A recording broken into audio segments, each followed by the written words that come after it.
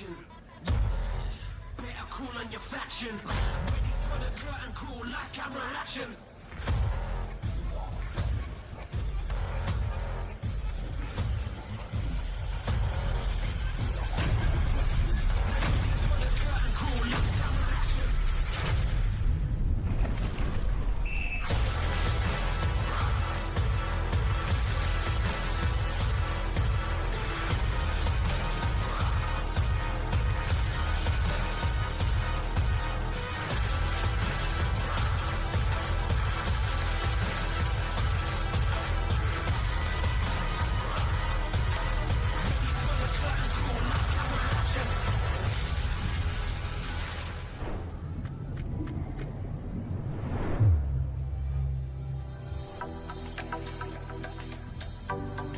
Well, hello and welcome to the beautiful Gold Coast of Australia for the 2024 Lifesaving World Championships.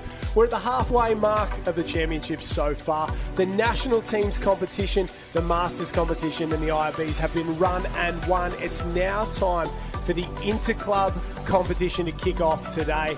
My name's Josh Minogue. Joining me here at beautiful Southport is Jenny Parry, a former Australian representative at the World Championships and a world champion herself. Jenny, the action has been aplenty so far, but we're getting to the business ends of this 2024 Lifesaving World Titles. Absolutely, Josh. I'm so excited that you're here today. I have so many stories to tell you from the national team's competition last week. And in exciting news, a lot of them will be backing up now for their club, for this Interclub competition. Really, really impressed with the volume of entries that we have as well. Lots of Aussies showing up. Everybody wants to be a part of the Lifesaving World Championships. It's so rare to get a home Aussie, so we're going to see a lot of our local stars in action today, and a surprising number of German clubs backing up as well. So I think everyone has said, look, we actually haven't had an Interclub Championships for 4 years now. I'd love a ticket to Australia. I was going to say there's been a lot go on in the last sort of 4 to 6 years in surf sports. We obviously had a cancelled World Championships because of the pandemic, and then a half World Championships 2 years ago. So I think all those nations have decided we're going to come and we're going to come out in force. And day one of the pool competition for Interclub, it's it's going to be very competitive out there today, obviously. And I think a few of those competitors who did the national team's title, they'll be looking to improve on what they did. And a couple that may have missed out on their national teams will be looking to impress. Yeah, I think there's been a lot of people standing on the sidelines going, I just want to get in there. I am so ready to race. And they've seen those incredible results we had from last week. And we'll go through those as the events run through. But we are starting off, as usual, with the 200-metre obstacles, obs relay, and really interesting today, line throw. The wind is on. The conditions have changed. Really, really keen to see if our current world record holders from Australia, from Seacliff, can step up. It's going to be race of the day. I can't wait to see the boys. And you're spot on there. Very windy out of the south. So depending on what sort of end maybe we're throwing from, that may really impact their ability to get it out there. You can either have a bit of a massive advantage or make things very, very difficult. But some of the, core events of pool rescue work today, that 200 obs, a couple of relays in there as well. So that'll be exciting. An opportunity for maybe a couple of those teams trying to win the Interclub title. They're going to bring their surf guys over, maybe fill out a relay here and there, and the opportunity for, I guess, the pure swimmers to shine. That 200 obs, that's where we see some of the best in the business. We've had Olympians, we've got plenty of world record holders. Let's talk about that. There's been a lot of world records go early in the week, and a lot go early in the mornings as well. And I think that's what really surprised us last week. We're thinking, people will want to get through these prelims. They won't want to burn too many of their biscuits. However, from the very first session, world records falling, heats and finals, and often the same person doubling up, heat to final. So Nina Holt from Germany, incredible in the obs. She is one of the big stars that won't be here for the Interclub competition. However, she's also just fresh off a trip to Paris. I was going to say, she's had a big month, that's for sure. An Olympic Games into a World Surf Championships. It sounds like a dream month for her, but she was very, very tired. I saw her on Sunday at the beach competition there. She'd been around in 1,000 events, and obviously an event like this, an event like Paris, takes its toll on the athletes. So unfortunately that she's not going to be here, but plenty of quality regardless. Absolutely. I still think we have 4 of the top 5 finishers from the national comp last week for the ladies will be here. And this was actually, Josh, a little bit of drama. One of the things that I haven't really seen before at a World Championships. For that Women's A final, There was a false start. There was an issue with the timing equipment. We ran the race. We congratulated Nina. You're a world champion. Incredible. The race needs to be rerun. Oh, tough. Imagine putting all of your effort into that A final only to be told, hey, we're going again. You need to find the energy and the emotional release as well after finishing the final. But of course, Nina, quality athlete, too good, too strong, won again. And that allowed Chelsea Jones from Australia actually fourth in the first final.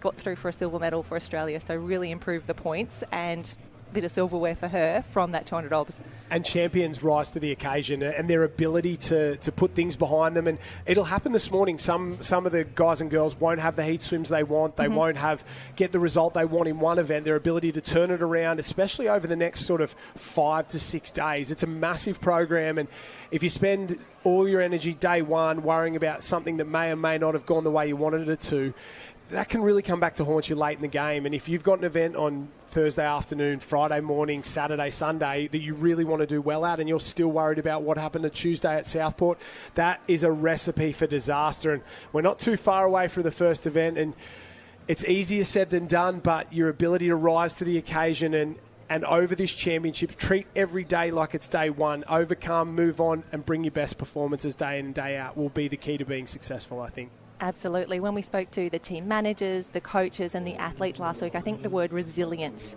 came up time and time again. And speaking to, at a macro level, at a team level, they talked about having a reset every single day. No, we're resetting today. Yesterday has happened. We can't change that. Reset today. New races, new opportunities. I use 17 words, you use one. Resilience is spot on, Jenny Parry. This is why we work so well together. That is exactly right. I love it, and you'll love to see it. We're not too far away. Open Women's 200 obs is the first event up today. So we're going to get into the women's obs, men's obs, the line throw, and the relay as well. Got a few more after that later in the day, but here we go. Heat number 1 coming up. We've had a few withdraw from this one to go round, and not a bad little start to this event here. A couple of heats in this one. I'll just take a look at how many we've got. I think we've got something like 8 or 9 heats here. Well-supported event, because I think you see a couple of the surf guys come across and think, I could do 200 obs, that's for sure. That's not too bad. But very difficult to do it well. Absolutely. And if you are following along at home, liveheats.com is where you can go and grab the draws and the results from today's racing. And we used it at the beach as well. So this is where you want to be. And what we love about it is that as soon as we know, you will know the results as well. So this has really changed the game for us.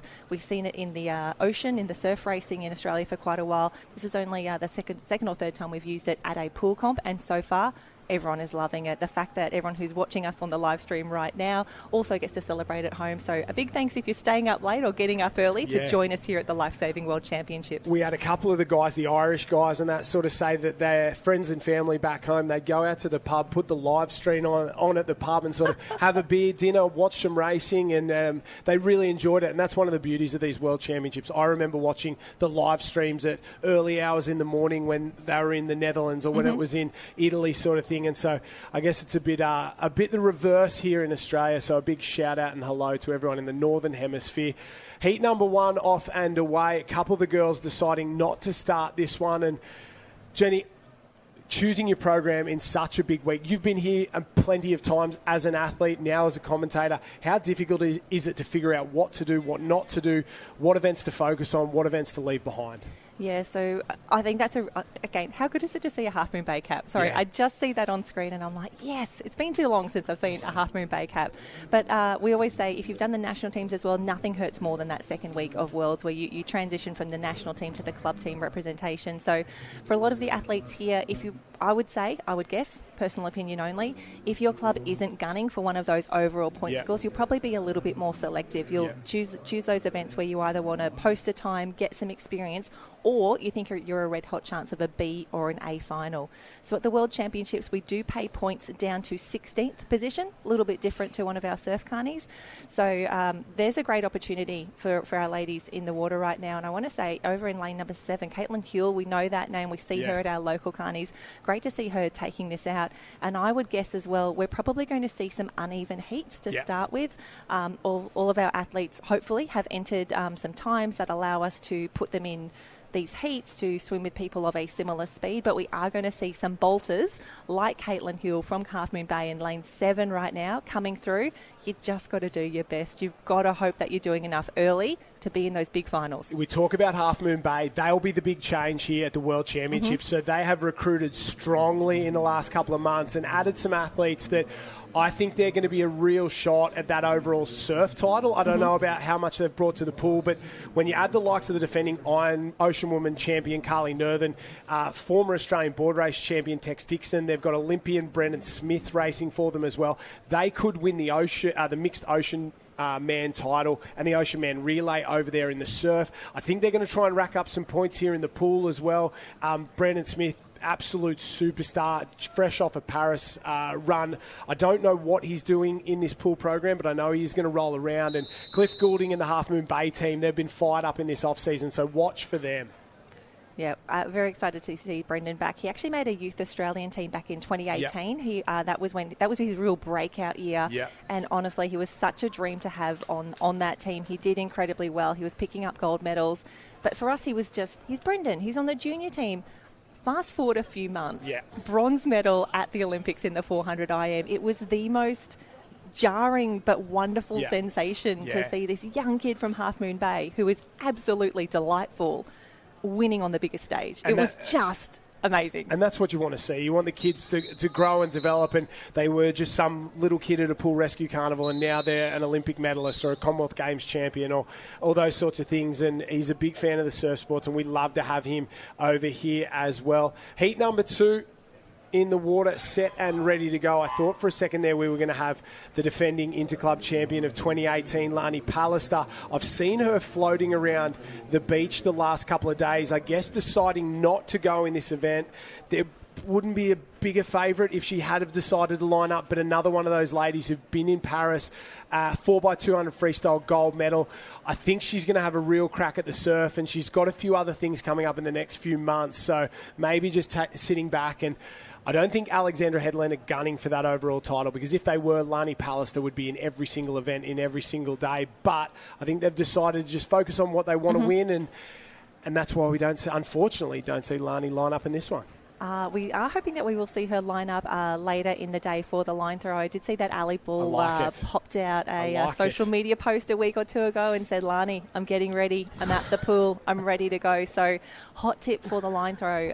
Lani Pallister and Ali Bull could be lining up for Alexandra Headland's 4 Olympic representations between them. The most Olympic qualified team that's ever existed in line throw. We love to see it, and it is truly a fan favourite event, isn't it? They love to come down and do the line throw, and from experience, it's one of those events you go, I could do that. I could do that well. And then you go there and it is so technical and so difficult and so easy to screw up. I'm in complete awe of the boys from Seacliff down there. It was like clockwork, absolute astonishing. And I think it's, correct me if I'm wrong, you either get it so right or so wrong. There's no in between. It's a high risk, high reward situation there. You're on the far ends of the bell curve. It's either going to go really well or not so well. But I do love that the athletes do choose to say, I'm going to have a rip. Yep. I'm going to go fast. I'd love to be in the final. I just need to get this out on the first throw. And you never know if you're going to break a world record or run dead last, and that is what we like in surf. It's one of the true elements here. As we start to get into these heats of the 200 obs, Jen, technique comes a real play in it. Obviously, you want to use whatever's fastest. A couple of the athletes, they might go underwater a little bit further out. Some of them swim right up to those obs, and maybe it's a more acute and sharper sort of dive underneath. What are the best athletes in the world doing? What's the key? Is it big, long underwaters using that kick, or do they try and stay up on top as long as possible? Well, I think this is what I've really enjoyed about the last few days of competition, being able to bring this incredible racing to the live stream. And something that's changed this year is we've got those underwater cameras in action as well. So I feel like we can write an entire pool training manual about the best way to do everything, and maybe what not to do as well using that footage. So with at the Gold Coast Aquatic Centre here, I think it's about 2 metres depth the entire way through. So speaking to a lot of the international competitors last week, they were saying this is such a fast pool. We love coming here. It's only 2 metres. It's pretty grippy.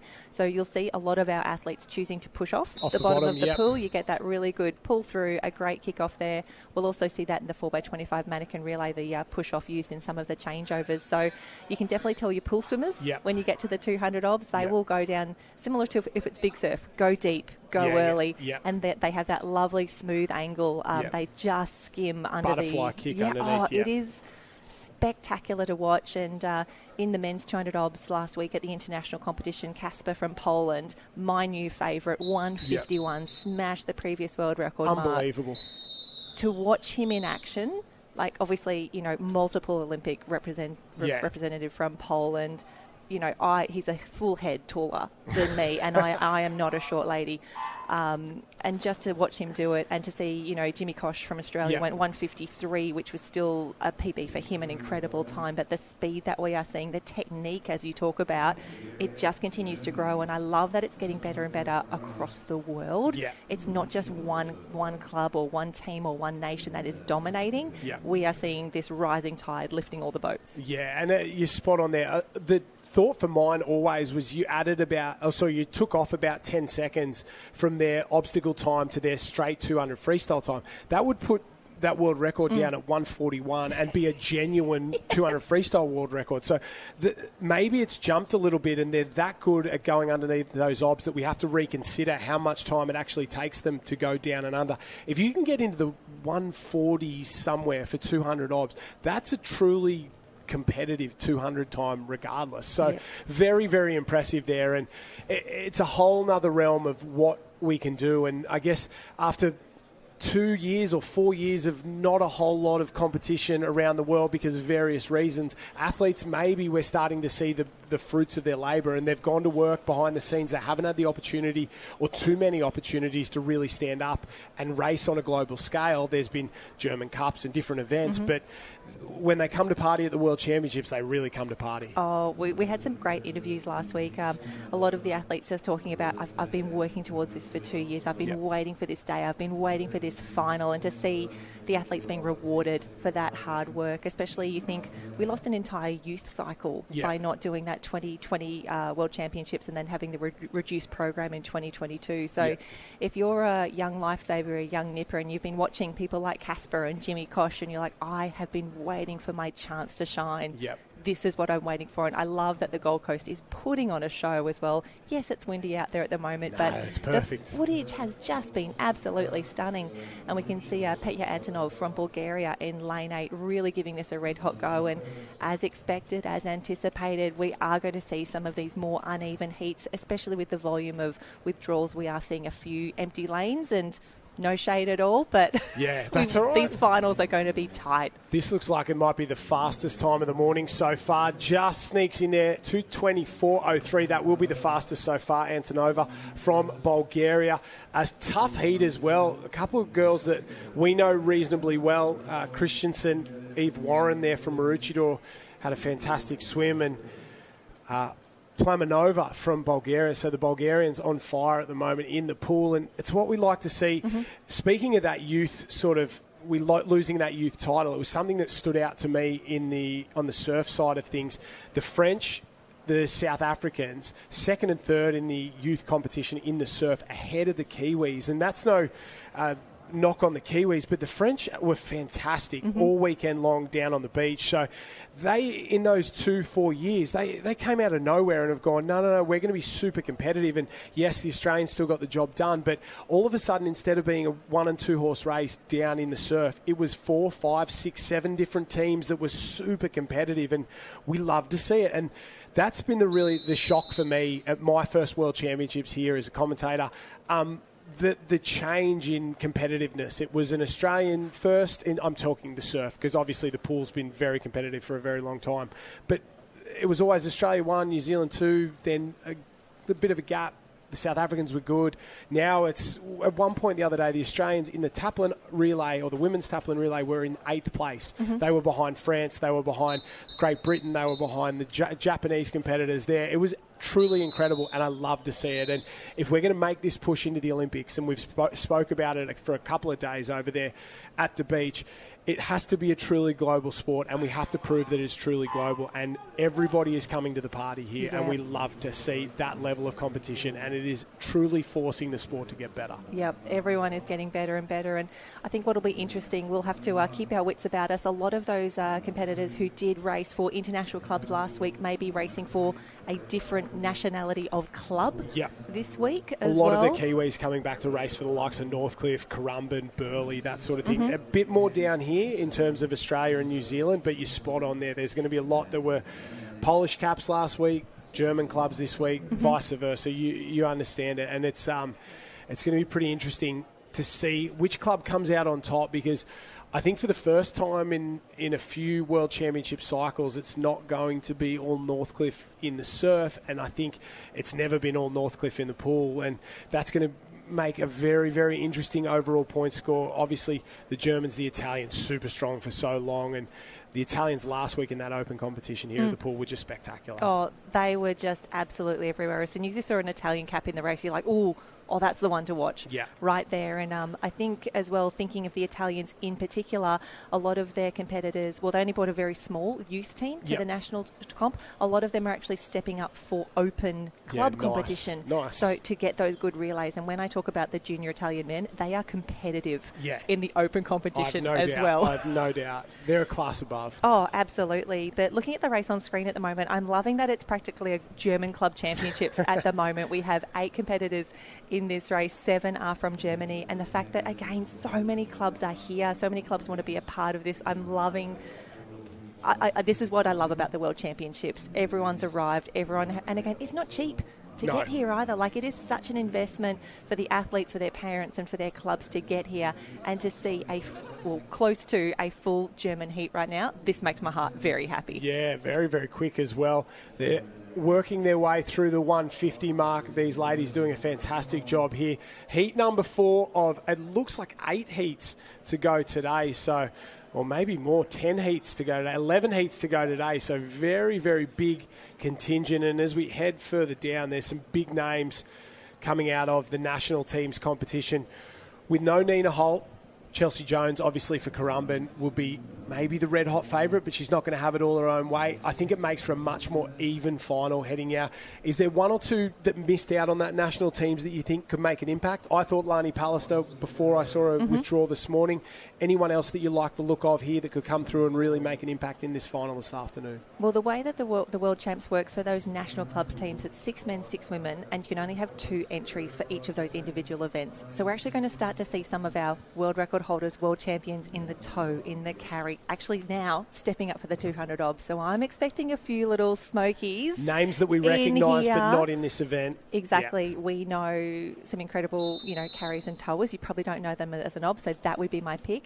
And then in the men, people like CJ Brennan, just outside that Aussie team selection, he would have been busting last week, just watching the times, wanting to be a part of it. And again, so many of those national teams competitors backing up. We are still going to have similar times to what we saw last week. Fergus Eadie, the big man from New Zealand, racing for New Zealand, just breaking world records everywhere he went. I reckon he could give some of those a nudge again this week. Well, interesting there. I saw him on Sunday. Beach flags, beach relay, a bunch of other events in there. So your ability to manage your workload across the week, if he'd have just gone straight pool events from Sunday to Sunday, I'm sure he would have been fine. But those boys were very, very tired coming off a beach sprint relay, a beach flags as well, because they had to fill in for the Kiwi team, for the German team, the Italian team. They had other events over there. So it'll be interesting to see who's managed their week really, really well. It's a special athlete who can go from national team competition into Interclub, because it is a genuine 2 weeks of high-level racing, and you have to be at your best every single time, because there's no givens here in surf sports. And if you miss or make one little mistake in a heat, you're gone for the final, 0 points. Absolutely. I have been thinking about those athletes like Ferg who were, rescue, everything on the beach. And it's not just the physical exhaustion that they would be feeling from those national teams, especially for the Aussies and the Kiwis. The points were so tight. Every point counted, every race counted, every heat counted. The emotional exhaustion that they would be feeling as well. They need to pick themselves up and they need to pivot very, very quickly to perform for their team. Like that, my head would be spinning from that, and I think they will just be practically in the fetal position between each race of this first few days. It would be 100%.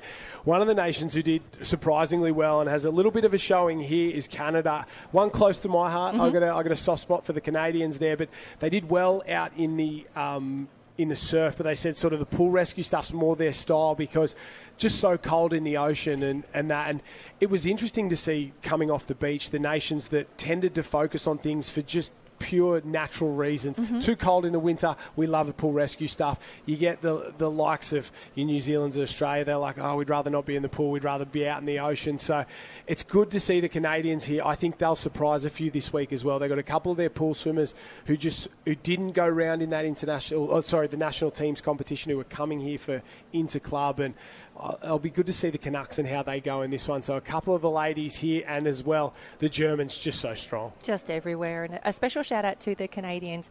Even though this is the first day of pool racing here at the Gold Coast Aquatic Centre, we did run the Cirque. I saw they did well yesterday. They did so well. So Cirque stands for Simulated Emergency Response Competition, and I think a few of those Canadian clubs were targeting that Cirque. They did such an incredible job yesterday, especially in the youth. Naval Sauvetage, a Canadian team, was first in the youth, and they also got third. The Drayton Valley Lifesavers, the Currumbin Vikings, though, in there for the points. You know that they're getting all the points.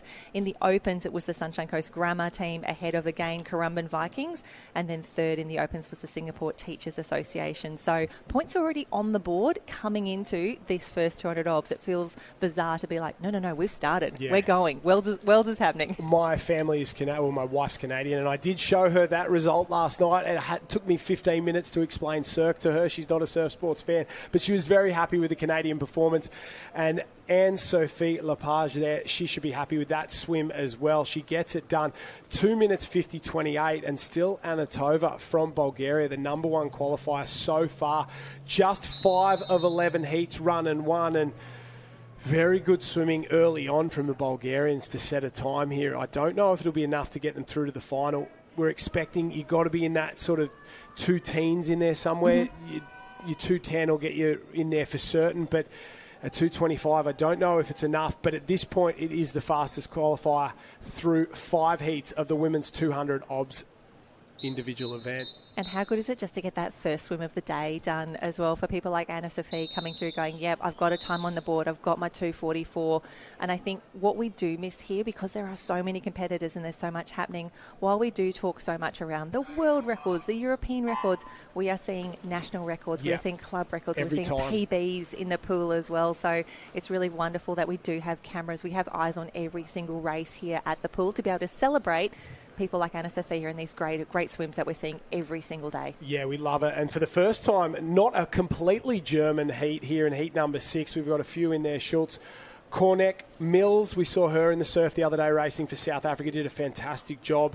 And Jasmine de Roon as well from the Netherlands here. So a little bit different in terms of club caps and club colours as they go around. Mills was very strong in the surf. She did a fantastic job. The South Africans, super impressive over there in the ocean and traditionally very, very strong for a long time. They have been world champions. At this Interclub title, the Durban Club have been super strong and they've done a fantastic job. So expect big things from them across the week as well. Yeah, absolutely. I remember when they really rose to prominence. I remember they had a sponsor called Mr. Price, and so they were Mr. Price Durban Surf. I like it. And they were absolutely everywhere. They had those bright red caps, and I think there was one championships in particular, their national team was basically this club team as well. They really had this powerhouse group stand through, and it was wonderful to see them. I think that was early 2000s for them. But we can see Clifton Beach on screen at the moment. Yeah, that's Mills Club, the South Africans. They've brought a big contingent out this year as well. It's been impressive to see the rise of the Clifton Club, and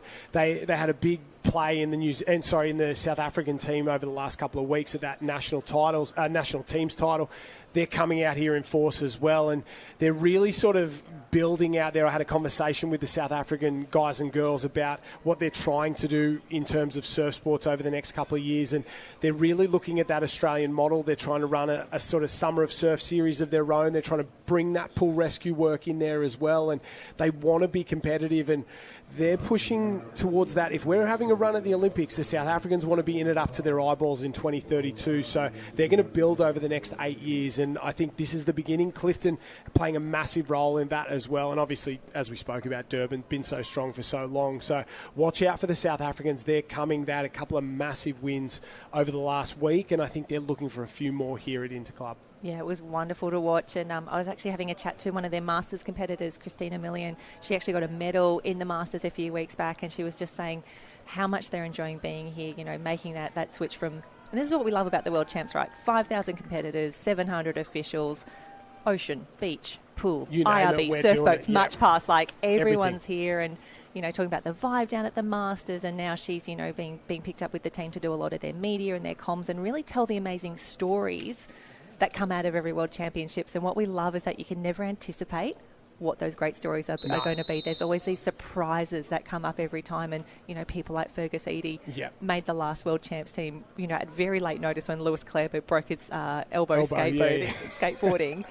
And, now is one of the biggest pool life-saving champions in the world. Yeah, that's exactly right. And it's just, they're the important things. And the thing maybe I've realised, I was speaking to you earlier in the day, is that while it is a sports event and we are here for gold, silver and bronze, there is so much more that goes into the World Championships outside of just touching the wall first and getting a result that is so important to these athletes. It's the journey that they've had to go through to get here. It's what they've overcome. It's the other things they do. And we speak about clubbies in Paris, the ones that have gone to the Olympics, the ones that missed, that have decided to come here and focus on this, the ones that could have gone and thought, no, this sport's so much more important. Mm-hmm. And the stories, the journey, the memories and the experience is something that I've really taken from this event so far, and something that I really, really love to see. And it's been fantastic so far. We're only really at the halfway mark, but we've been here for 2 weeks already. So there's plenty of racing still left to come, plenty of stories still left to be written, and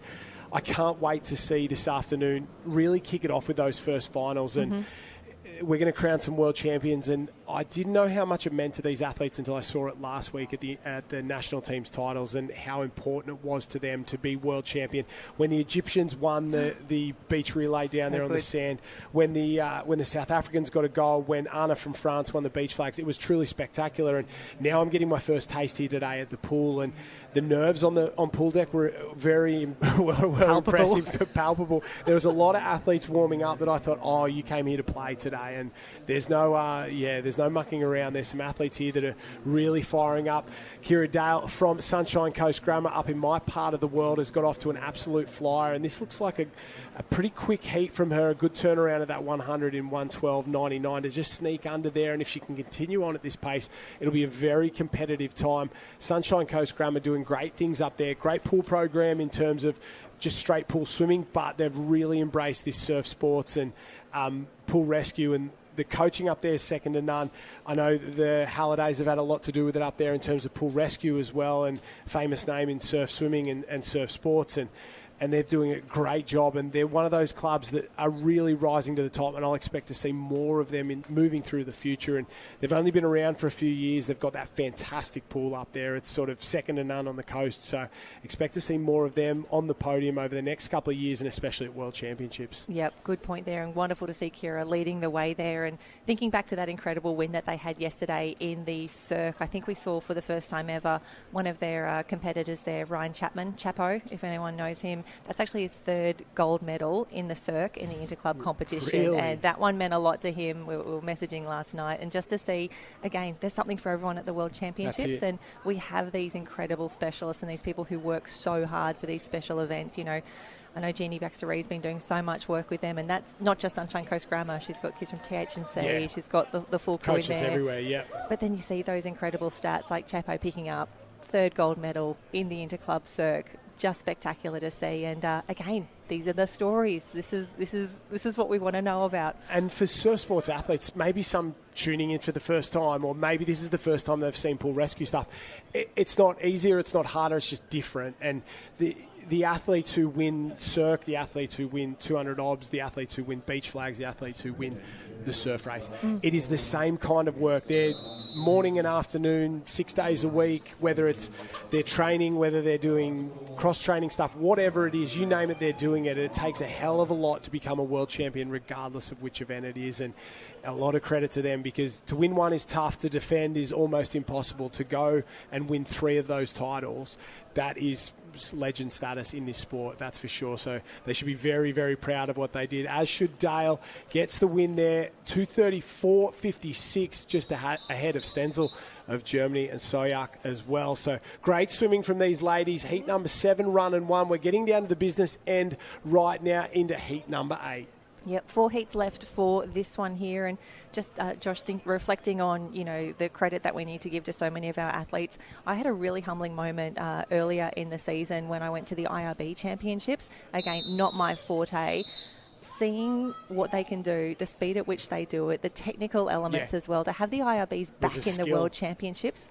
So excited that they get to show why they are so good at what they do on the world stage is absolute next level. Yeah, and exactly like I said there, it may not seem like, they're athletes or anything like that. If you ever watch them race, if you ever go see what they do, the skill, the ability, how strong you have to be to rip those things around, they're actually fantastic athletes down there. And it's not better, it's not worse, it's not harder, it's not easier, it's just different. And that's one thing we have here at the World Surf Lifesaving Championships is we just have a different array of athletes, events, and it's, like you said, 5,000 athletes. There's not too many events in the world that are bigger in terms of athlete numbers, and there's not too many events that are, I guess, more varied in terms of the types of athletes and what you see here. It is truly something special. Yeah, absolutely something for everyone here, and we can see the pace starting to pick up here. We have 4 heats remaining in the 200 obs in lane 3. I think that's Rhiannon Copsey from Maroochydore, the first to go around there. And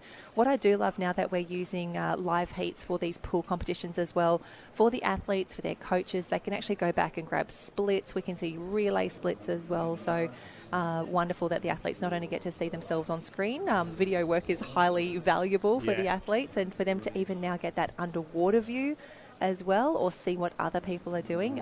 It's wonderful when they each get this screen time and we get to see the different techniques used here as well. And again, there's no one perfect way to carry a mannequin, do a clip up, do the obs, those sorts of things. It always comes down to do what works for you best. As long as it's within the rules, have at it. Yeah, and I think Antonova, who won that, was set the fastest time so far. When she'd go down under the obs, she was doing the breaststroke kick under there, staying away from the floor, 2 breaststroke kicks, breaststroke pull back up to the top, off and away. So we haven't seen many of the athletes do that so far, and she set the fastest time. Yep. So the other part, I guess, is there may not be a perfect way. There may be something that's better for you, something that's better for somebody else. That it's not the fastest technique, it's you do that technique the fastest. And we're going to see that throughout these heat sessions. And I think when we get to the final as well, we'll see a lot of variations, although they might just be those little small variations for the athletes and your ability to practice it, get it done. Copsey there, big butterfly kick underneath. And we can see the athlete in second just off the floor to push us up and along. And just short of that fastest qualifying time for Copsey, but a very good swim there. 2:25.97, so to sneak just under that 2:26 mark. Royager from Germany in 2:31.4. That's a very good swim for her as well. And Heinemann, the other German there, 2:31.16. So these girls are in the mix at the moment. They're sitting in the top 8, but there's a couple of heats coming up with a few real big guns of surf swimming and pool swimming in there. So expect that to change. And like you said before, a couple of girls we've seen in different coloured caps that are going to race for Australian clubs or New Zealand clubs coming up that I'm looking forward to seeing, especially in this next heat. Yeah, next heat is going to be a good one. We can see the officials doing an incredible job really moving this programming along this morning. They understand how many races we need to get done today. And there you go, that lady on screen, the silver medalist from the international competition, that is Chelsea Jones, now racing here for the Currumbin Beach Vikings. Joining her in lane 3, so just one up on the top of your screen, the winner of last week's B final, Naomi Scott from Northcliffe. Yeah, I like to see Naomi Scott race in this one. Georgia Miller in there as well. Went to the World Junior Swimming Championships as part of the 4x100 freestyle relay. Summer Short, the other of the Australians in this one, her brother recently raced 4th in the 400 freestyle at Paris. Family you know very well out of the Maroochydore Club. This is a good one. This one will be very quick, and I expect if that time from from Antonova is going to hold up, and if it holds up here, that would be very surprising because I think a few of these girls are going to go well under that sort of 220 mark, at least this morning, and then even quicker this afternoon, they'll be trying to go under 210. Oh, absolutely. And I do love that both Chelsea, Naomi, Georgia, Summer, they're really pushing this early. They know that they will be the first ones to really post those potentially sub 215, 210 times to come through. Still 3 heats to go and a few unknowns in there as well. They would have been sitting in the marshalling area knowing, I've got to go now. I've got to go fast. And thinking of Summer, she's one of the most consistent 200 metre ob swimmers. We see her regularly at our Aussie pool champs here. So keen to see how she paces this race. But for now, Chelsea Jones does not look like she's had an entire week of racing with the Australian team. She's looking really strong. And she had a bit of an injury as well in the Ocean Woman relay the other day. Rolled her ankle getting out of the potholes, and I thought she was done for the rest of the championships. The way she walked up the beach, the way she looked. But I guess she's recovered, and her ability to overcome that has been very, very impressive. And she's absolutely flying. 103 flat to go through at the 100, and you can see Chelsea goes underwater a lot earlier than the rest of the girls there. She probably goes 2 strokes earlier than Naomi Scott is there, but it's that big underwater butterfly kick. She comes from that pool background, and the butterfly kick is very impressive. And you can see heading into this ob, she'll dive down there. Scott 1, 2 more strokes and then goes under. Her kick's not going to be as good as Chelsea Jones, and Scott's doing the best she can to get through this obs reasonably well. And to be up against the lady who finished second last week and to be less than a body length behind is a great swim for Naomi Scott. Yeah, she was so close to making that A final last week. Took out the B in a great time of 2:12. So I think she would love to be lining up this afternoon, get some points on the board for the team from Northcliffe. We did mention earlier it was 6 men, 6 women for the national teams. For the clubs, though, got a few more friends along. Yep. Piled into the team bus, 10 women and 10 men, but they still have to cover 43 events across the pool and the ocean. It is a lot. A few specialists will start to come through, but for teams like for people like Naomi, massive program ahead. Yeah, all the pool events, all the surf events, she will be in it up to her eyeballs. And what a heat. 2:11, 2:0 for Chelsea Jones. Not too far behind Scott from Northcliffe, 2:13.18. Georgia Miller rounds out the podium here in this heat, and I think Summer Short will be hoping that's enough to get her into the final this afternoon, 2:16.84. But the bar has been raised about, 8 seconds faster than the fastest time before that heat. So things are starting to get serious, and we talk about serious. There's a couple of ladies in this one who are very, very good. That is for sure, both in the pool and in the surf. Absolutely. So looking at Heat 10 coming up next, we've got Lana Rogers. She was in action for the Aussie team last week. Poppy Stephen, one of our up-and-comers from Met Caloundra, and Lucretia Fabretti. She's a world record holder in the pool. She had a massive program for Italy last week. Chiara Costalighi, she wasn't in action last week, but again, this Rane Rossi team, they are always at the top. They have taken out many overall pool point scores in the past, so expecting wonderful things for her.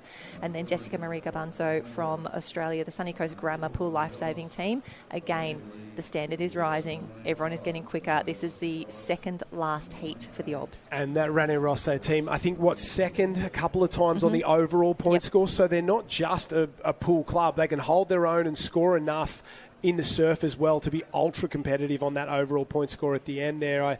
It wouldn't surprise me if they went close. The Italians weren't too bad in the surf the other day, and by weren't too bad, I mean super competitive.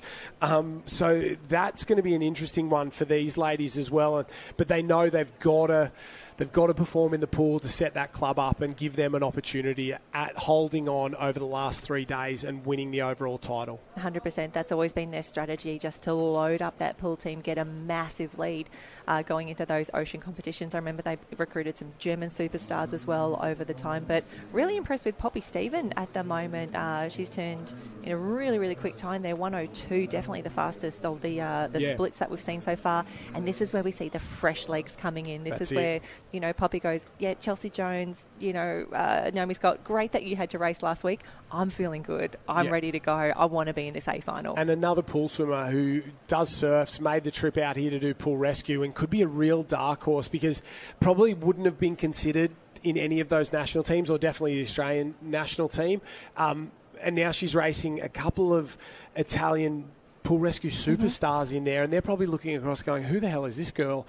She went through 0.02 quicker than Chelsea Jones in the heat before, so she's in form at the moment. Maybe just faded a little bit there in that sort of last 25, but maybe she's also just put the handbrake on and knows she's well out in front and looking comfortable. She'll cruise in this one, but will it be enough to get her at the top of the timesheet there? 2:13 was the time to beat from that heat, and she might just sneak under 2:10, so bang. Poppy. Cop that, ladies and gentlemen. Poppy Stephen came to play, and she is the fastest qualifier so far.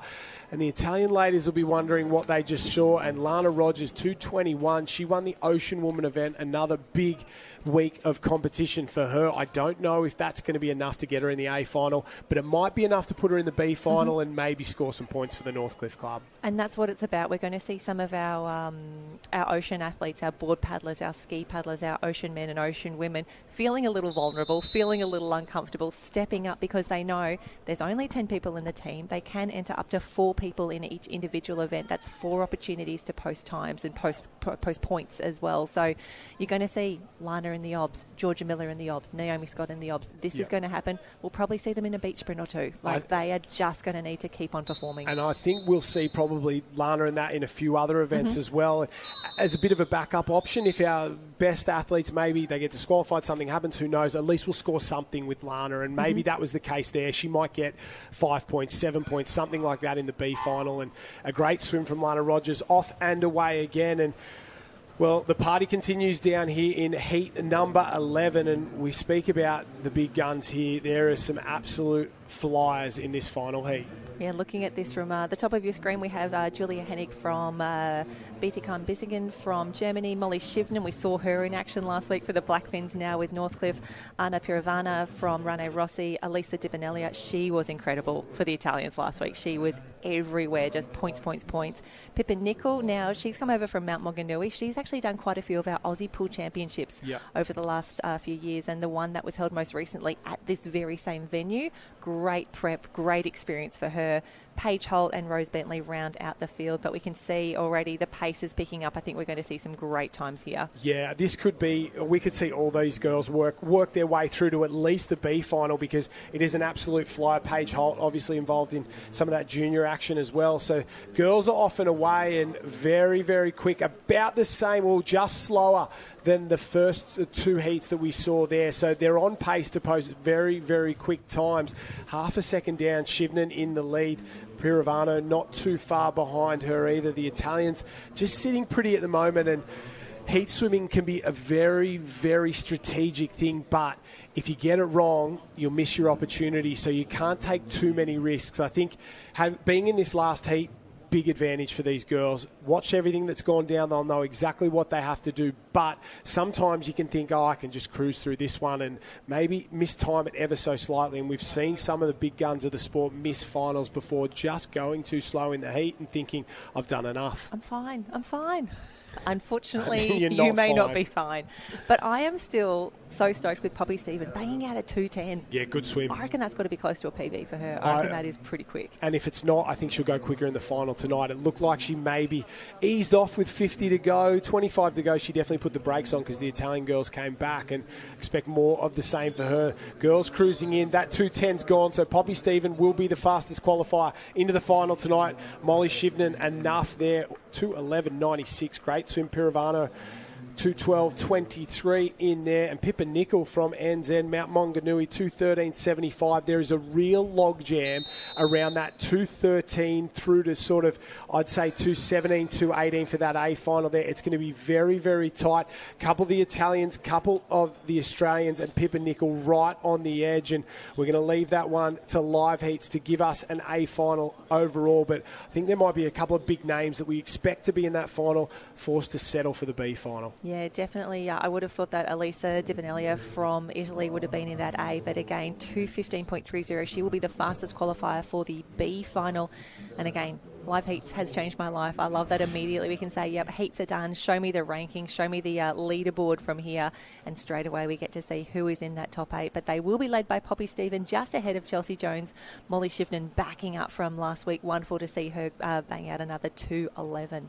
in that one. So there'd be some tired legs down on pool deck right now and a lot of relief. I maintain that the 200 obs is the worst event on the program. It hurts. It is my least favoured. It seems the easiest. It is by far not. It is so tough. And from the ladies to the men's 200 obs race here, and we are in for a real treat. Half Moon Bay at the start. Brendan Smith, the Olympian, swims more your medley races at the Olympic Games. He's very, very good, but he can throw down a mean 200 as well, and watch for him to really get out like he's been shot out of a gun early and post a time, because these boys 200 obs, I think we're going to see a bit of the same. 1 or 2 times from the early heats, and then we wait to those last 2 or 3 when we really see the big guns come out to play. Yeah, it was definitely a surprise to me to see Brendan Smith in this first heat. And we've also got Jimmy Kosh in the second one. He races for Burleigh Heads Mowbray Park. Jimmy was the silver medalist last week at the national teams. 1:53. Massive time there, massive Australian record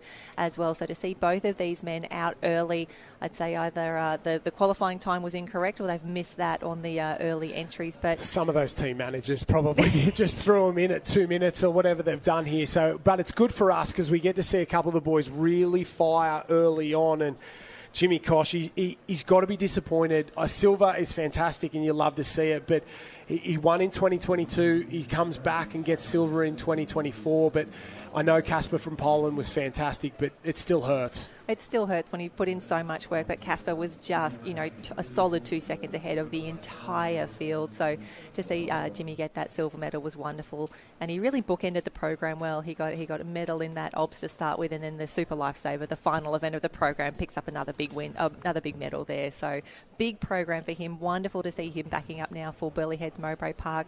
I keep thinking back to that incredible taplin that they did to finish last Aussies. Oh, I love it. He was absolutely spent at the end of that. I remember trying to interview him and he was like, Jen, I can't. I need to lie down. He did a fantastic job. Everything he could. It was wonderful. And that's what these events are all about. And this man in front doing everything he can to get himself through to the final. Great start from him. First 3 laps have been very, very strong. That butterfly kick looks like it's slowing down ever so slightly. So the big fella will charge. We'll see him in the surf later in the week as well with a couple of big guns. In to touch the wall, 2:07.15. A good swim to kick things off, but I don't know if that'll be enough to get him through to the A final.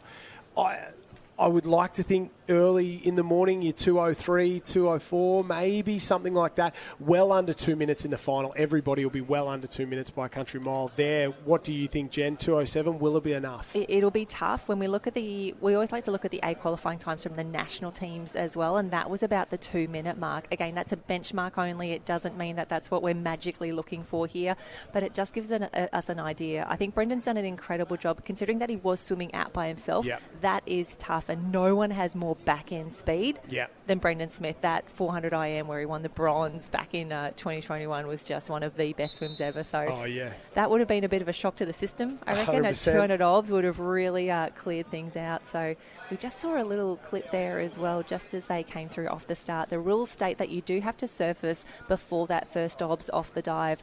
Freestyle stroke, butterfly stroke, whatever, but you cannot stay underwater. You cannot stay submerged off the dive under that first obs. Yeah, that's a big one, because we could have seen the old Denis Pankratov, the Russian submarine from 1996, where he went the entire way underwater. It'd be fast. It's also very, very difficult if you've ever tried to do it. So make sure we stick to those rules there. A couple of DQs I saw at that national team event. Technical elements here in pool rescue. It's something that you've got to get right. It's easy to get wrong, but if you do it wrong, it could be all over before it starts. Yeah, it is a highly technical event, and we do see the rules being changed year on year. I think there's been 6 bulletins issued since the last release of the manual, just as the officials and the ILS just try and clarify, simplify, take that subjectivity out of the sport, which I think has also really gone a long way to, this is why we're seeing world records being set as well, as we make things, I don't want to say easier, but definitely simpler, especially with mannequin carries and things like that. Back in my day, the rules used to be the mannequin's face has to be out of the water. Then it went to 50-50, and then you could have it by your side, and now it's just grab the mannequin, just get it going, get it to the end of the pool. And I think athletes these days, and you see it in all different kinds of sports, they're starting to push the limits. They look at the rules and go, well, if it says that, it's a little bit grey, I'm going to push here and see how far I can take it. And cheating's not the right word, but it's seeing how far you can play within the rule set. And it's happened in a lot of different sports. It's come with super shoes in running, the super suits in swimming. We go out to the surf stuff, different shaped paddles and that sort of thing, cycling, the way bikes are set up, the aerodynamics of it. I think in all elements of sport now, athletes and sports scientists are seeing how far they can take it and how they can squeeze every marginal gain out of it. And this is no different at all. These athletes, these coaches will be looking at it and go, what can I do to make me faster, fitter, stronger, and have a quicker touch on the wall at the end? And that's what sport's all about. Find the little things here. And I think the organisation as a whole has had to sort of lock down on what's yes, what's no, because if there's a grey area, they will find it and they will exploit it. And I think that's important that we have these conversations as well in terms of, well, what can I do? Can you watch me do this? Is this too far one way? Am I being too safe here as well? Like, the rules are there for a reason. They give us the boundaries. They give us those hard edges. However, within that, let's see what we can do. And the way we've always done it in the past may not be the way that we do it in the future, and that's okay. Yeah, perfect. I love it, Jenny. And this has been a great swim from James Koch there. He was well under that 2 minutes at the 150. We'll just see if he can sneak in here. Great last 50 there to go under 159.99. Do you know what's been impressive as well? Jackson McCleary from the Maroubra Club, 2:03.32. So I don't know if it'll be enough to get him in the A final. It may be enough to get a B final start from him there. But Koch, we expected that from silver last week. He'll be looking for gold tonight from BHMP there. But McCleary from Maroubra, 2:03.32. That is a great morning swim from him. Very impressive. Yeah, I'm actually really stoked. Again, when we put in the times, we do the draws, people rock up, you sit in your heat lane. For Jackson McCleary, he would have been stoked to see Jimmy Koch in his heat. Yeah. Jackson, knowing that he probably had something a little special in the bag, which he's delivered on in a time of 2:03, to be pushed by Jimmy Koch, to see him, as you say, just under that 2 minute mark, that is not only great news for Jackson McCleary. Obviously, there's no drag, there's no wash, there's no advantage, but really, really stoked to see that 2:03 on the board so early. Yeah, great swim out there. Absolutely fantastic performance from both those men. Hurstov as well from Bulgaria, Raj from India, and Seal from Singapore. Great swims from those three gentlemen.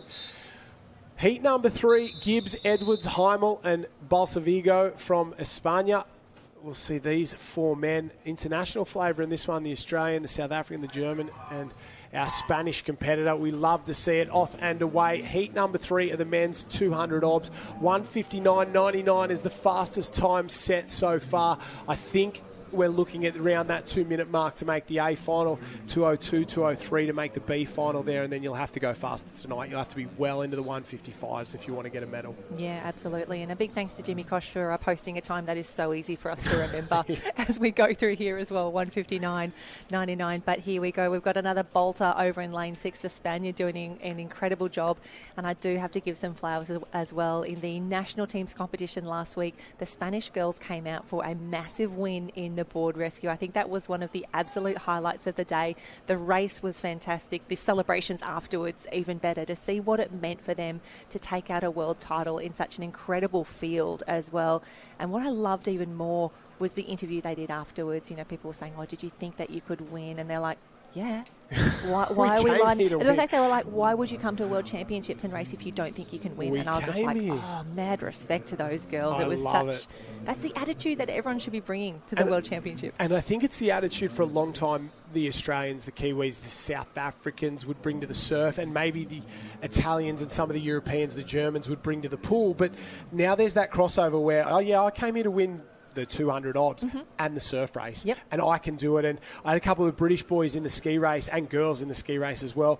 They said, oh, we're staying on afterwards because we want to win ski races. We're here to win, and we want to know the level, because they led the entire way around, and I think they surprised themselves, and they thought, well, we can do this here in this competition. And one man who's absolutely delivering out there is Javier Balsavigo, who he may just be a little bit behind Jimmy Koch there, but he went around in a relatively comparable time. Expect that sort of 2:02, 2:03, as long as he doesn't die too much in these final stages. So he's looking to set himself a top 3, top 4 time at the moment. A little bit slower. He might have faded on that last one. 2:05 there for Balsavigo, and that's a good swim from the Spanish lad, and hopefully that'll get him into a swim this afternoon in either that A or B final. He really went out hard with it. 28.5 over that first 50, around in 100 there, and just the 105 and a bit for that second 100. It's a good swim from the big fella from Spain. Oh, it's a good swim when you're out by yourself as well. You know you just have to keep on pushing, but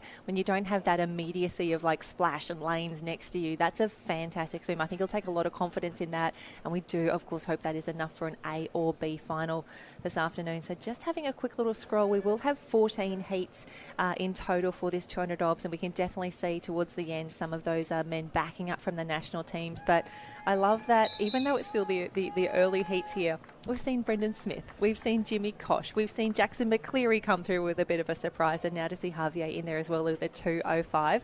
Excited to see what will continue to be delivered here, and the fact that we can share this on the live stream for everyone who's watching back home and, you know, staying up late, getting up early to see people like Javier do these incredible swims. This is what we're here for. This is why we've got the cameras on them to say, yep, Javier, 2:05.54. Great screen time as well when you're out by yourself. That's it. Exactly right there. Fantastic performance. Gibbs in second, Heimel and Edwards in third and fourth. Good swims from those gentlemen as well. Heat number 5 up next. And Jenny, we talk about moving the sport forward. We've had a couple of conversations this morning about that. It really just hit home to me then. I'm having a look at the research that you've done for this World Championships and the time it took to win the 200 obs. It really didn't move for well over a decade. 153, if you could go 153, that was a gold medal swimming performance. And bang, 153 now. You might get a medal, maybe, but you've got to go 151. That huge leap that's happened in the last 2 years, and it was legitimately the same time, 2 years on 2 years on 2 years on 2 years for well over a decade to win this event. And then all of a sudden, Casper from Poland goes, bang, I'm changing the bar, I'm moving it up, we're going to go 151. Yeah, I think what I really did enjoy, you know, looking forward to this event was seeing just how long some of these world records have stood for as well. The women's 200 obs is absolutely ridiculous. It's a 2:01. It was set back in 2009. I think Floody was actually in that race. Okay. She and Crystal were there at the World Games. We had the Chinese competitor, 2-time Olympian, incredible 100 fly swimmer, came out 2:01. Bang. Like, it was just ridiculous. That has sat there for such a long time, and we're just waiting for who is going to come along and go, do you know what? I'm going to get there. I think we could make this happen, because we saw Fergus Eady come through last week and break these really long-standing records that were held by Danny Wick from Germany, from Jan Michalski, you know, superstars, legends of the sport. And again, when we saw those marks broken, when Danny went 27 for his 50, we're like, this will never be broken. Ever. This will stand forever. And that's not the case. Fergus Eady enters the conversation. Everything gets broken. And that's the thing that you see. And swimming, pool swimming, it doesn't matter. Every record gets broken, whether it's Phelps, Thorpe, Fergus Eady, Brad Woodward, you name it, they all get broken. And it's the way sport's moving forward. Good to see the Carroll boys out in front, Nolan and Killian brothers at the Noosa Club. Open water swimmers in their, as their main event. They're coming down here, really battling it out. Killian, the older brother, Nolan, he loves to get one over his older brother, that's for sure. Super competitive around the open water swimming scene, and you get those ocean swims over 1.5, 2Ks, and they're super competitive here. In to touch the wall for bragging rights more than anything, and it is Nolan who gets it done by 0.04. He also gets front seat of the car on the way home tonight, and we love it, and I think Nolan's happy with that. Killian gives him a wry smile, high fives and hugs. These boys, very, very good. Lovely family, lovely family there, and they work very hard. Part of that John Rogers squad up at the Noosa Aquatic Centre up there. They swim in the surf as well, and they're very, very good. 2:11, I don't think it'll be enough to get them in the A final, but maybe just on the edge of that B final this afternoon. Either way, a great swim for them. It's about 9.8 kilometres too short for both of those boys, more known as 10K open water swimmers, and the 1500 as well in the pool, but they did a fantastic job, and you can see them really come to the fore in the second half of that race. They don't have that early speed, but they're tough lads, and they know how to fight it out in the later stages. I can't believe how close that was at the end, 0.04 of a second. That is what if you know those boys, if you know those boys, they go hammer and tong. I think 12 to 18 months difference, 18 months, 2 years difference between the boys there. Nolan a little bit younger than Killian, and oh, he's got one over his older brother, and don't you love to see it? Oh, so good. And again, this is where we talk about the race within the race, the stories within the story. We are now up to Heat 5. There will be 14 heats in total. So again, wonderful to see the entire world arriving here on the Gold Coast. And, we have got a bolter out here. Love those underwater shots that just see people fly. I think that is going to be Ludomir from Bulgaria in lane 8. Loving to see so many Bulgarian competitors. They didn't actually have... need to check. I don't know if they were in the national teams competition. Let me grab that one. We did have a sole competitor from Romania in the youth teams competition, though, Sofia Pajum. She got a second in the 100 toe, and she had about 20 supporters in the stand. There were Romanian flags everywhere. It was so wonderful to see. But again, seeing Bulgaria in the mix here, and again, he is absolutely flying out in lane 8. And you've got to think we'd love to redraw some of these heats, throw Jimmy Crosh and Brendan Smith and Jackson McCleary all up there in the mix. But if it means that we get some fantastic screen time from Bulgaria and he gets to see himself go under the obs, he'll learn from this, he'll grow from it. Yeah. Why wouldn't you want some screen time at the World Champs? Yeah, he's done a fantastic job. And I feel like if you're going to come all the way out to the Gold Coast from Romania, from Bulgaria, you got to make it count. And a couple of these athletes have been doing a fantastic job. He'll go around in 1:05.46. A little bit slower than the Carroll boys in the heat before, and about 5 seconds slower than Jimmy Kosh went through, our fastest qualifier so far. But to be honest, it shouldn't be a surprise the Bulgarians doing as well as they are. A huge history in not so much surf sports, but surf sports adjacent events. Great swimmers for a long time there, especially through the 80s, 90s, early 2000s. And then kayaking, big on the kayaking scene as well. So you'd think that they've got all the pieces to be a real force in surf sports. They maybe just need to put them together, and if we're looking for those nations that are going to step up once it's added to the Olympics, put Bulgaria in the mix, because I think they'll be very, very good if they can find a couple of those athletes to maybe make the jump across into surf sports. And it's funny, in Australia, we tend to start in surf and then branch out into other things, the kayakers, the swimmers. And in other nations, it tends to go the opposite direction. You have a couple of athletes or one of the athletes there just up and into the obstacle there, just really cleaned it up. But you tend to have athletes who start out as kayakers and they find this at the end of their sport, or they start in pool swimming and they go, I can do that as well. I can do 200 obs. And it's what we like to see. We'll take them from anywhere. We'll send them anywhere. And Laboramov there of Bulgaria, 2:20.42. Great swim from him. Tomlinson from Great Britain in second place, and Bridgewood, the other of the British athletes, in third. Great swims all round from these gentlemen. Fantastic performance. He really sent that one, the Bulgarian. Yeah, wonderful to see. And I'm just thinking about that, those sports that feed in and out of Lifesaving. It does vary country to country, and often it's to do with the way their national sporting organisations have been set up. Like in Italy, their national body that looks after swimming also looks after lifesaving. So there's a higher concentration. The Venn diagram is far more overlapping, and there was never anything more demoralising than when you were standing up for an obs or a super and you're just seeing, the Olympic rings tattoos on either side, and you're like, I'm in the wrong spot right now. This is going to be a rough day. It's going to be a rough day out for me. I was feeling optimistic now. Without a shadow of a doubt. I've been there. Don't you worry. And I guess it's building pathways. Once 2 or 3 athletes do it, the rest of them go, I can represent Italy, Germany, Spain, Australia, you name it, at the World Championships in swimming and surf sports, or I can be a kayaker, or I can go to the Olympics and be an Ironwoman. The path just has to be worn out by somebody, by your Ali Bull, by your Clint Robinson, by your Italian pool swimming athletes, you name it, by Casper in the 200 obs, and all of a sudden the other athletes from Poland go, I could do that. He's not that good, is he? I can do that as well. I can go to Australia, hang out for 2 weeks on the beautiful Gold Coast, and go to the Olympics all within a month. I like that idea. I might take that path. Why not? I also think as well, even the feeder sports that we've had into the Winter Olympics, we've had ladies who were amazing. Track athletes. Remember when there was that incredible drive where they were going through the beach flags pit and just going, would you like to do some skeleton? And luge, and and there was a lot that took it up. There was 3 or 4 athletes that may not have made the games, on the girls' side especially, that went and raced the World Cups on skeleton and single luge and bobsled and that sort of thing. And it sounds a bit like the movie Cool Runnings, but it's actually what they did. They just wandered through surf sports and said, you're quick over 10 metres.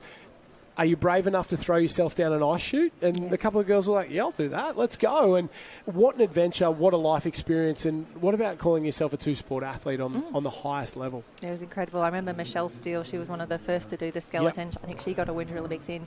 Mel Hall was in there. Yep. Abby Ludus did bobsled. Like, we've got this incredible history of these unexpected stories of ladies who have these incredible transferable skills, and they are absolutely fearless. I wouldn't do it. There's a lot of things that I won't do in my life. Terrifying. Head first down an ice chute. I could barely ski down a hill trying to go as slow as possible. It was insane. Floating leaf. Yeah, that's exactly right. I spent a week doing it a couple of weeks ago. It was terrifying. Imagine trying to go as fast as you can down a chute of ice on two blades with your facing forward. That's terrifying.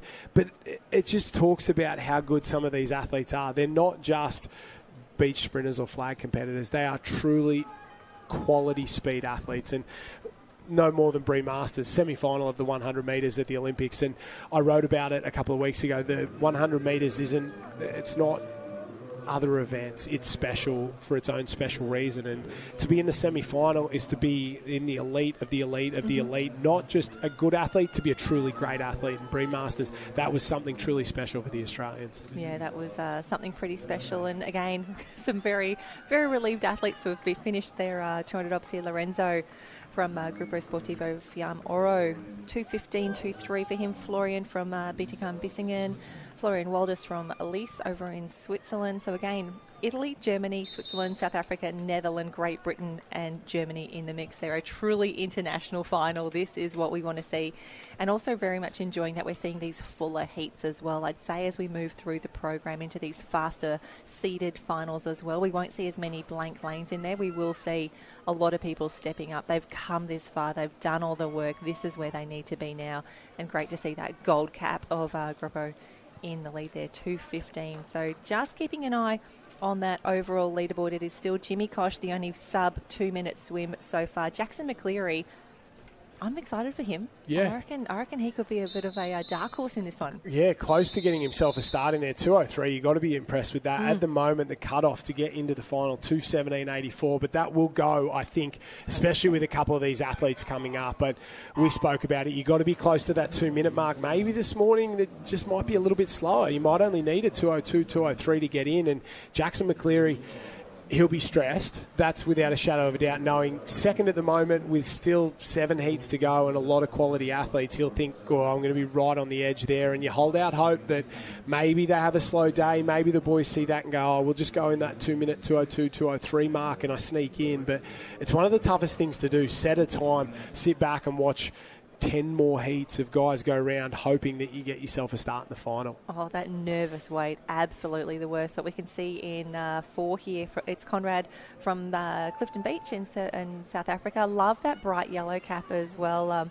That really helped us out last week that the Aussies had the bright yellow cap. Canada was in the bright red. Yeah, anything perfect. that helps us identify these athletes. South Africa last week had they had the only green cap of the competition. So straight away they were just, spot-o South Africa everywhere. But great underwater work there, and I love seeing the different techniques. I love seeing the different decisions made, and maybe as some of our athletes tire throughout the race, we might see a few more push-offs along the bottom as well. Definitely. Everyone has a plan going into it, and it goes out the window as you start to get a little bit tired, but your ability to sort of hold true to that plan will be very, very important. Leaders round a little bit slower in this heat again, so not down at that. You've got to be under the sort of 60-second mark at the 100 if you want to post something in the 202s, 203. So if you're over the minute through the 100, it's not going to get better from there. That is for sure. So every heat we tick through that's just a little bit slower than we expect is one that those Australian boys will be very, very happy with there. That is for sure.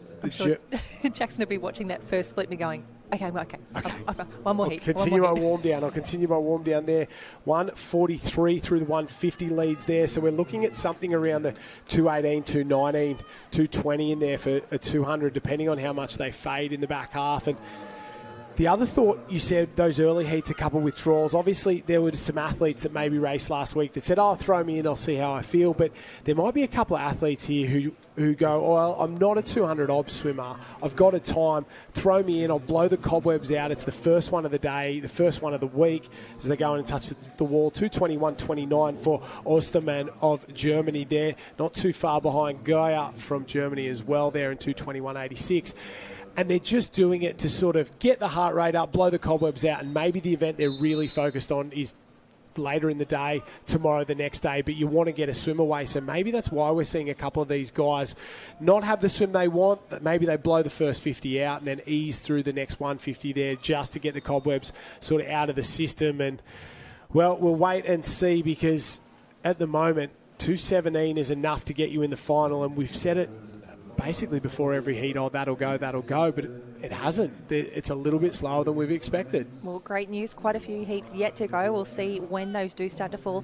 Also, really impressed with the pacing from Ostermann and Gaia, both from Germany in that one. It was definitely South Africa, the Clifton Beach competitor, Conrad, well out in front early, but Ostermann and Gaia really built into that second half. Probably went close to negative splitting that one, I would say, as well. The coaches would be really happy with that performance. Yeah, Noah Lombard in this one is someone I'm looking forward to, the South African. He spent a bit of time out here in Australia, went round in that team's competition. I don't know how he's going to go in the pool, but he was in everything up to the eyeballs in the surf competition there. And he had a great ski paddle the other day. He was I think he finished 7th overall, maybe 6th or 7th in the 6th in the Ocean Man as well, which was an impressive result because he wasn't that far away from a couple of boys at the very top end of the sport. So we'll wait and see. He's second from the bottom here in the yellow cap of the Clifton Club of South Africa there. Zahn as well from Australia at that Sunshine Coast Grammar team looks very comfortable. Pool swimming background as well, in under the 30 seconds for that first 50, and he'll build through this one nicely. Yeah, Corbin has had a fantastic meet already, part of that Cirque that picked up the gold medal yesterday, so a really strong start for him. I'm just going to grab my notes from Noah. Yes, at the 2022 Worlds, he won the ski race, and that was the only open ocean event not won by an Australian or a New Zealander. Yeah, he was the good. big star, the big talking point back in 2022. So wonderful to see him back. He's also got a Coolangatta gold under his belt. Yeah, and he's headed back to go again. I've been told that he is an absolute animal. He does sort of 50 and 100K training sessions on his own. And for someone who's sort of knows that kind of world very well, that is some psychopathic stuff. And he comes out to Oz, he absolutely loves it, and he's set to go with the gold again. He's going to do a bit of training on the coast over the next couple of weeks and the lead into the gold. He's an endurance animal, so big shout out to Noah there. And the number of surf athletes that have decided to come out and spend their time after this World Championships and sort of spend 6 months here racing in the Australian scene has been truly impressive. I would count maybe 30 athletes that have decided to come out. I'm going to stay. I'm going to do a summer. I'm going to experience what it's like in the surf, at least, what the top level is like. And it's going to make for a real international flavour here for our summer, which I'm really looking forward to. And maybe not so much on the pool swimming side of it and the pool rescue guys. I don't know how many will stay out here, but I think here our summer is going to have the most international flavour we have ever seen, and this World Championships has something to do with that. Yeah, I'm very much looking forward to how the season plays out from here. It's a little different for us. You know, the World Championships is the start of the Aussie surf season. Generally, people who are doing the Coolangatta Gold, they're putting in all the big races there. As Corbin Zahn comes through, 2:16, another great sub 2:20 time in the mix there. But it feels like a reunion to see everyone again. But then the conversation from here is, what happens next? Where do we go? Are you staying for the gold? Do you want to try and make a German Cup team? Do you want to go to the Orange Cup in the Netherlands later this year as well? So lots of different things to do, and this has been a lovely starting point. But to manage the training, the pacing, the tapering, the peaking, it's a really tough season. And I think they're in sort of one or two camps. You're in that traditional surf side of things, racing here at the Pool Rescue Championships for your club, and you're just getting started. Or you're a pool rescue athlete and you've geared up for this event this week and you are peaking here, and you might be able to hold it through to that German Cup or hold it through, but it's sort of, it'll taper off after this. You can't hold performance at this level for that long. So I think we're sort of, like you said before, a real intersection of athletes here. Some on the come up, some at their absolute peak. And I think that'll show out with a few performances, especially this afternoon in that final. Some of these international, some of these European athletes, they have come for today, for tomorrow, the next day as their absolute peak. Absolutely. And knowing that it's a fast pool as well, a really great opportunity for them to post times to qualify for the German Cup to qualify for that Orange Cup. So I think a few of them will stay here. I know Rolly from the Netherlands, he's actually training over in New Zealand now with Fergus Eady. Like, if you want to be the best, go and hang out with the best. See what they do. And wonderful to see a full heat here. And big welcome to Marc-Antoine Bernier. He was on the Canadian national team last week. He's backing up now. Taj Ward is in the mix. Now, we know him as the line throw specialist. He'll be one of the ones to watch later this morning. But again, you're here at Worlds, why wouldn't you do a few more races? Why wouldn't you get a 200 obs under your belt as well? Yeah, that's exactly right. Those boys from Seacliff, I'm looking forward to them. That video went absolutely viral of them breaking the world record. I've never seen anything like it. It popped up on my social feed and I thought to myself, oh, what's this? This has come from some surf page that I followed. No, it was Daily Mail or something in the US, or I think it was on ESPN at some point as well, and then the memes from it as well. You got to love that. But the boys did a fantastic job, and they looked like they really enjoyed it as well. I sent them a message and said, well done, boys, and they're like, we're coming for the world title, which I thought was hilarious.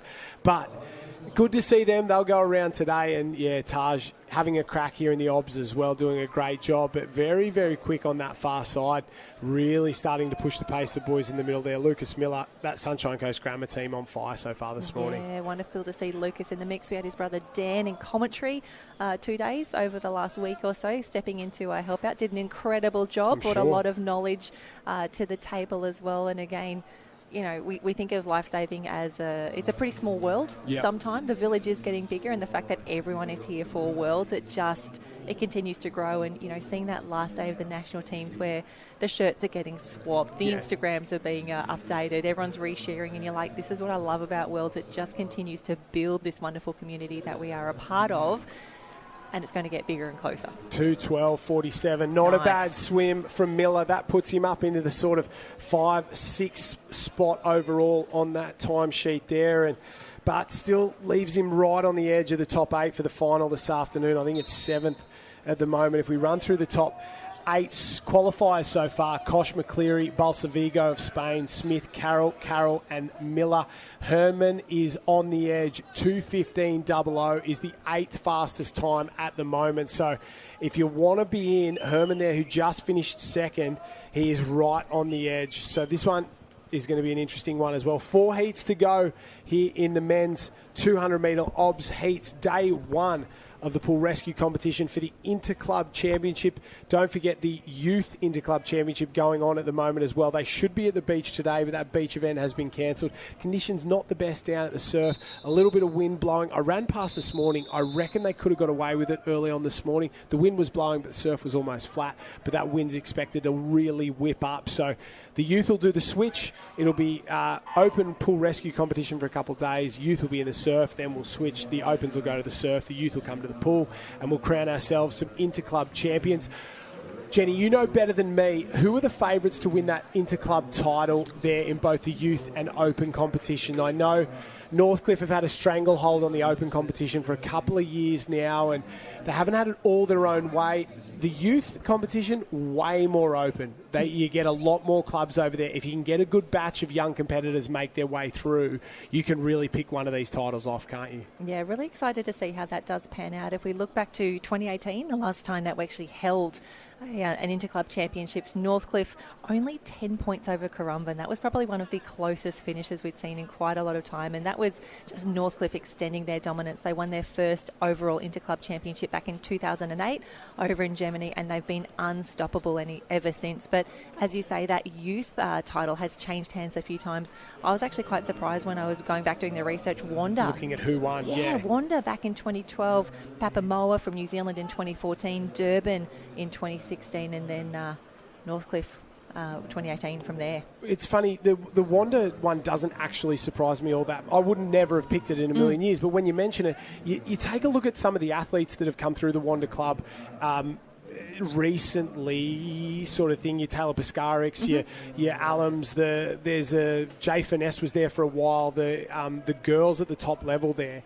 You think, oh yeah, that's possible. They were all in that Wanda Club around the same time as juniors, sort of 17, 18, 19. That makes a lot of sense for me that they would have been that good, but I like the mix of the youth competition. It's before some of the bigger clubs have come through and really picked off the best athletes and brought them together, and that's what you want to see. You want to see multiple clubs being competitive, and no knock on Northcliffe. They're the champions because they do it the best. There isn't a club anywhere in the world that does surf sports better than them, and a lot of people don't like to admit it, but it is true that they truly dominate this because they're the most professional at it. Yeah, fantastic work. And again, thinking back to that Wanda win, that was when the Worlds were held in Australia as well. So they would have been able to jump on the bus, kids. We're going to Worlds. Like, this is what's happening. But lane 2, fantastic swim from Jonas von Vern there from Rita Weidenbroek. 2:08, so we're getting some sub 10 times in here. And a shout out as well, Sandro Schlick from Switzerland, from Badenbroek. He was in action last week for the Swiss team as well, so backing up again. Wonderful to see him in the mix. And his Instagram handle is Super Lifesaver 2001, which I absolutely adore. I love it. We'll get the shout outs going there, and that's just moved the needle for a couple of these men in terms of what makes the final, and it's going to be a little bit quicker now. We're getting on that. You've got to go 2:12.18 to be in the top 8, or 2:11.91, sorry, to be in the top 8. So Schleck there from the Swiss club, he's got himself just in the final. Fort Meyer from Germany just missed out, so he'll be trying to hold on for a B final slot at the moment. You have to go to 16.67 to be in that top 16 and sit in the B final there. This one will be interesting as well. Lane 7, Bailey Armstrong. Another one of those open water swimmers who are probably better over 10K than they are over 200 metres, but racing for the Northcliffe Club, he'll play a massive role in all their relays, all their surf events as well. He'll do the surf race, and he'll be one to watch. Off and away for this heat number 11, just 3 to go after this one. They're very, very good start from a lot of these men. 0.67 the reaction time, so very quick off the blocks, and you can see already the boys very even across the course. They're getting into their work. The first 50, easy. Anyone can throw down a 50 obs within reasonable pace. There's no dramas. But at that second and third, when you have to dive under for the 4th, 5th, 6th time under those obstacles, that's where we come to find out who's really done the work, don't we? Yeah, wonderful to see Bailey Armstrong in this. I know when we were doing the prep a little earlier, I made some notes in the sidebar there. You know, who else to watch out for this one? And we did have let's watch out for Brendan Smith, Noah Lombard, Joe Collins, Bailey Armstrong. Is Sam Short going to be here as well? And you've got to think for someone like Bailey, like a 200 obs. Easy. That's a warm-up. That is like a 50-metre sprint to him. But keen to see how he does go through here, because he will play a pivotal role in the Northcliffe relays as well. He'll be wonderful in that surf race as well. I love watching him do a taplin for Northcliffe as well. It's one of the best things. Doesn't he fight hard? And for Northcliffe, you look at these guys, and I don't know how many of them can win events in terms of Bailey Armstrong. I don't think he can win this event, but Bailey Armstrong can get a hell of a lot of points in this event for the club, and that's how they do it. They fill every event, Northcliffe. They just collect points here and there. They get a 5, they get 12. They have somebody win a race somewhere along the line and get 20 points. And if you can have 3 or 4 scorers in each event, all of a sudden it's really, really tough. And they may not win an event at all until we get to the beach, but they'll have collected enough points and be close enough to those interclub teams who really might win 3 and 4 and 5 that, don't worry, we'll win enough in the surf, and that's their plan. So probably the opposite to Irene Rosso, who try and get ahead. They know they're going to come home over the top in those surf events late in the day, and guys like Bailey Armstrong are the key. If he can get in there and get himself a 5th in the A final, that's a hell of a lot of points. Oh, what a swim that is. 2:05.19. If he can get something in that A final, that'll be enough for them, and they'll be happy with that result. Yeah, I think he'll be pretty pumped with that heat swim as well, just to get it out of the way, to be like, I think I've done enough, will get me through. But a shout out as well, Arne Moller from Emsburen as well, 2:07.41, really paced that well, stuck with Bailey swim. Armstrong. Norderstedt is in the mix as well. Hallie Salchrist, the home club of the great Lutz Heinemann, one of the best pool lifesavers we've ever seen. Wonderful to have them here. 2:11.04 for Fabian there. Charlie Walker in the mix from Currumbin, and you really saw the pace start to pick up across the field there. It was far more even than some of those earlier heats. All of those men sort of jump up into the top 16 overall, or close to the top 16 overall. So great swimming all round. Armstrong, Morlier, Barthel, Herman, Walker, Basil Versteg there from the Netherlands. They'll all go, well, at least close to the top 16. Walker, I think, will be in that B final if we stopped it now. But have a look at this next heat coming up. This one is going to be a good one as well. Young guns are plenty in this race. I like this heat because these boys, there's a few here who aren't really pool swimmers. Mitch Morris will be interesting to see what he does, and then a couple who are really, really good. Your Louis Clarks, your Callum Brennan, your Matt Maggs, Tisch from Germany as well, Serrano from Italy. Watch from those boys. They're off and away. This is going to be an absolute cracker. Yeah, this is where we start to really pick up the pace and build the excitement. So we've got Louis Clark backing up from the national teams. He was a star for the Blackfins, set a new New Zealand record in the Super Lifesaver, which was wonderful to see. And for someone to be getting those results, Louis was incredible, but overshadowed by just the sheer volume of world records, world marks falling all around him. So excited to see what he can put together here. Max Tesch from Germany, he raced in the national teams last week as well. But CJ Brennan, so close to an Aussie cap last week, didn't quite get there. I reckon he is going to shine in so many events for Currumbin over the next 6 days. Yeah, the Brennan boys, I just can't figure them out in the surf. I think for a lot of the time they were pure talent, and maybe I don't know what kind of training they did, so I don't know how much work they'd done, but they were a bit inconsistent. They'd either win everything or they'd have an absolute disastrous race. And I think in the last couple of years they've grown as athletes and started to become more consistent. And I don't know if it's more work or just the mentality's changed or what it is, but I'm starting to see what everybody else has seen that's close to them. They've got the talent, they've got the skills, they've got the ability, and I think it's just hard work that will be the difference between them being absolute champions of the sport and talented kids who do well. And that line's so fine in there, and I hope Callum Brennan gets it here. He's doing a great job in this one, and these boys are absolutely flying at the moment. Matt Mag through 127.22, and if they continue on here, they'll be well under that 2-minute mark. Louis Clark in there sitting pretty at the moment. Watch for him to start to wind up a little bit, especially here in between these two ones. I think he's a little bit more experienced than Magnussen, and I think that experience will come to the fore in the late stages here. Yeah, excited to see Matt back in the mix. He was part of the youth team the last time they raced the World Championships, had some fantastic results. Both the Brennan boys were on that team with him as well. I got to have a chat to Matt a few weeks back, saw him at a Maroochydore training session, and really excited to have him here in the black cap for the Black Swans. Fantastic heat swim, but how's Louis Clark on the pacing there? Good. Came through perfectly.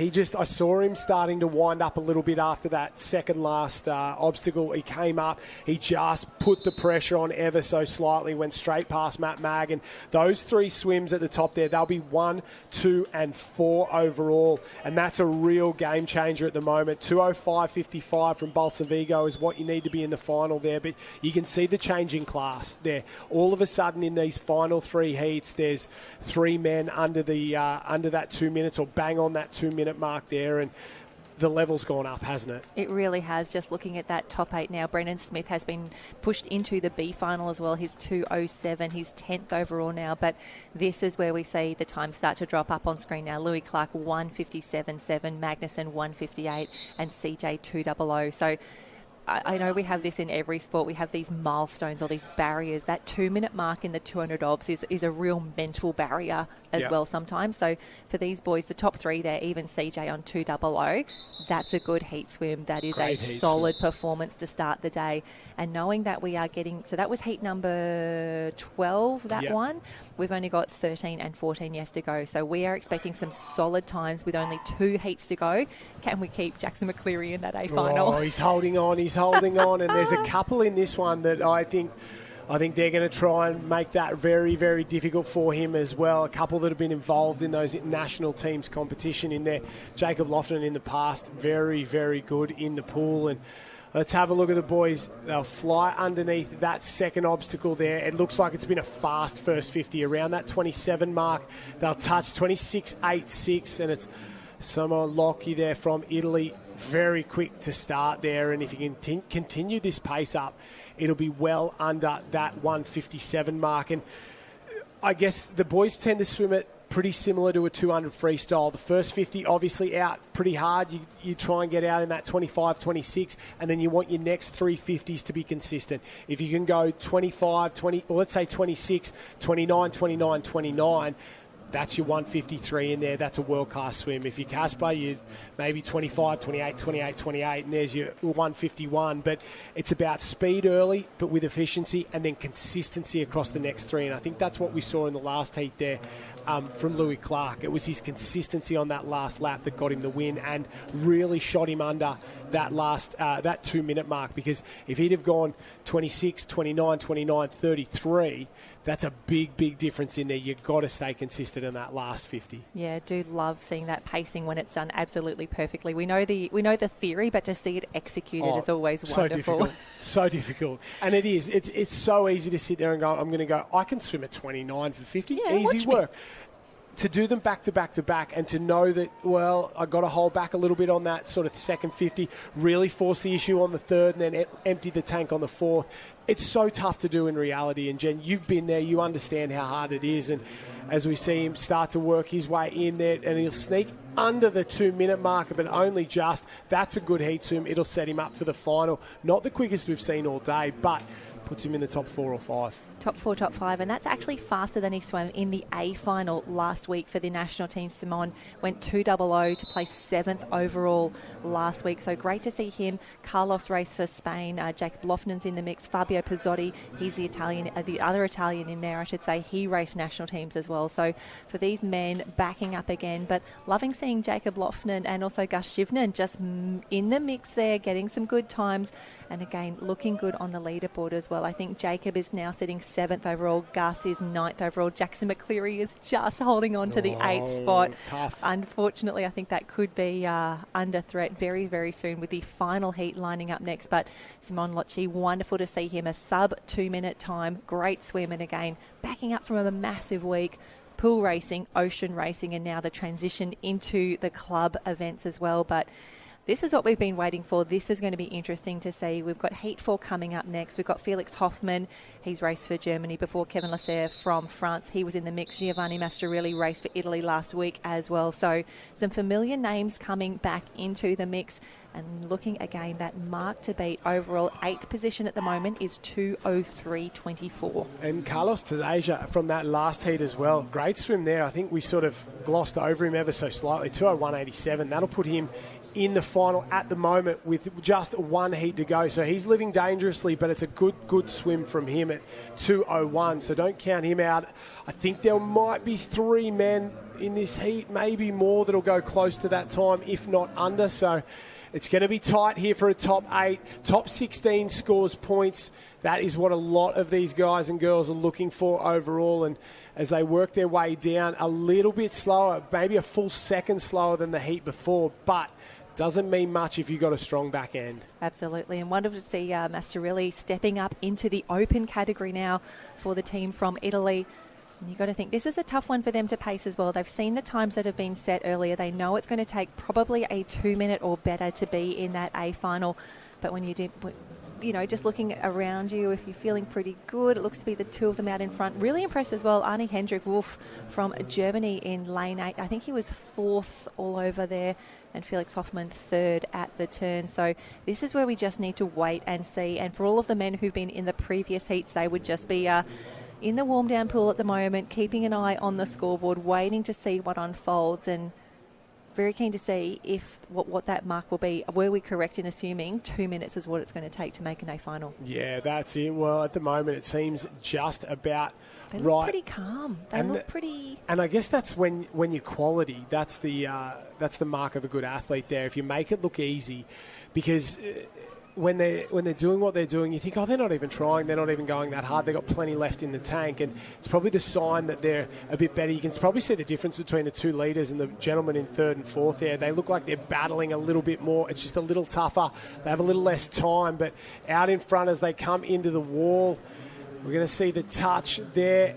2:02.64, 2:02.67. So I don't know if that'll be enough to get them into the final. They might just be right on the edge. Yes, they will be. So very, very difficult for both these lads to sort of gauge what was enough. But in the end, maybe Felix Hoffmann, he will miss out on that final, because it seems like 2:03.03 was the mark at this point to get you in. And Hoffmann, he's gone outside that. So maybe Lasserre and Mastrorilli there will get in, but the rest of these gentlemen out, and just a little bit slower this morning than we thought. We thought it'd be 2 minutes, 2:01 to get yourself in, and it looks like more than likely it's going to be a 2:03 will be enough. A 2:02.97 will be the spot, and Jacob Lofnen 2:03.03. Fastest qualifier into the B final. There can be nothing worse in sport, can there? It's always a little demoralising. However, still an opportunity to post points. You still get another swim. And congrats to Louis Clark, 1:57.78. He will go through fastest qualifier.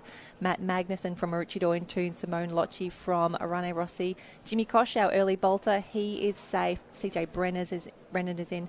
Carlos from Spain. And then from that last heat just now, Kevin Lasser and Giovanni Mastorelli from Italy, they will just sneak in there. 0.06 the difference between Giovanni and Jacob Laughlin, who will head up the B final. It can be so cruel. The B final, Laughlin, McCleary, Shivnen, Pezzotti, Hoffman, Zembold from Germany. Bailey Armstrong gets in. Good points for him. And Balsavigo took 2:05.54 to get in that one. Harrison Cook from that heat from Mairangi Bay just misses out in 2:06.22. So tough. And then behind, you've got a couple of... There's some Olympians in there. Brendan Smith, 19 overall. Some of the better surf athletes. Mitchie Morris, no points for them. And to be honest, as I look at it now after that result, first bragging rights go to Currumbin. They've got, 1, 2, 3 in both finals there. So Rene Rosso as well. They've got, 3, 4 in there. So big points for the Italians, big points for the Currumbin competitors. That is what we like to see. And the action continues down here. We go from the individual OBS to the OBS relay. So the women's 4x50 metre OBS relay coming up. And fantastic performance there. These ladies will be going 50 metres each, 4 ladies off and away, and the Canadians look like they've started very, very well on the far side, and the Australians here for Half Moon Bay doing a fantastic job. They'll lead at the touch of the first lap. Yeah, we are straight into it. No rest at all for our officials or for our athletes. The 4x50 OBS up next. We will have 4 heats for the women.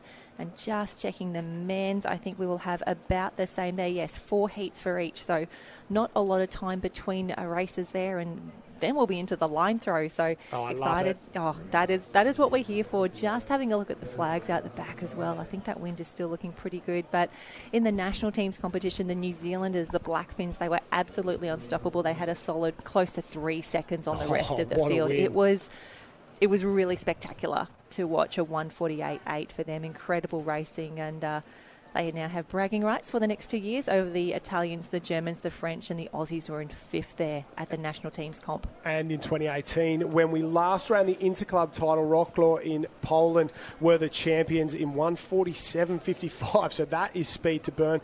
The Polish are the world record holders as well at 1:46.16. So big swim from NZ, not too far away from the world record. I know it seems like a lot, but over a 4x50, that sort of time, it's lightning quick. Especially when you consider for a world's competition team, you generally have at least one salty in there, which we a salty being a surf or an oat. They're not just a bit put out. Old crusty. So those teams from Poland, they would have had 4 pool specialists to set those world records. So I think that's what I've also really enjoyed about this World Champs is that the ocean men and women standing up, the board paddlers, the ski paddlers doing those relays, but still setting world marks. That is what is spectacular and special. And I think from that perspective, and I come from that side of this world, is the relays are probably where the surf guys see the opportunity. 4x50, not too far, maybe carry a mannequin, do an OBS, a medley relay, something like that. They can find a role for you. And for a couple of weeks out in the lead up, hey, I'm going to do a bit of training for this. I don't have to do a whole lot, but I can do enough to fill a relay team, maybe get a gold medal, and if I'm lucky and the other 3 stand up enough, get a world record as well. So I think for those surf athletes, or the salties as you call them, they see an opportunity here, and for not a lot of work, they can really go a long way. And Half Moon Bay, fantastic performance there. Narval Saveta from Canada in 2nd place, and the Singaporeans in 3rd there. Heat number 1, 2:01. That might be enough to get them through to the final. I reckon that's going to be... Yeah, pretty good swim from Half Moon Bay. Watch out. The Bay's coming. The Mooners are on fire so far this morning, and they'll continue that on next week as well. Yeah, excited to see them here with a full relay for both the men and the women. I think they're really going to pick up some spectacular points. And a 2:01 to start, really, really special there. But thinking about those ocean competitors who had to step up for the national teams, it was wonderful to see Corey Fletcher winning medals, Zach Morris, Joe Collins starting a 4x25 OBS relay. You know, they're in there, they're for the team, they know they need to step up. Of course they're going to deliver in the ocean. That is never in doubt. But to see them not only do the hard work, but then to be rewarded with medals on the world stage in those team events was pretty cool. And I love it. Corey Fletcher said to me the other day, he's like, I can throw down a 50 better than anyone. And then came here in the OBS, got it done, and he really, really loved it. He really enjoyed his time over here. So it's good to see, and this is going to be an interesting one as well. A couple of the clubs going around here that I've been really looking forward to. Obviously, Tweedheads and Coolangatta, rich history in pool rescue in Australia as well, and the Northcliffe Club, they're really, really trying to score some points in this one, especially after that 200 OBS. They got a few in the final, but probably, or in the point scoring finals, but probably not as many as they would have liked. Yeah, we can see the girls going around now. Northcliffe have the team of Naomi Scott, Georgia Miller, Molly Shivnan and Kyra Bender stepping up as well. She can sprint like no one's business. She was close to making the Aussie team as well. So as expected, Northcliffe a really, really strong start here. And we can see they've got a solid 15 metres, I should say, on the rest of the field coming into this final touch. We can see the big wind up there as the girls make their way home. It is Bulgaria in second at the moment, that team of Tweedheads and Coolangatta. We've got Mariah and Leah Jones in there. Lisa Ferguson, one of our Masters competitors. She set a Masters world record last week here as well in the tow. She's incredible. Loving to see a few Bulgarians, a few Spaniards, and all the Germans, of course. They are here. They are on fire. They would love to book a few more finals berths. Yeah, that's for sure. The Northcliffe Club in touches the wall there. Great swim, 154.09. So Half Moon Bay were good. Northcliffe were better. That is for sure. A strong, strong swim from them. Tweedheads and Coolangatta in second place. They really built into that one well. They were sort of third and fourth early on and worked their way up into second place there. So a great performance from them touching the wall in a very, very slick time. The Germans and the Bulgarians not too far behind. The Netherlands in there as well, inside your top five. So great swims all round, and I guess that mark in there around your 203 from TH&C, I think they'll be right on the edge. They might struggle to make that A final. Yep. And just an apology there. I think the start list that we have in the program isn't what is in the pool at the moment. I'm pretty sure I just saw Zoe Crawford from Northcliffe. She raced for the Blackfins last week. She held a world record very, very briefly in the 100 tow. It was immediately... A world record's a world record. Hey, it still counts. It does. Teammate Maddie Kidd got that back very quickly. But there you go. Northcliffe 154, Tweedheads and Coolangatta 203. And then the rest of the world chasing very quickly. And I was going to say, it doesn't matter how long you hold it for, 15 minutes, 15 years, you're a world record holder and nobody can take that away from you. Maddie Kidd was one of the most impressive athletes I saw all weekend down there at the national teams competition, especially on the surf.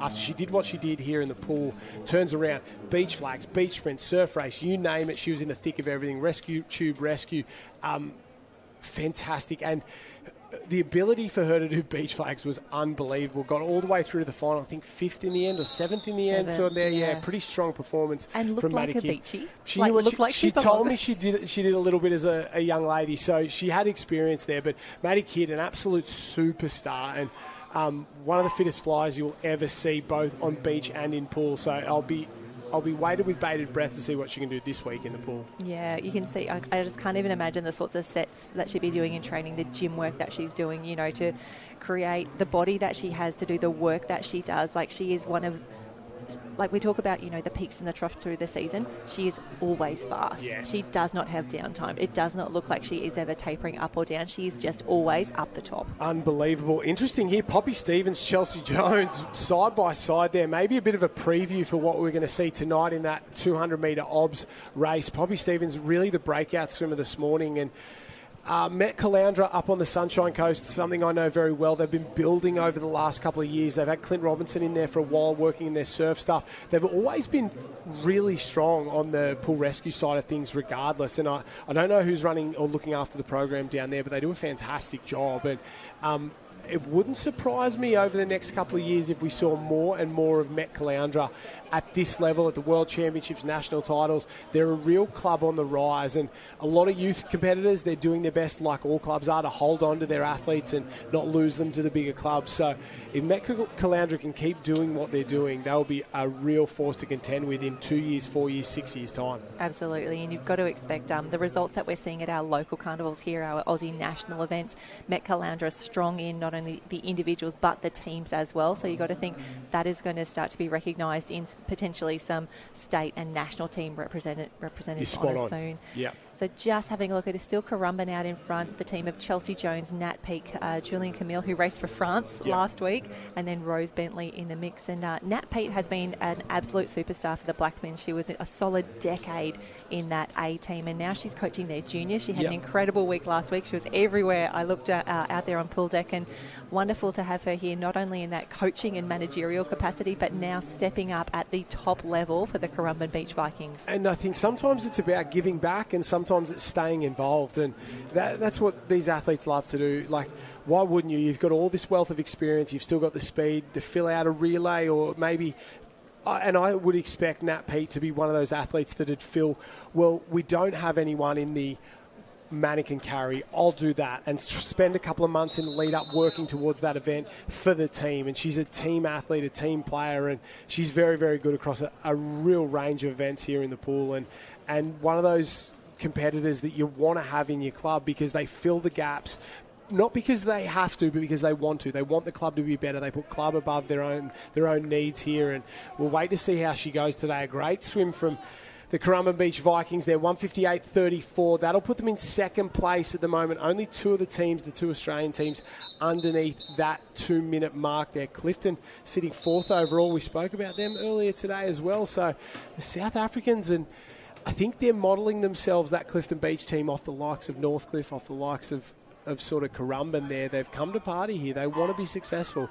Maroochydore, one of those clubs that have been synonymous with these world champions for a long time, and the powerful Rana Rosso from Italy there. This one is going to be a real cracker. Yep, this is the fourth and final heat, so the last opportunity for the teams to post those times to see them in the B or A final. This looks very fast across the start here. Middle of the field, we've got Maroochydore in 3, Rene Rossi and Halle Salkris from Germany. Sunshine Coast Grammar is in the mix as well, but loving seeing, again, 4 or 5 German teams lining up here. The fact that they have such large teams, like full relays that have come over in both the men and the women, wonderful to see. The changeovers very, very good, and we'll see the girls up and explode from there. I think we could see 3 or maybe 4 teams from this heat make the final. You start to look at some of the names here and you go, oh, geez, like I'd expect Sunshine Coast Grammar to be close to the final, and they're sitting in 4th place at the moment. So this one's going to be really interesting to see how it plays out overall. 3 have really broken away very quick through that first 100. 57.29 is the quickest we've seen so far, and this might be a big swim from Rana Rosso. They're looking absolutely astounding at the moment. Have a look at the technique. Third swimmer there, Burke, looking very, very good. Looks very comfortable to work her way through. Oh, sorry, Martina there. Great technique, not only under the water, but have a look at that kick there. So smooth. Yeah, and wonderful to see Magali Rousseau in the mix here. She raced for the French national team so famous last week in French surf sports. Just an absolute superstar. Over a decade that she's been in their A level. She won the Super Lifesaver last week as well. You know, another world title for her in that event, like the undisputed queen there. But again, it is Rene Rosse well ahead of the rest of the field. Maroochydore and Sunshine Coast Grammar chasing hard. Langenberg from Germany in the mix as well. So coming under that final obs, this is probably going to be one of the fastest of the day. BMD Northcliffe were 154.09, and we can see there you go. Yeah, 154.04. This final is going to be an absolute cracker there. You like to see it. What about that swim there? Great performance from the ladies. And a fantastic job there. This is going to be very, very tight come finals time. Northcliffe in the mix up to their eyeballs. The Italians, the Germans from that heat as well. Very good swim to qualify third for the final. Currumbin, Maroochydore will be there. Half Moon Bay, don't you love to see it? Clifton in South Africa, they'll scrape through in 7th. And Nida Warrenstadt from Germany will be the last team into the final, 2:01.87. That's what it took to get there. TH&C, the unlucky loser, they will miss out and be fastest qualifier into the B final. Yep, there you go. We can see those great instant replays there. The team from Rene Rossi. Fastest qualifies by 0.05 of a second again. These are the sorts of times we want, and these are the finishes that we would want as well, setting up those fantastic A and B finals. And we are powering through this program. The obs are always going to take a while. This morning there was just so many people in there as well, not condensing many of the heats either, just letting those run. And it gives you an idea of the volume of competitors who are here at the Gold Coast Aquatic Centre. I think as we get into the 50 carry later in the program, that is going to be another really, really big one. We'll probably see the volume start to drop for things like the Super Lifesaver and the medley, you know, those more highly technical ones, and the ones that just hurt when you get to the end of the program. That's where we see the greatest attrition. I was just looking, you're spot on, I was just looking at it then. The mannequin carry for men, 131 odd athletes. The mannequin tow for men, 142. Same on the women's side of things. The 100 tow, the 100 carry, they're the big events, and with well over 100 competitors in there. The rescue medley not too far away either. So they're the big events, and I guess they're the real technical events that you got to have a background in it. Some of these would have been, the surf swimmers can come across and have a crack at the obs. It'll be all right. It's just swimming. But you get to those events, it's a specialty skill there, and you've got to be good at what you do. The Super Lifesaver, there may not be a harder event in surf sports, beach or pool, because it is just so difficult to be technically sound under so much pressure. Yep, that is going to be one of the ones to watch. And again, stoked that people like Muggley are coming back from the national teams comp to race that one. We've got a few new people in the mix here. Mermaid Beach, their first appearance now. Wonderful to see them in the mix. Kurrawa, the host, of course, for the ocean competition pool, here. Yeah. Singapore, Germany. Here we've got Half Moon Bay is back. Clifton Beach in there, and South Sri Lanka as well. So I'm just going to check. The team from Mermaid Beach, we've got Callum Lowe-Griffiths, Kaylin Brackenbush, Matthew Gilling and George Wenman. Yeah, so good little team there. They'll be super competitive there as well, the guys from Mermaid. So that's very good to see. And Half Moon Bay had the lead early on. A great first 50 there, 6.96 from Angus Hill. Very, very strong. I spoke to the guys at Kurrawa earlier in the week. They're loving having it out here, but they've had the Sri Lankan team out here spending time with them over the last couple of months. So the Australians sort of helping the Sri Lankans out in the surf. They said they'll do a lot better in the pool. They're more of a pool background, even though Sri Lanka, an island surrounded by beautiful beaches there. They do a bit more stuff in the pool than they do in the surf. So it'll be interesting to see how they go. But at the moment, out in front, 54.36, a great first 100 from the two lads from Half Moon Bay. Now here's the Olympian Brendan Smith in there. Luke Lyman really winding up here for Half Moon Bay, continuing to get it done. On the far side, though, Mermaid Beach starting to come into their own, and their third 50 swimmer is absolutely flying. So you love seeing these little, as we say, the race within the race, because there will be some people who are the known pool swimmers, the surf swimmers, and then people where we're like, hey, I know you're a ski paddler. I really need you to bang out a 4x50. 150, can you do it? And, have you got that in you? We'll see how it goes. We've all been there, included in these teams at World Championships. You've got to go and you've got to have a crack. And on the way home, Wenman for Mermaid, McDougall for the Half Moon Bay boys, absolutely flying. Lukey Chapman for Kurrawa, watch for him, he's very quick. And the big swim on the far side late in the game. Well, they didn't get there, but they came close. Mermaid Beach, that second 100 was impressive. Unbelievable. A great swim there. McDougall for Half Moon Bay still got the boys home, 151.8. That's a good time to set 152.0. These guys will be in the mix. I don't know if it'll be enough to get them through the final. We'll have to wait and see. Yep, we've got a few heats yet to go, but wonderful to see that first blood there for Half Moon Bay, 151.8. Mermaid Beach, what a finish, 152. And the team from Kurrawa, props to them, 154. Yeah, great swimming there. I think Mermaid and Kurrawa back-end splitted that one, maybe had their fastest guys in the second half. And Half Moon Bay just faded ever so slightly there in terms of how quick the boys were. But doesn't matter. They have set the fastest time yet. And Half Moon Bay are a force. I said it the other day about the surf side of things. I didn't know they were going to come here for the pool as well. And I don't know if they can take the title, but I think they can finish in your top 5, 6, 7, because they'll scrap points left, right and centre in the surf. And if they can just get some relay points here, Brendan Smith does his thing in that B final tonight, gets sort of, 12 or 13, somewhere around that.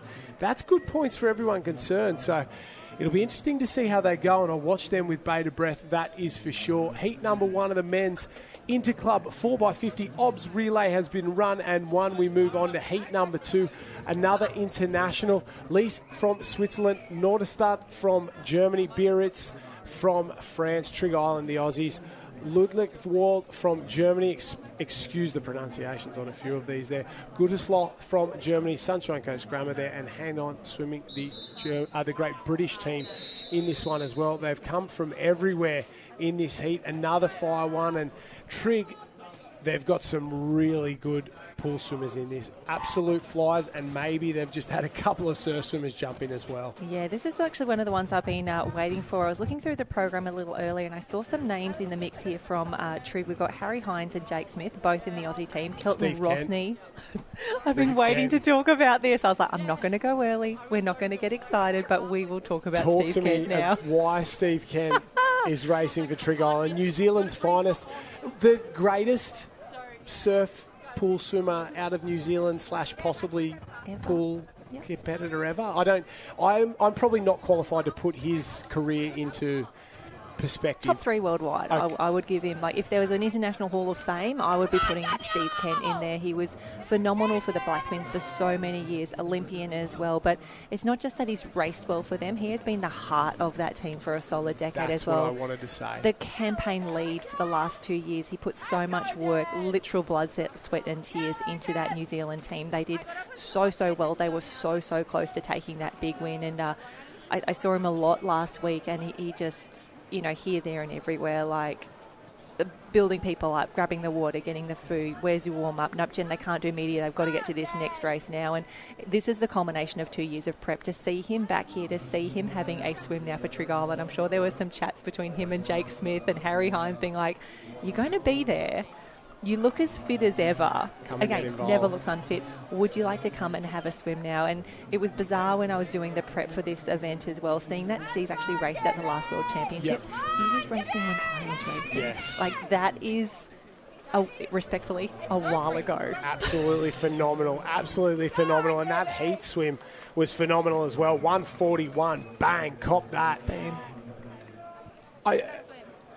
When we talk about the Kiwis, I said this to Kevin Morrison, the coach of the surf, the other day. It just means more. The world titles means more. And I think it's because of Steve Kent. There's a couple other guys over there, Danny Morrison and a few other guys that I've spoken to over the last sort of 6 months, and why it means more. They were little brother to Australia for a long time. They just wanted to get it done. And then when they did, it sort of opened this world up of we can be the best in the world as Kiwis. And Steve Kent, as much as anyone, has played a role in that. And what I was trying to say before is he's, as an athlete at the Olympics, as in the surf, he has had an impact, and he's truly great. But I don't think there has been a person who's had a bigger impact on a team outside of the pool either.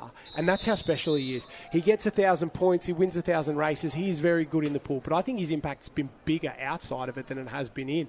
And you talk to everyone, and it's a couple of guys in that Kiwi setup, Steve being one of them, that truly have made and changed the sport for a nation. And I don't think it's hyperbole when you say things like that. And I'm just trying to let everyone listening on at home truly understand how big an impact he's had and what kind of athlete he is. And he's an Olympian, he's a world champion, he's a true champion of a bloke as well, and that's more important. But he may have changed the sport for a lot of people in a nation, and that doesn't happen often. Absolutely. And while we will talk about the people in the water in just a moment, I think one of the reasons that I hold Steve on such a pedestal is that his influence in New Zealand cannot be overstated, but he has actually gone international with that influence as well.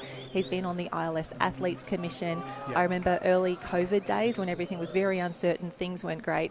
He and I had asked to do like a webinar with the German Lifesaving team, and I was like, I'll go just to listen to Steve Kent talk. And the way he spoke about you know, the family that they have there, the way they support each other, the way, you know, the language that they use. Like, I was practically in tears just listening to his experiences and the fact that he would give that time to other countries to make everyone else better. That's it. Oh. And that's what I was trying to get.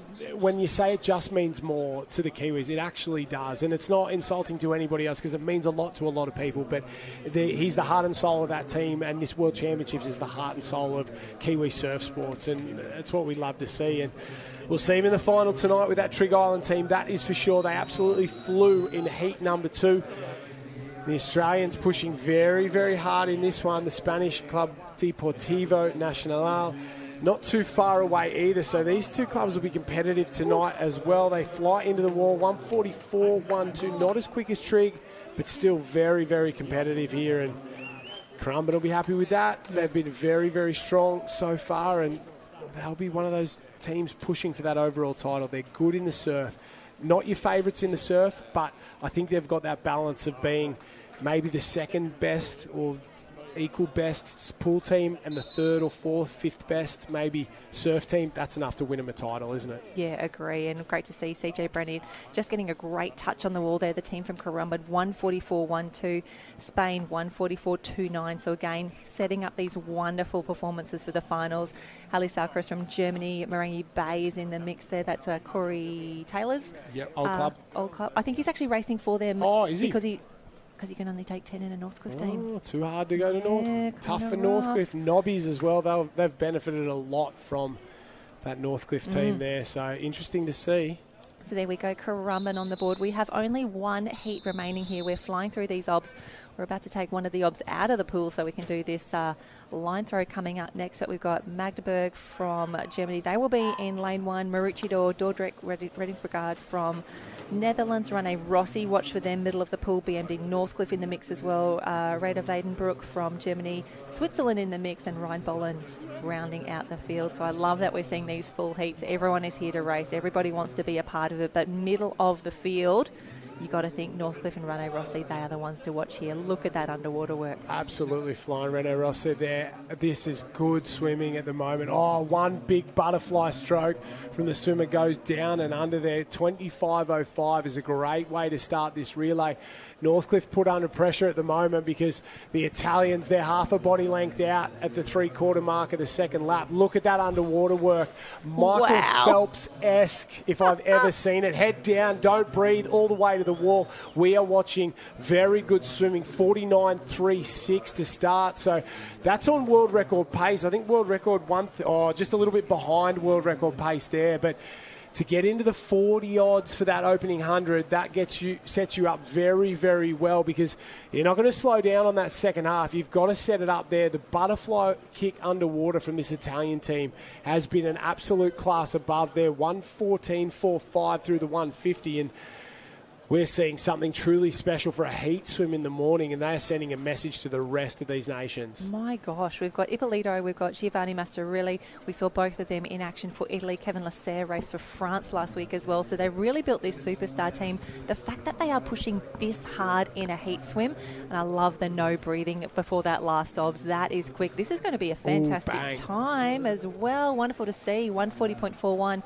Northcliffe in the mix, still 143.3.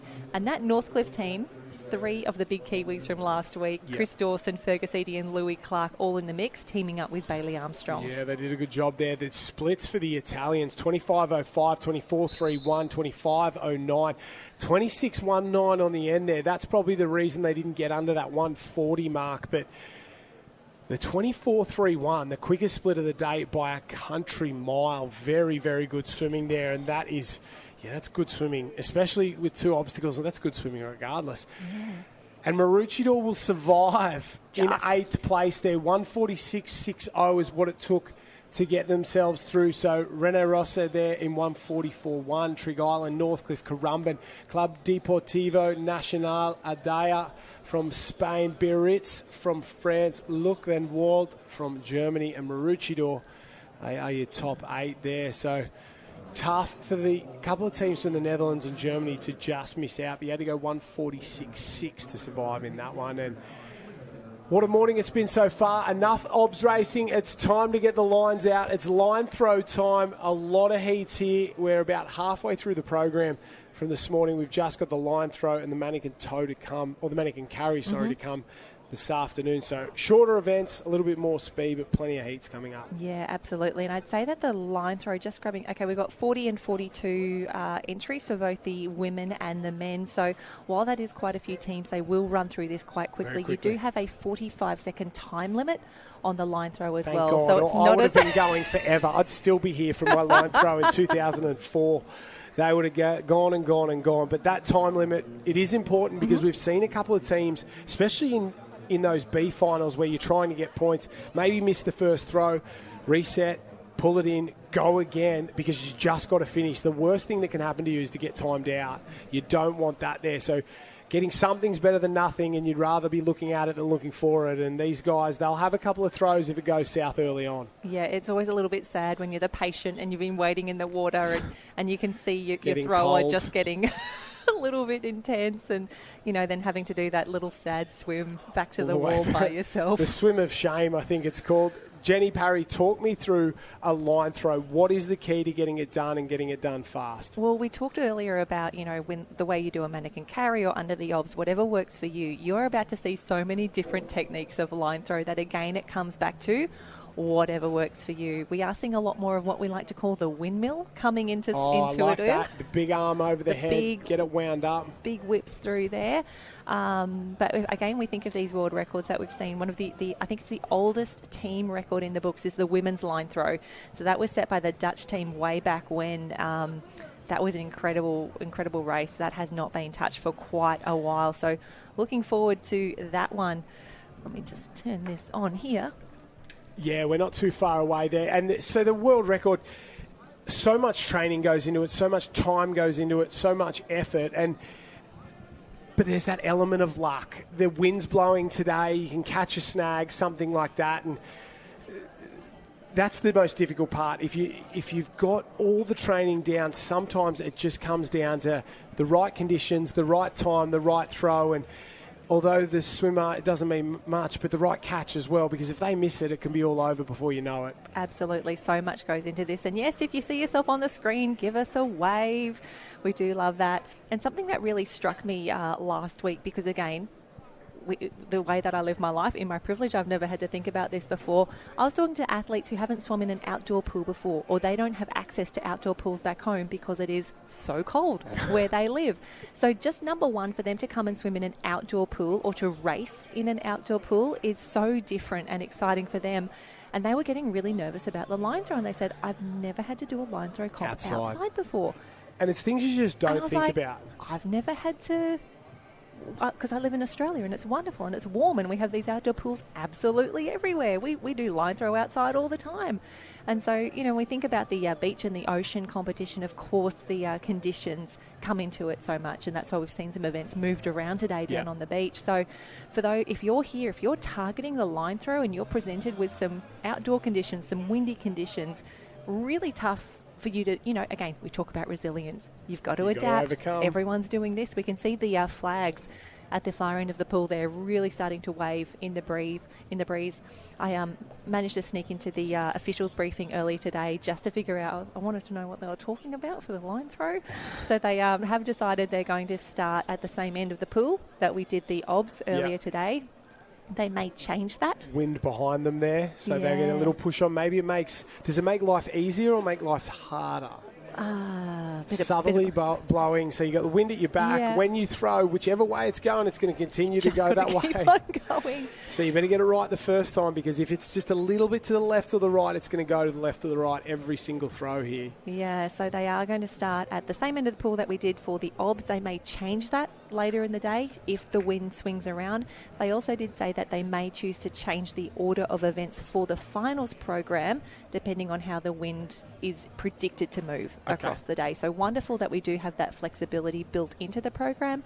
As we hear more about that, we will let you know what's happening. But again, if you're a Taj and Fletcher, who are our secret champions, 8.69. They will be waiting on those decisions because this is their event. This is their Super Lifesaver. This is their Ironman. And they've definitely practiced, that's for sure. And what will happen as we sort of see the beautiful skies, that wind, while it's southerly at the moment, it tends to swing onshore, which will mean it's coming from behind us as we look out over the beautiful Gold Coast skyline there, and it will push across the pool the more the day goes on. So at the moment, it tends to blow sort of basically down those lane lines. It was pretty straight southerly this morning, but it's going to turn more and more onshore as the day goes on, and an east-southeaster later in the day. And it might be a matter of putting this line throw final first up in the finals package this afternoon, because while the finals package only an hour and a bit long, it can that's around the time when it really tends to change. That 1 o'clock to sort of to 2 o'clock, 3 o'clock is when that wind sort of really swings onshore later in the day. We're just seeing, of course, some highlights from earlier in the competition down on the beach and what's happening down there today. There was still 2K beach runs and the beach relay going on down at the beach pit down there at Kurrawa, but the water events have all been cancelled today due to that wind. Yeah, I think that was a surprise to everyone, or maybe not a surprise to get that notification come through last night that the officials in the safety committee looking at the conditions, looking at what's coming through, making that decision to say, hey, we're going to pause the ocean for now. However, we still can run these events up on the ocean, up on the sand there. Yep. And again, Kurrawa feels as though it is purpose built. It is one of the most perfect locations for beach events. Yeah, and I said this a couple of times over the last few days. I don't know internationally, but here in Australia, it's a spiritual home of surf sports, because for so long the Australian Championships were held here, well over a decade, and it's been back a couple of times and then gone away for various tragic reasons. But it just feels like the home of surf sports for us, and we can see on screen Lani Pallister on the left, Ali Bull on the right. 2 Olympics each, or 1 Olympics there for Bull. Oh, no, she's done 3. Three for Bull, sorry. Yeah.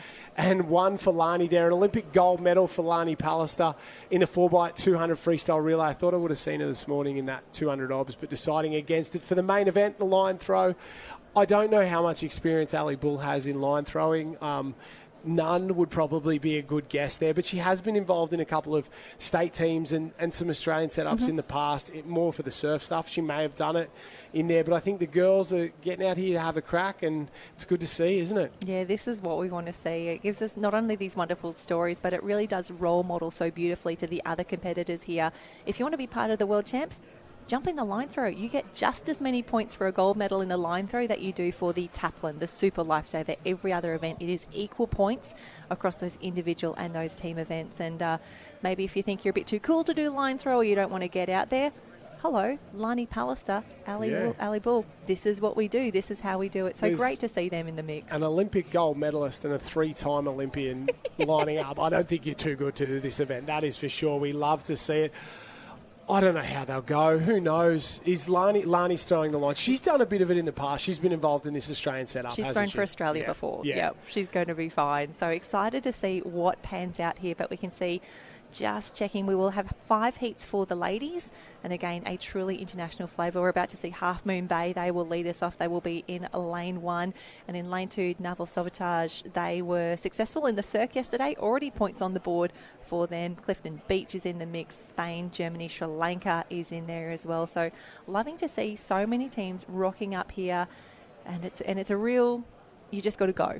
If you want to be in the A final, let's face it, you're going to have to get the rope out first go. That's exactly right, because there'll be too many guys and girls that actually get it out and have a crack. And you'll know as soon as it lands the first time whether you're a chance or not, because it can go so south so quickly in this event. And a couple of different techniques, like you said, the big overhand technique, a couple get it down on the hip, little sort of circles there. I don't know which is better. Whichever one feels good is probably the best option. Half Moon Bay getting set to go. The Canadians, the South Africans, Germans, the Spanish and the Sri Lankans here. It's also your choice, Josh, if you are throwing the rope, which side of the blocks you stand on. Again, whatever works for you, as long as you're not impeding the competitors in either lane beside you. Off you go. You'll also see on screen that we have some tape behind the ladies on screen there as well. There's like a back mark there. They can't go that any further. Yeah, I think they're. I did write this down earlier today because I wanted to get it right. I wanted to bring you all the good news. Here we go. Line throw. Cannot step out of the back box when pulling the patient in, and that is marked in tape. But once the person is in, once your patient has touched the wall, and we saw this in the national teams, there were some celebrations. People got excited. You're allowed to have 1 foot out when you're celebrating, if you're turning around and saluting the crowd. But if you go out, you are out. Okay, so very just interesting. to confirm what is happening there. I'll keep an eye on the celebrations. That is something that I really, really enjoy. And I was excited when I got the call up to come down here today and call the pool events.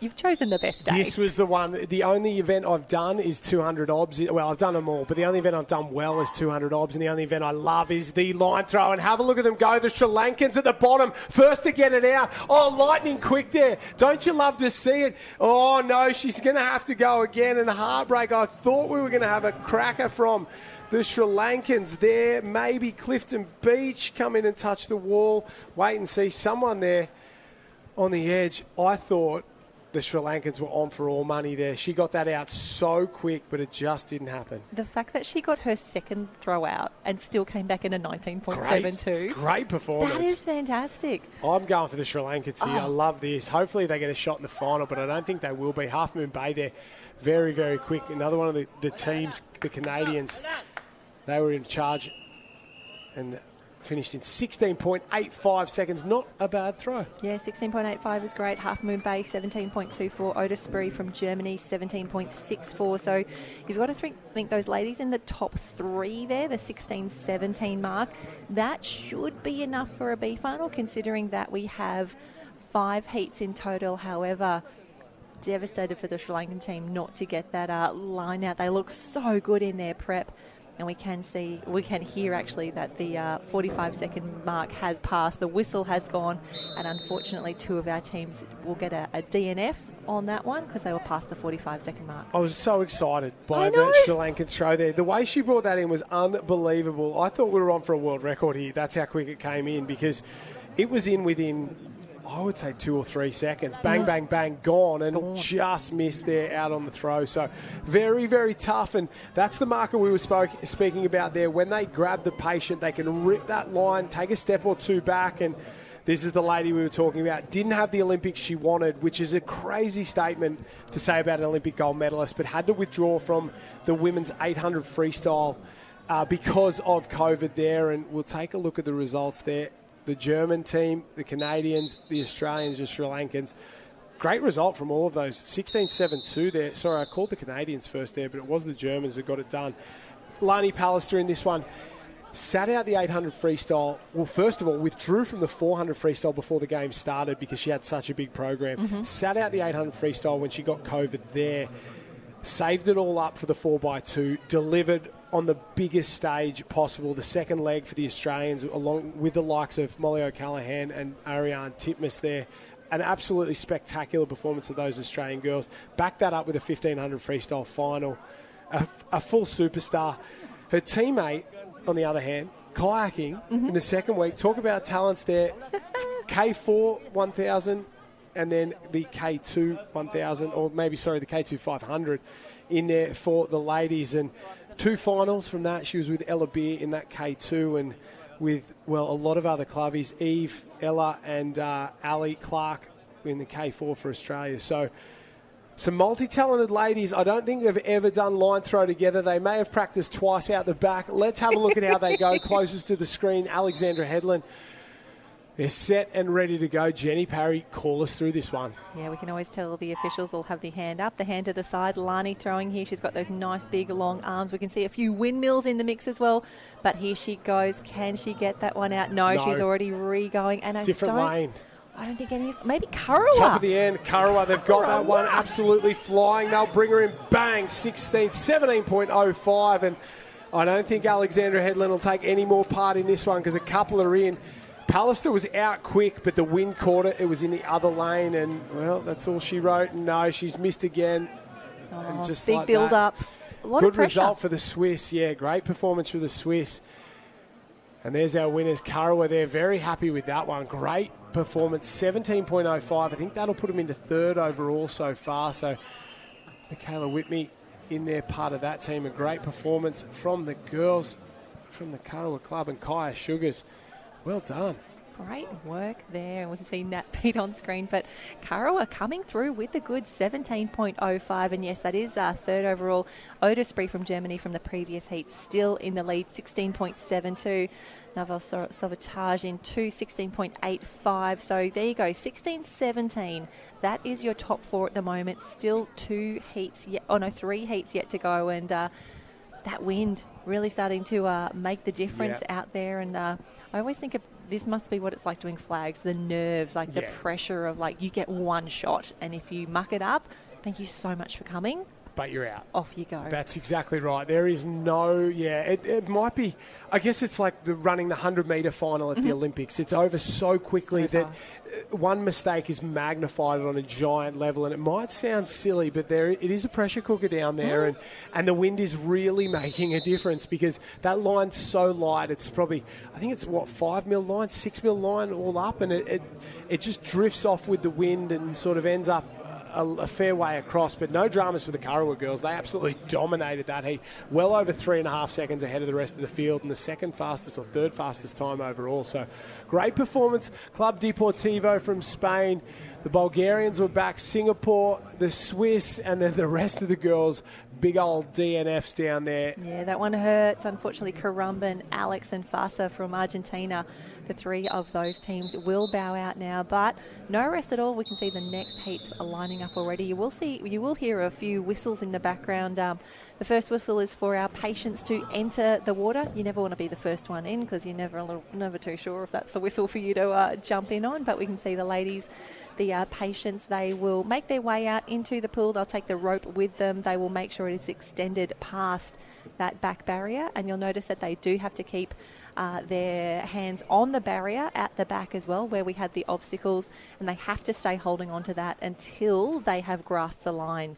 So a few rules here as well, George. Yes, you got an incredible there for Alex, just not to harp onto them. They were the defending champions in terms of Interclub from 2018. That was Tian Raymond as the line thrower with Lani Pallister as the swimmer. So maybe Lani should have maybe switched it around in there. But the Swedes, they won last week, ultra quick. So good. They were very, very impressive. And that's how quickly you can go. You can go from being champion to not even finishing in just a matter of one throw. A lot of the girls using that overarm technique there. The lines go out. Does anyone get one? Ooh. Yes, one off and away. This will be very quick in there. Bang! Fastest of the day, 13.92. Oh, you love to see it. The Germans have come and they have delivered on the line throw there. Great performance. Isn't she happy about it? What about the celebration? That's the best celebration of the day as well.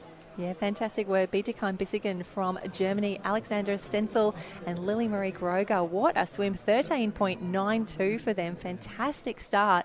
That's what you want to see. And this is why we had to say, only 1 foot out when you're doing your celebrations. Ladies, please stay there.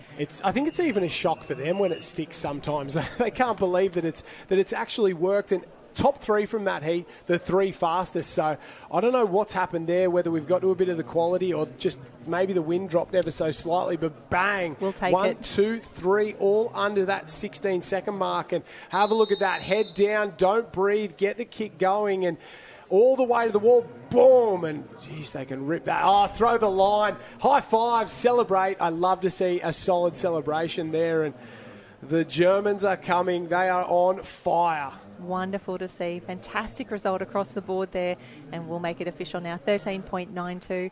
And a big shout out the team from Sweden who won the women's event last week at the national teams. It was wonderful to see. Their men got third as well, so they got 2 medals in the line throw. They were absolutely pumped, but I think the celebrations were huge as well in the open men. The team from Iran got a silver medal. Oh, the Iranians have been on fire. They got a silver in the beach relay on the women's side of things as well. So come on, the Iranians. They have been the real find of this championship, haven't they? Yeah, it's been wonderful to see these teams that we may not see feature as regularly in either the pool or the beach, targeting an event, training hard, getting here and executing. Chinese Taipei was another one for us. There's Mariah Jones, Australian team captain, on screen at the moment. She would be a little bit tired after a big week. I can only imagine. She also raced in the Masters before the national team's comp. Why do it to yourself, Mariah? Have a day off. You deserve it. You've worked hard enough.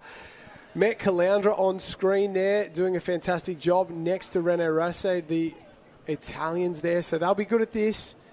Sunshine Coast Grammar, Tweedheads, Coolangatta, the Germans, the Dutch as well, and the Italians. Off and away, very, very quick. You can see TH&C, the only one not using that back overarm technique, out very quick from a couple of the girls. One, in and away. Have a look at this. This will be absolutely flying. Bang! 12.52, the fastest of the day so far. TH&C not too far behind, but the Netherlands, what a performance for them. And they don't even look like they're celebrating. They look like they expected it. It also might just be relief. You've got to think if there's been a bit of pressure on you, you're coming in, you've seen the wind, flying around, you're like, I just want to get this out. I just want to get through. And they've done an incredible job, a time of 12.52. And it is a Dutch team that set the world record in this event back in 2009. Wow. That was Anneloes Poulin and Marianne Peters. Fantastic work, 10.40. Very quick. Flying. Wonderful to see. But yes, I love the steeliness. Yeah, they didn't look like they didn't celebrate, not like the Germans in the last one there. Have a look at that. Great technique, head down. You've got to stay nice and flat. If that head goes up, the hips come down straight into the wall, and you can see there was maybe even a little, damn, like they thought they could have gone faster. Oh, the relief, though, just to know that they are solidly into the, not only the, well, I'm assuming a final at this stage, but clear leaders at the moment, 12.52. Abiti Kine-Bissigan from the previous race, those Navy caps, 13.92 for them. Hallie Salchris, and then TH&C, the Jones sisters in the mix there, 16.10. So wonderful to get some fast times on the board, and again, the nerves building for those teams in the marshalling area at the moment, knowing there is only one heat yet to go. So let's grab where we are. Leaderboard. Oh, Kurrawa currently in 7th.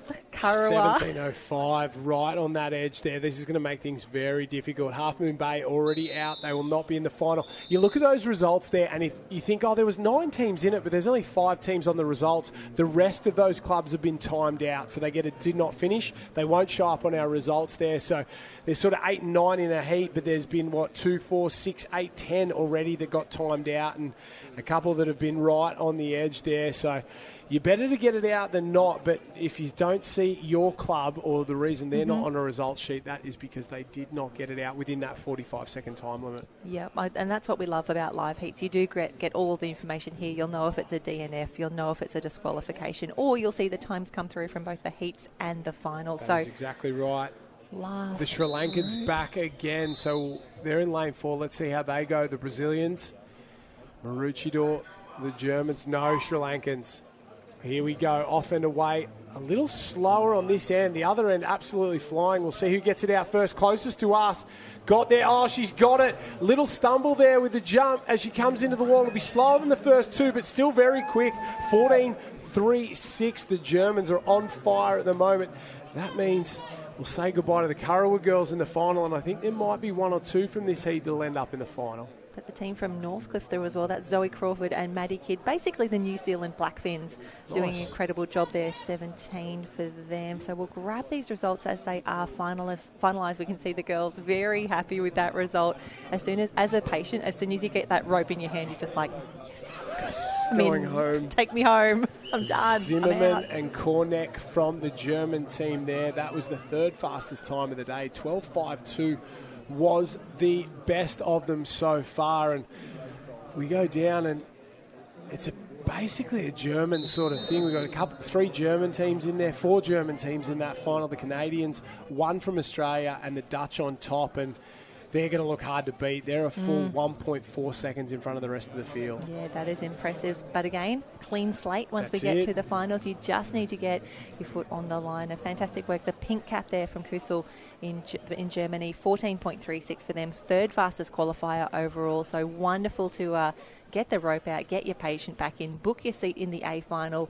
And as we said, clean slate from there. If you're in the A final, you have a chance of being a world champion. Yeah, you're spot on there. A couple of the clubs vying for the title in that second B final there. Half Moon Bay, BMD Northcliffe as well, Mount Maunganui. And the Sri Lankans, they get there. Watch for her in the B final. I think they can win that. Even though they're the last into it, her heat was so good that first throw.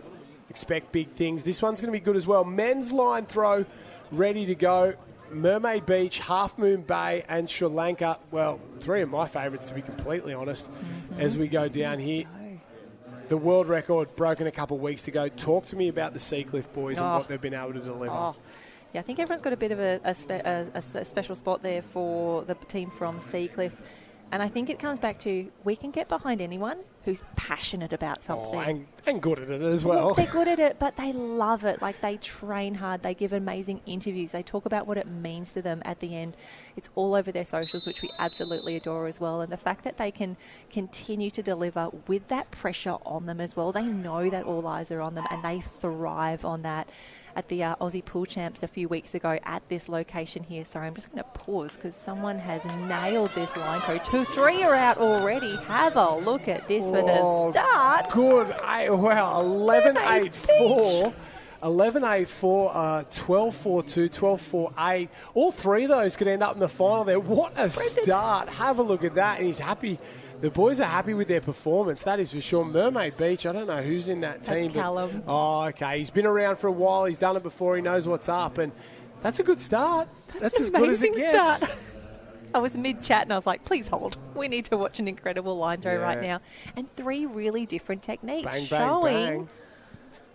Oh, look at them go. Yeah, Callum Lowe Griffiths has done many a line throw in his time, and I think that's the experience, being able to pull Kaylan Brackenbush in very, very quickly. Look, Brendan Smith was rescuing Luke Linehan from Half Moon Bay, and Sri Lankan team comes through They only did a great job. 0.04 behind that one. Well, the difference there was that maybe the final metre and a half, 2 metres, because the Mermaid and Half Moon Bay boys, they were sort of hand over hand dragging in. At the last minute, they sort of took the step back off the edge and really threw themselves, where the young lad from Sri Lanka just kept that hand over hand technique, and he didn't have that push towards the line there. So interesting to see the little differences, and you think, oh, it won't make that much of a difference, but it does in the end. Yeah, and I really do love as well, thinking back to Taj and Fletcher, our current world record holders, our current Australian champions as well. They do know that all eyes are on them, and that a lot of pressure does come with that. I did see that Taj put a post up earlier this morning that said, thank you guys so much for supporting Fletcher and I on this journey. I'm deleting Instagram today. I'll be back online later tonight or tomorrow. So they're removing the distractions. He said for now it's time to lock it in for Seacliff. Well, I think... Smart move. I think Michael Phelps did that at the Olympics, and this is what you got to do when you're a true elite athlete of surf sports, and I like to see it. Let's go. The boys from Seacliff in South Australia, it is a great club. There's a lot of great guys down there. Jonesy and a few of the guys down there that I know really well from the surf side of things, fantastic people. They care, they get behind them, and I think if they win this world title, they're just a line throw club. Pack everything up, sell the skis, drop the boats. We're just line throwing from now on. Bunnings, get some more rope. Get some more rope. Let's go. But you love to see it. And like you said, they're passionate about it. And can get behind anyone who's passionate about anything in this sport. And again, we've spoken that there is something for everyone. And there's something for everyone on the world stage as well. We allow everyone to shine. And that is what is really special about our sport. We can see the athletes just doing their final preps as well. And it is actually quite nerve-wracking being a patient out there in the water as well. The officials are saying you need to do this or extend your line or, make sure your grip is really clear, because there's so many ways to get disqualified in all of these pool life-saving events. They are highly technical, but have a look at this. I think there are a lot of...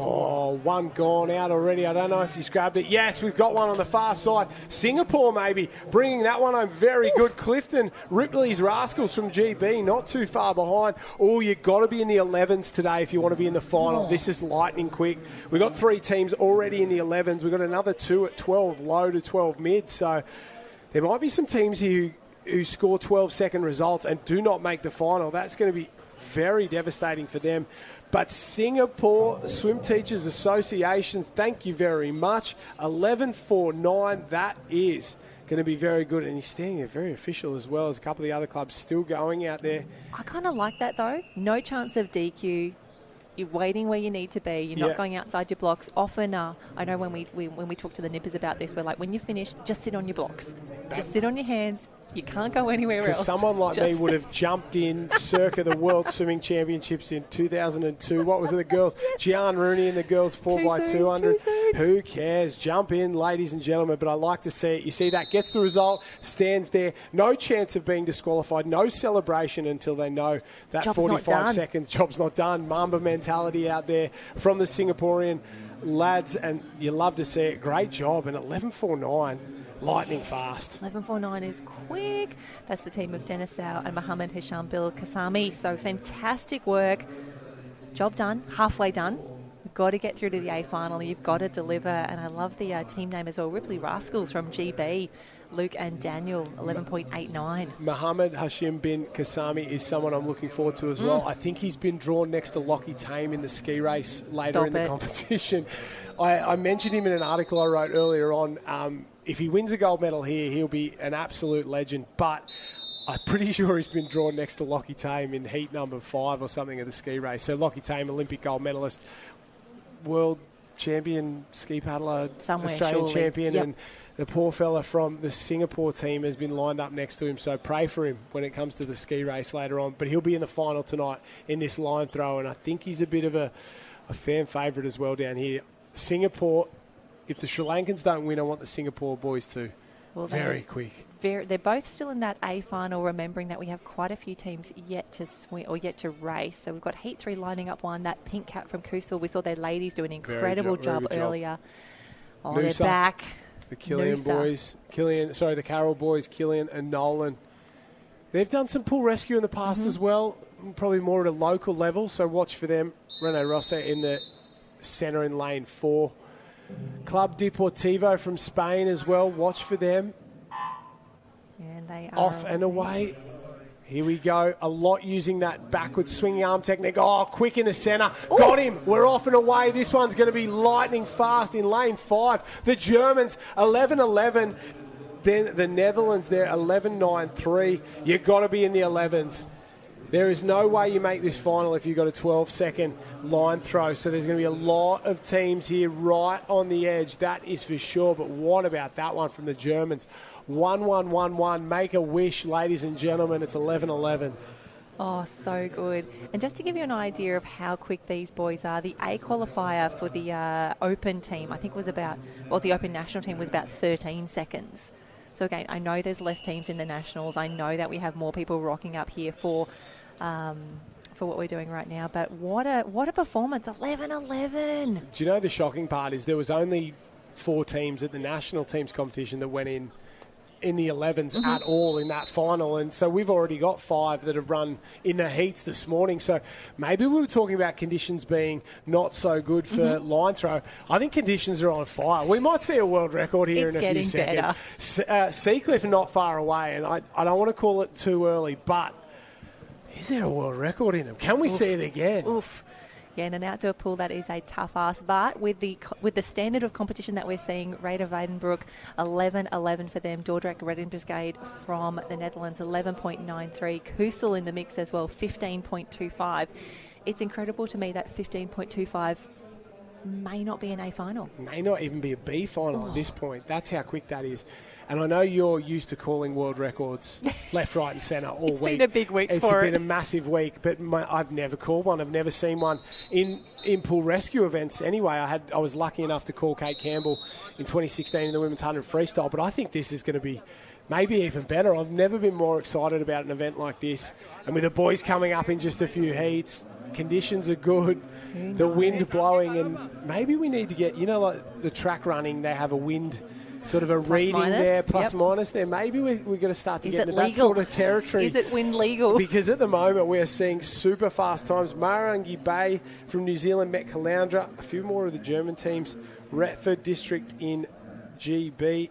The Hammerhead Lifesaving in Singapore. They were good in the last one. The Singapore team. BMD Northcliffe Oh, the nerves. You can feel them from here. We can see all the teams lining up, the officials just making sure that they are happy with how everyone is lining up and how the patients are positioned as well.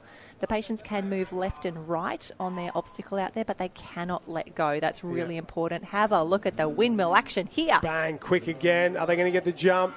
Yes, 1 gets there, 2 gets there, 3 gets there, off and away. This will be super tight again. Oh, more 11s. Oh, BMD Northcliffe first there, 11.87. And maybe the Germans at the bottom, Langenberg, they got in there 11.98, just creeped in there. So I think you're spot on from here on out. You've got to be in 11 seconds to get in this final this afternoon. And Fergus Eadie, Louis Clark, they've done it 1,000 times for the Kiwi team and for their club as well. They got it right here. Fantastic performance. Big race. Very impressive. Very impressive there. Langenberg. So good. 11.98. Great performance from them there as well. And once again, Marangi Bay, 4th place, 15 seconds. Normally you go, oh, that'll be close to the final. Yeah, it's enough. I don't know if it's going to be enough to get in the B final here this afternoon. Have a look at that. Don't they love it? And Fergus, back in action. We'll see him in the 100 carry. He's a lump of a lad, isn't he? He looked like a giant doing the beach sprint against some of those beach sprinters there. He looks like he probably should play front row for the All Blacks rather than doing this, but he is an absolute animal. Yep, fantastic work then. Imagine the speed if you were in the water being pulled in. Getting dragged in by, they'll have windburn from going through. And thinking of injuries from last week, Tom Treblecock, he was racing for GB. He came in that, I think it was the medley relay, and he came in at such speed but on such an awkward angle that he actually fractured his wrist arm on the way through. So that was his world's done. We saw the Team GB tease up for Tom, and I saw a photo actually online the last couple of days of him. It's in a cast now. He's on the mend, but it's a big hole in Team GB, that is for sure. A heartbreak for him, but I think they dragged something good out of something bad. It's not perfect, but I think they raced better and they raced for him all weekend long. So it was good to see Team GB really lift for their teammate. Yeah, not the way anybody wants to see their worlds unfold, but, we talk about resilience. Team GB had to really quickly pivot to say, what do we do now? We're going to have to redo some of our ocean teams. We're going to pull different people into the surf race. And they did. It's tough, but these really unexpected things happen. If I think of what we saw over the last few days, we had a broken lane rope the other day. That meant that we had to all of a sudden race with 6 lanes. I've heard the stories. No one had this on there. Oh, look at Corbin, got the sunnies on as well. Loving that for speed. There, looking fast. And if you can't be good, you got to look good. That's for sure. Off and away. Here we go. Oh, quick in the middle. Very quick in the middle. Does he get it out?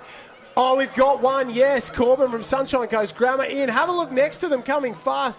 Bang, 11.39. You've got to be in the 11s or go home. That is it. We're another one there from Sunshine Coast Grammar, and the pressure builds on the rest of these teams because that's lightning quick. And I think we're going to have every single one. Oh, no, maybe a disqualification. And he's blowing up as well. Why has he been disqualified there? I don't know what he did. And get some intel on that one. We'll have to see if it was something that he did, if it was something maybe that the officials didn't like in terms of how the patient collected the line as well. Did he step out at the back? I saw him come backwards.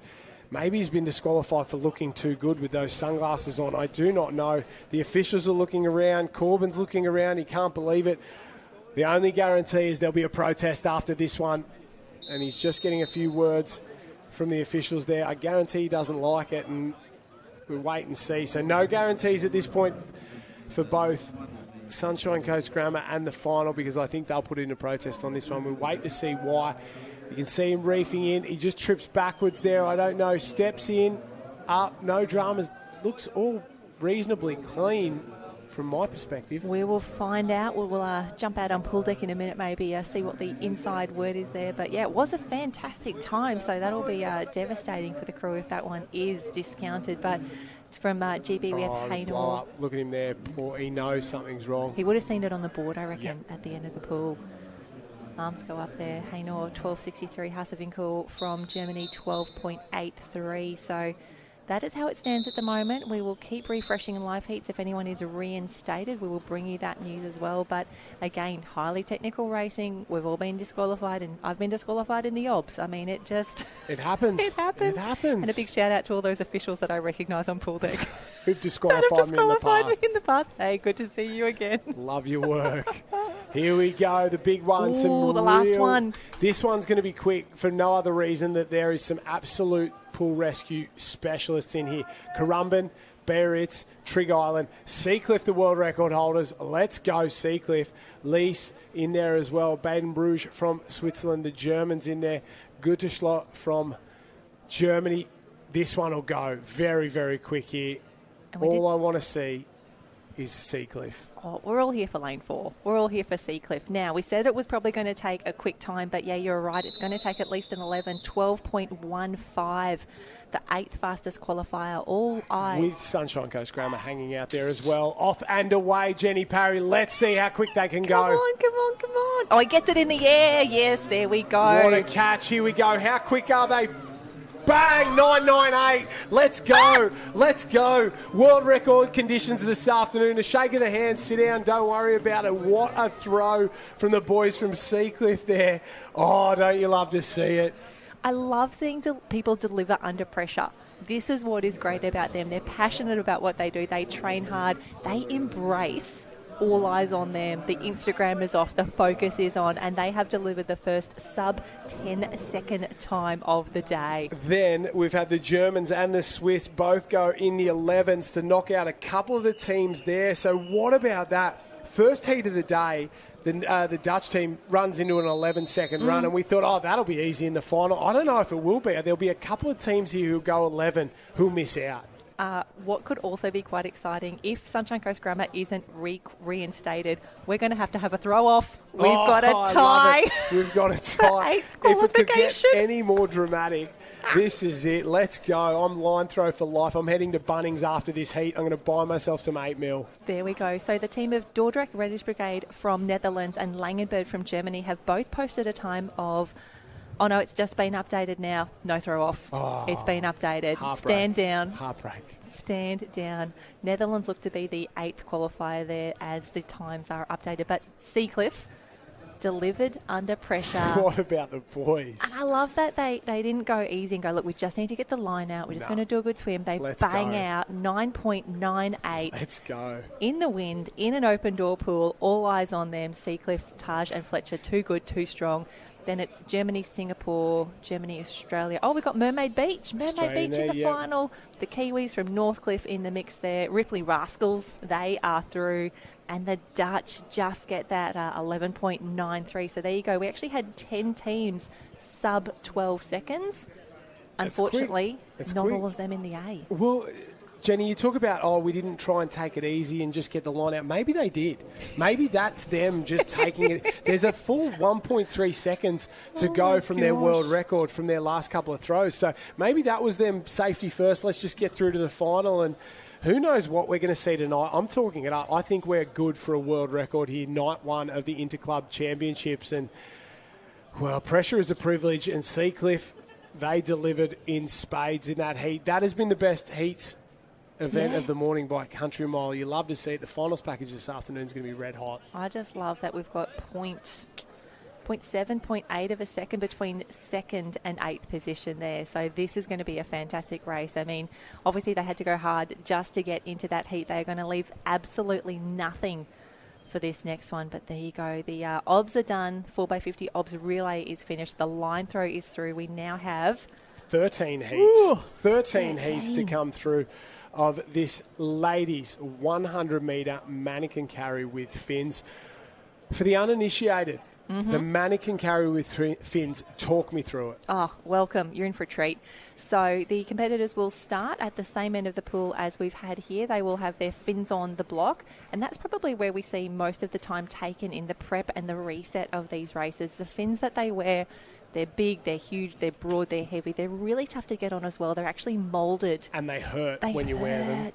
They are moulded to the athlete's feet. So you'll see a lot of them in their prep. If you're wondering what they're doing on the side of the pool, they'll actually have some shampoo or some soap just to try and get these fins on a little bit more easily. So they're also rounded on the bottom. So you'll see them getting up on the blocks very, very gingerly. Yep.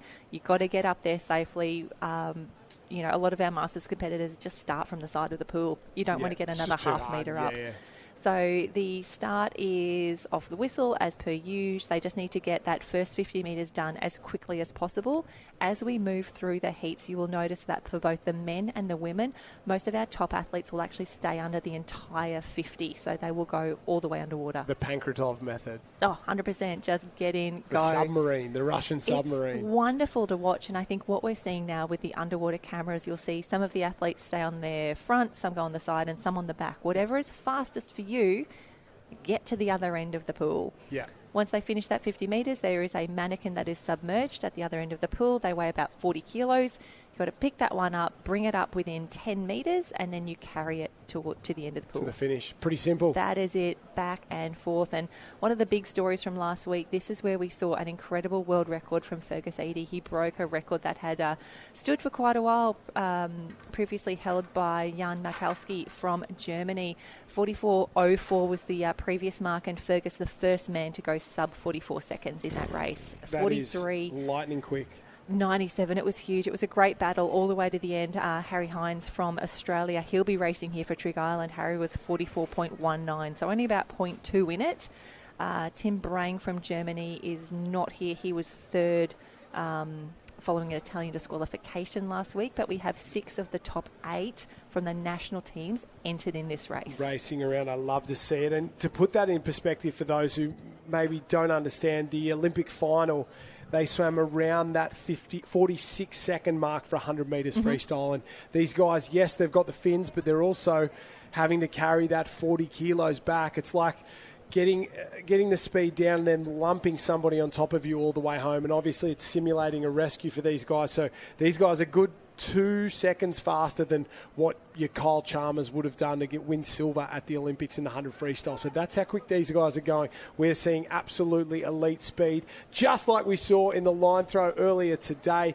Take a look at the replay here. The Kurrawa girls were on fire early on. High fives all round, but Seacliff, they are, well, there's been some times in sport where you just see some come-ups of great athletes and they've managed to capture the imagination of a nation, and the Seacliff boys have captured the imagination of the surf sports world in the last couple of weeks. Their world record viral performance, and they'll be looking for another one here this afternoon. Yeah, wonderful to see them deliver. I'm just so pleased that they've done everything they needed to do, and the fact that they also did the obs earlier. You know, they're here to do all the races. They're here to get points for Seacliff.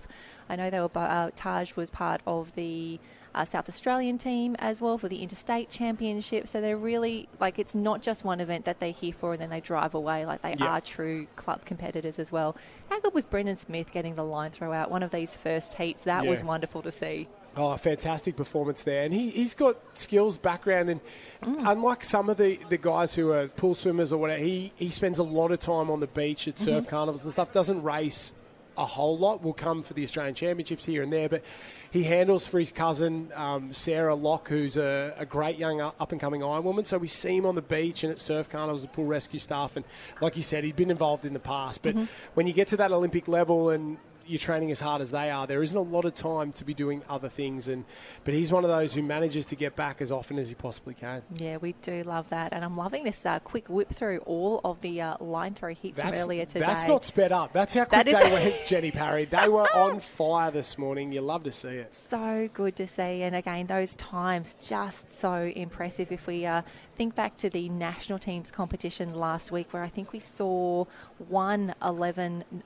Sweden won in, let me grab that one for you. It was just on, I think, 10 seconds, Chinese 10 and a half Taipei. Seconds. Yeah, fantastic work. And the fact that we've got, a sub 10 second swim here, and just everyone starting to come through. There we go. Yeah, Chinese Taipei won in a 10.53. Iran was second, 10.88, and Sweden third in 11.01. The fact that we've seen a sub 10 second swim and all those 11s across there, wonderful to see. Might just duck back in. See if, very, very wild performance all round from those guys. And the crazy thing is, it's probably not like the other swimming events, is where you can have heats that are lightning fast and then finals that are ultra slow because of conditions and because of just a little bit of bad luck. So we'll just wait and see. That, of course, was Sunshine Coast Grammar getting disqualified after delivering a time that would have got them through to the final. So I'm sure they're going through the process now of getting that reviewed, and why not? Because you only get one shot at it. You've got to wait 2 years to win another world title, and they were quick enough to be in the medals tonight, that is for sure. So there's every chance that we see Seacliff go 12 seconds, 14 seconds this afternoon and still win the gold medal because the final's slow. So you don't really know with this kind of competition, and we wait and see, and we're just waiting to get the pool set for the final event of this morning's program. The women's 100-metre mannequin carry with fins. The men will go after that. We had quite the start this morning with the 200 obs, straight into the 4x50-metre obs relay. We've just seen the line throw. And then for day number one, really, let's be honest, day 1.5 here in the Interclub pool competition, because we had the circ yesterday. It's been quite the cracking morning. Some really good swims on both the men's and women's sides. What has really stood out for you so far, Jenny Parry? Those line throws, we knew they were going to be fantastic, and they absolutely delivered. Really enjoying that. Seeing so many of our athletes back up from the national teams is always strong, but I'm really enjoying seeing some surprises come through. Like, I want to see these club, here's a Kurrawa, here's a Mermaid Beach, here's, 3 German teams that are just coming through for those really good finishes. And I think I'm looking forward to this 100 carry as well. If we look at the both the men and the women, we have the current world record holders back in action today. So Lucrezia Fabretti from Italy, she won the national teams in a time of 50.96. She's the current world record holder. She's also got the world junior record, which she's held for a few years now, which is just impressive and shows her strength here. We've also got Zoe Crawford. She was second last week racing for New Zealand, back now for Northcliffe. The Germans are back as well. Lena Oppermann and Undine Lauerwald from Germany. Maddie Kidd, she's back as well. She was an A finalist. Also Rach Eddy, Camille Julian, they both raced for their national team last week in the B finals. They'll be back in the mix now. Yeah, so I like it.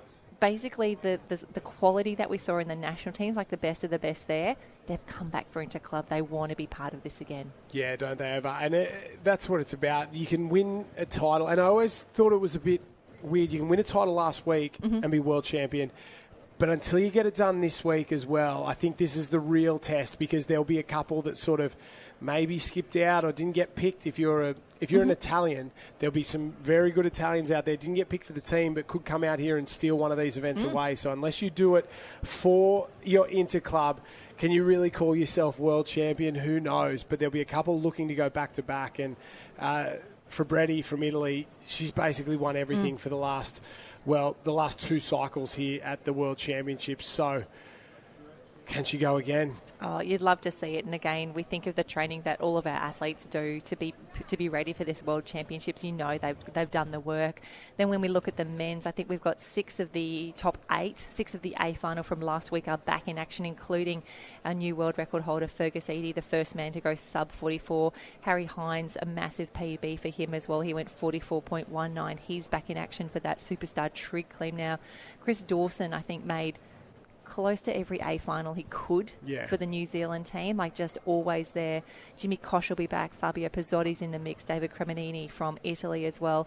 And then we've also got some other people who are entered for the 100 carry who raced last week but didn't get to swim the 100 carry because they weren't the top 2 for their nation. Jake Smith, Louis Clark, Marc-Antoine from Canada, Sandra Slake from the Swiss team will be there. We've also got some of our competitors who raced at the Masters. They've entered for the Opens again. They want another swim. They want to be part of this World Championship. So keep your eyes out for Troy Ratcliffe. And you look at Louis Clark there for the Kiwis, and they were 1st and 4th in this event. In the world, he could be number 5 in the world and not have got a swim last week. So, and maybe has a point to prove out here in this one here to try and get it done. So beautiful day here on the Gold Coast, part of the Lifesaving World Championships 2024. Big thank you to all our supporting partners and, of course, the beautiful team here at the Queensland Surf Lifesaving Queensland have put this event on along with the Lifesaving World Championship team. The Queensland Government have done a fantastic job of supporting us here. They love surf sports events, and so have the Gold Coast City Council. They always do a good job here, and we love their support, and we thank them for their support, along with all of our supporting partners throughout the entire event all weekend long. And a big thank you to everybody watching at home as well, because it would not be possible without your support back there. A big shout out. If you want to be involved in the conversation, join the conversation. Hashtag LWC, so Lifesaving World Championships 24. Jump on there. Hashtag Instagram, Facebook, and all the social medias there.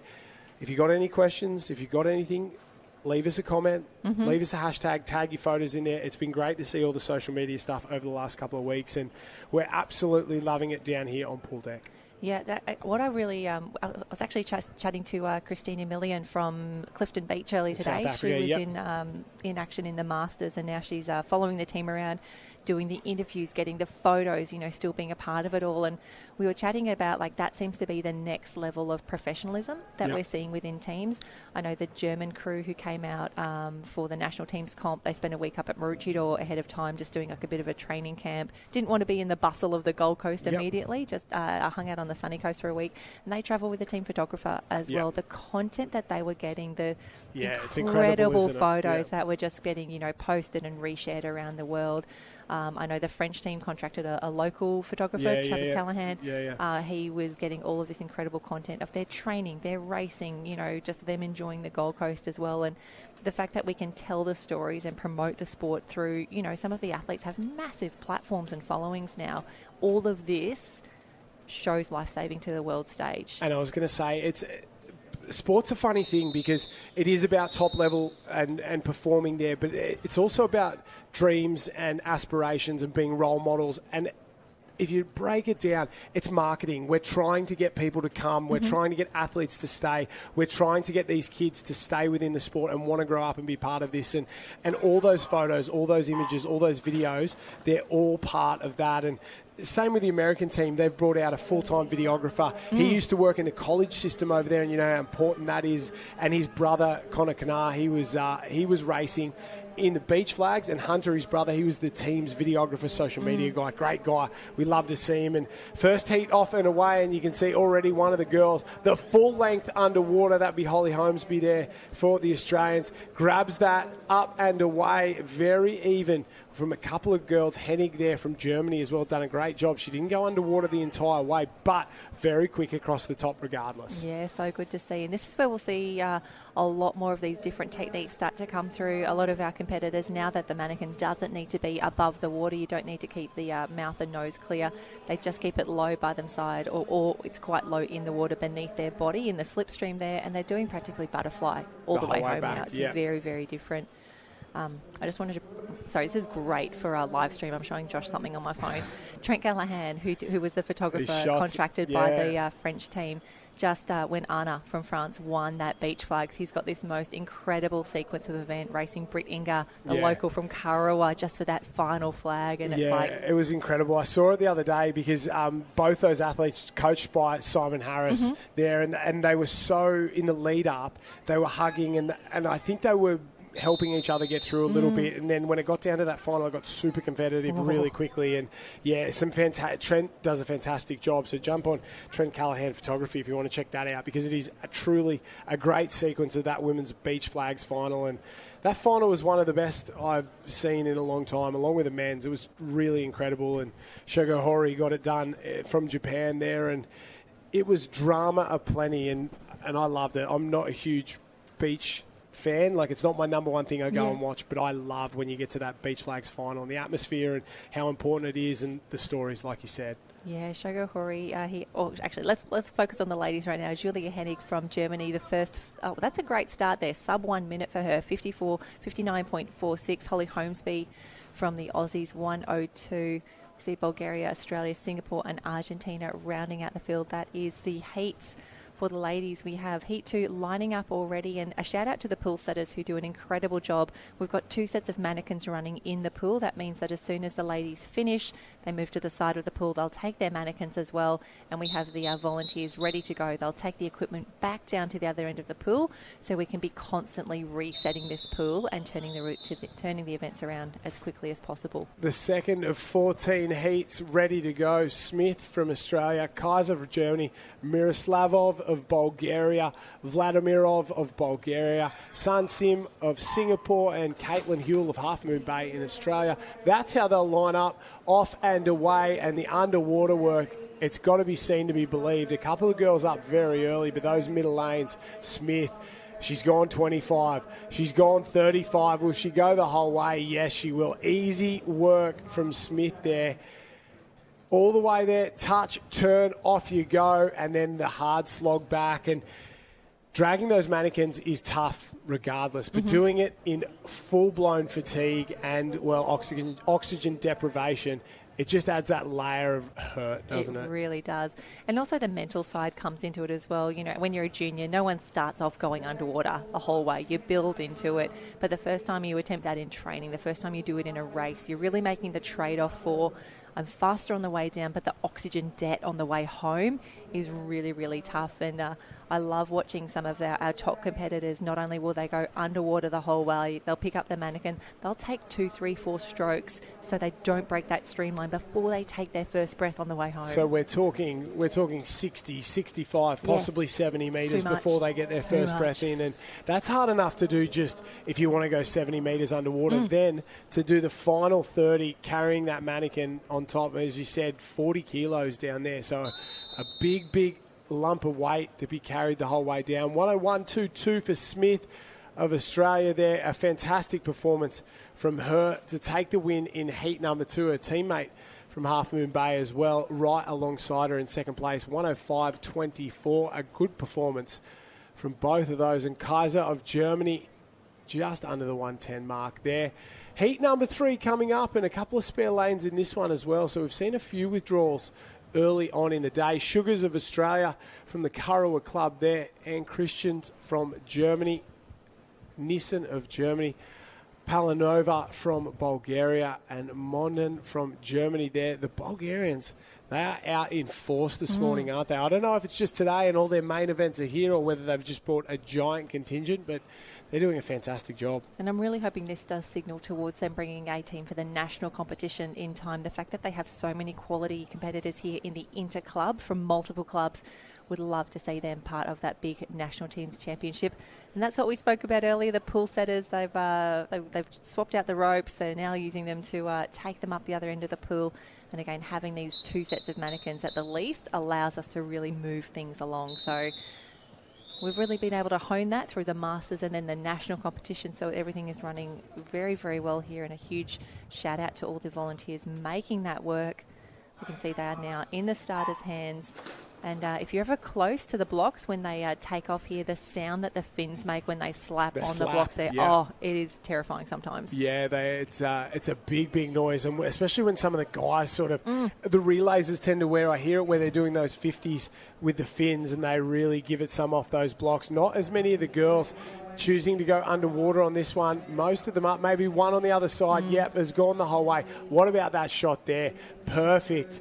You can see them, they come down, they grab that mannequin all the way back to the top, and for a few of them, they don't worry about the streamline. It's just get me to the top, get me a breath in. Yep, 100%. That and the 100-metre rescue medley where they have the underwater work before they grab the mannequin without fins.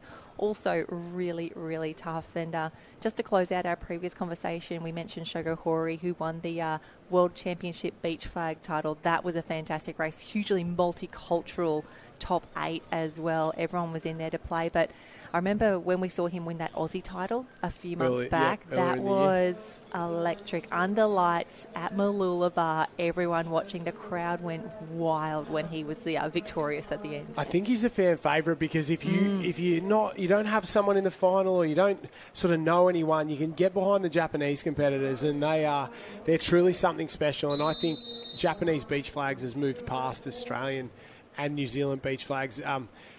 Brittany Ingar got silver. The Japanese lady got bronze in that beach flags, and there was 2 in the final from Japan on the men's side of things. So although Jason Goff went deep into the competition as well, I think the Japanese have just got it over the top of us at the moment. And there's not too many elements on the beach side of things where you can say that. Maybe ski paddling with the South Africans at times, and New Zealand certainly. But yeah, the Japanese are on fire, and I don't think they're going to. I think they're going to slow down anytime soon. Yep, no, looking forward to then continuing to build, and we can see again, loving the pink caps of Norderstedt in the mix there to be a Nissen 108.95 for her in heat number 3 for the 100 carry. And we saw Anne Christian Kortshagen as well from Germany, Odespree. We had Kaya Sugars in the mix. So again, moving through these heats, there are quite a few to run. I think it's going to be still 13 overall, but the quality is absolutely here when we look at how many of these incredible athletes are backing up from that national teams competition from both the A and the B final. And again, love that when we can say we've got an event coming up where we're about to see a world record holder in action, Lucrezia Fabretti. Excited to see her swim. What does she have left in the tank after a very big day, or very big week, I should say, at both the pool and the ocean? And you said it before that it doesn't matter what it is, but if people care about it, we'll come to watch. But it doesn't matter what the event is or the sport is. If there's the world's best or the best all time, it's something to take note of, because there'll always be someone somewhere who'll try and crack a world title, and to be truly the best to ever do something is quite astonishing. And it doesn't matter whether it's the line throw, mannequin tow, the boat race, you name it. To be the true best in the world and the best of all time is something that you should be very, very proud of. Yeah, very much looking forward to these big races. And then while it can feel a grind, if you're watching at home, if you're waiting for your athletes to come through, yeah, there's a lot of heats to get through. But we love that so many people have chosen to, come all the way to Australia to be here on the Gold Coast, to finally get the chance to race at a World Championships, where it's been such a long time since we've been able to have this truly international racing. I think it sets up not only this next World's cycle, yep, but just how it sets up the season. Like, we've got so much to look forward to. The summer hemisphere season is about to start. The Europeans are just getting into it as well. Or for some of them, they're peaking at this point, and now they get their break. Yeah, you're spot on. You'd rather have too many heats than not enough. Like 14 heats, it is a big, big contingent, but that's perfect. Athletes want to come, they want to do the event, they want to race, and we love to see it. So a fantastic job by all these athletes. Yarp from Germany, 1:10.58. So a big sort of discrepancy in time throughout the different heats. One sub 60, and then a couple in these later heats were in those mid-teens, and very, very tough. I think sub 60 is where it's at. You're going to have to go sub 60 to be in the final, I think, at the very least, and that may not even be enough to get you. You may end up in the B final with a time like that. Yeah, I want to say definitely sub 60. So looking at the national teams comp, I think it was about 44, 43 maybe for the open women to be in the A final. The B is about 58 high. So definitely you need to be nudging into those times. But this is why we do love, again, that there's so many people here. We're seeing PBs, we're seeing national records being set. So we have had a lot of competitors talk about the fact that this is a fast pool, yep, in terms of the depth, the fact that we're in this gorgeous climate as well. So excited to see what more of our competitors can put together. This is the last of our races, or the last of our events, I should say, before we do wrap up this morning's heats. There will be a break between the heats and the finals. Listening in at the officials earlier today, I think that we are still looking at a 2 p.m. start for the finals. We will let you know if that does change at all. But 2 p.m.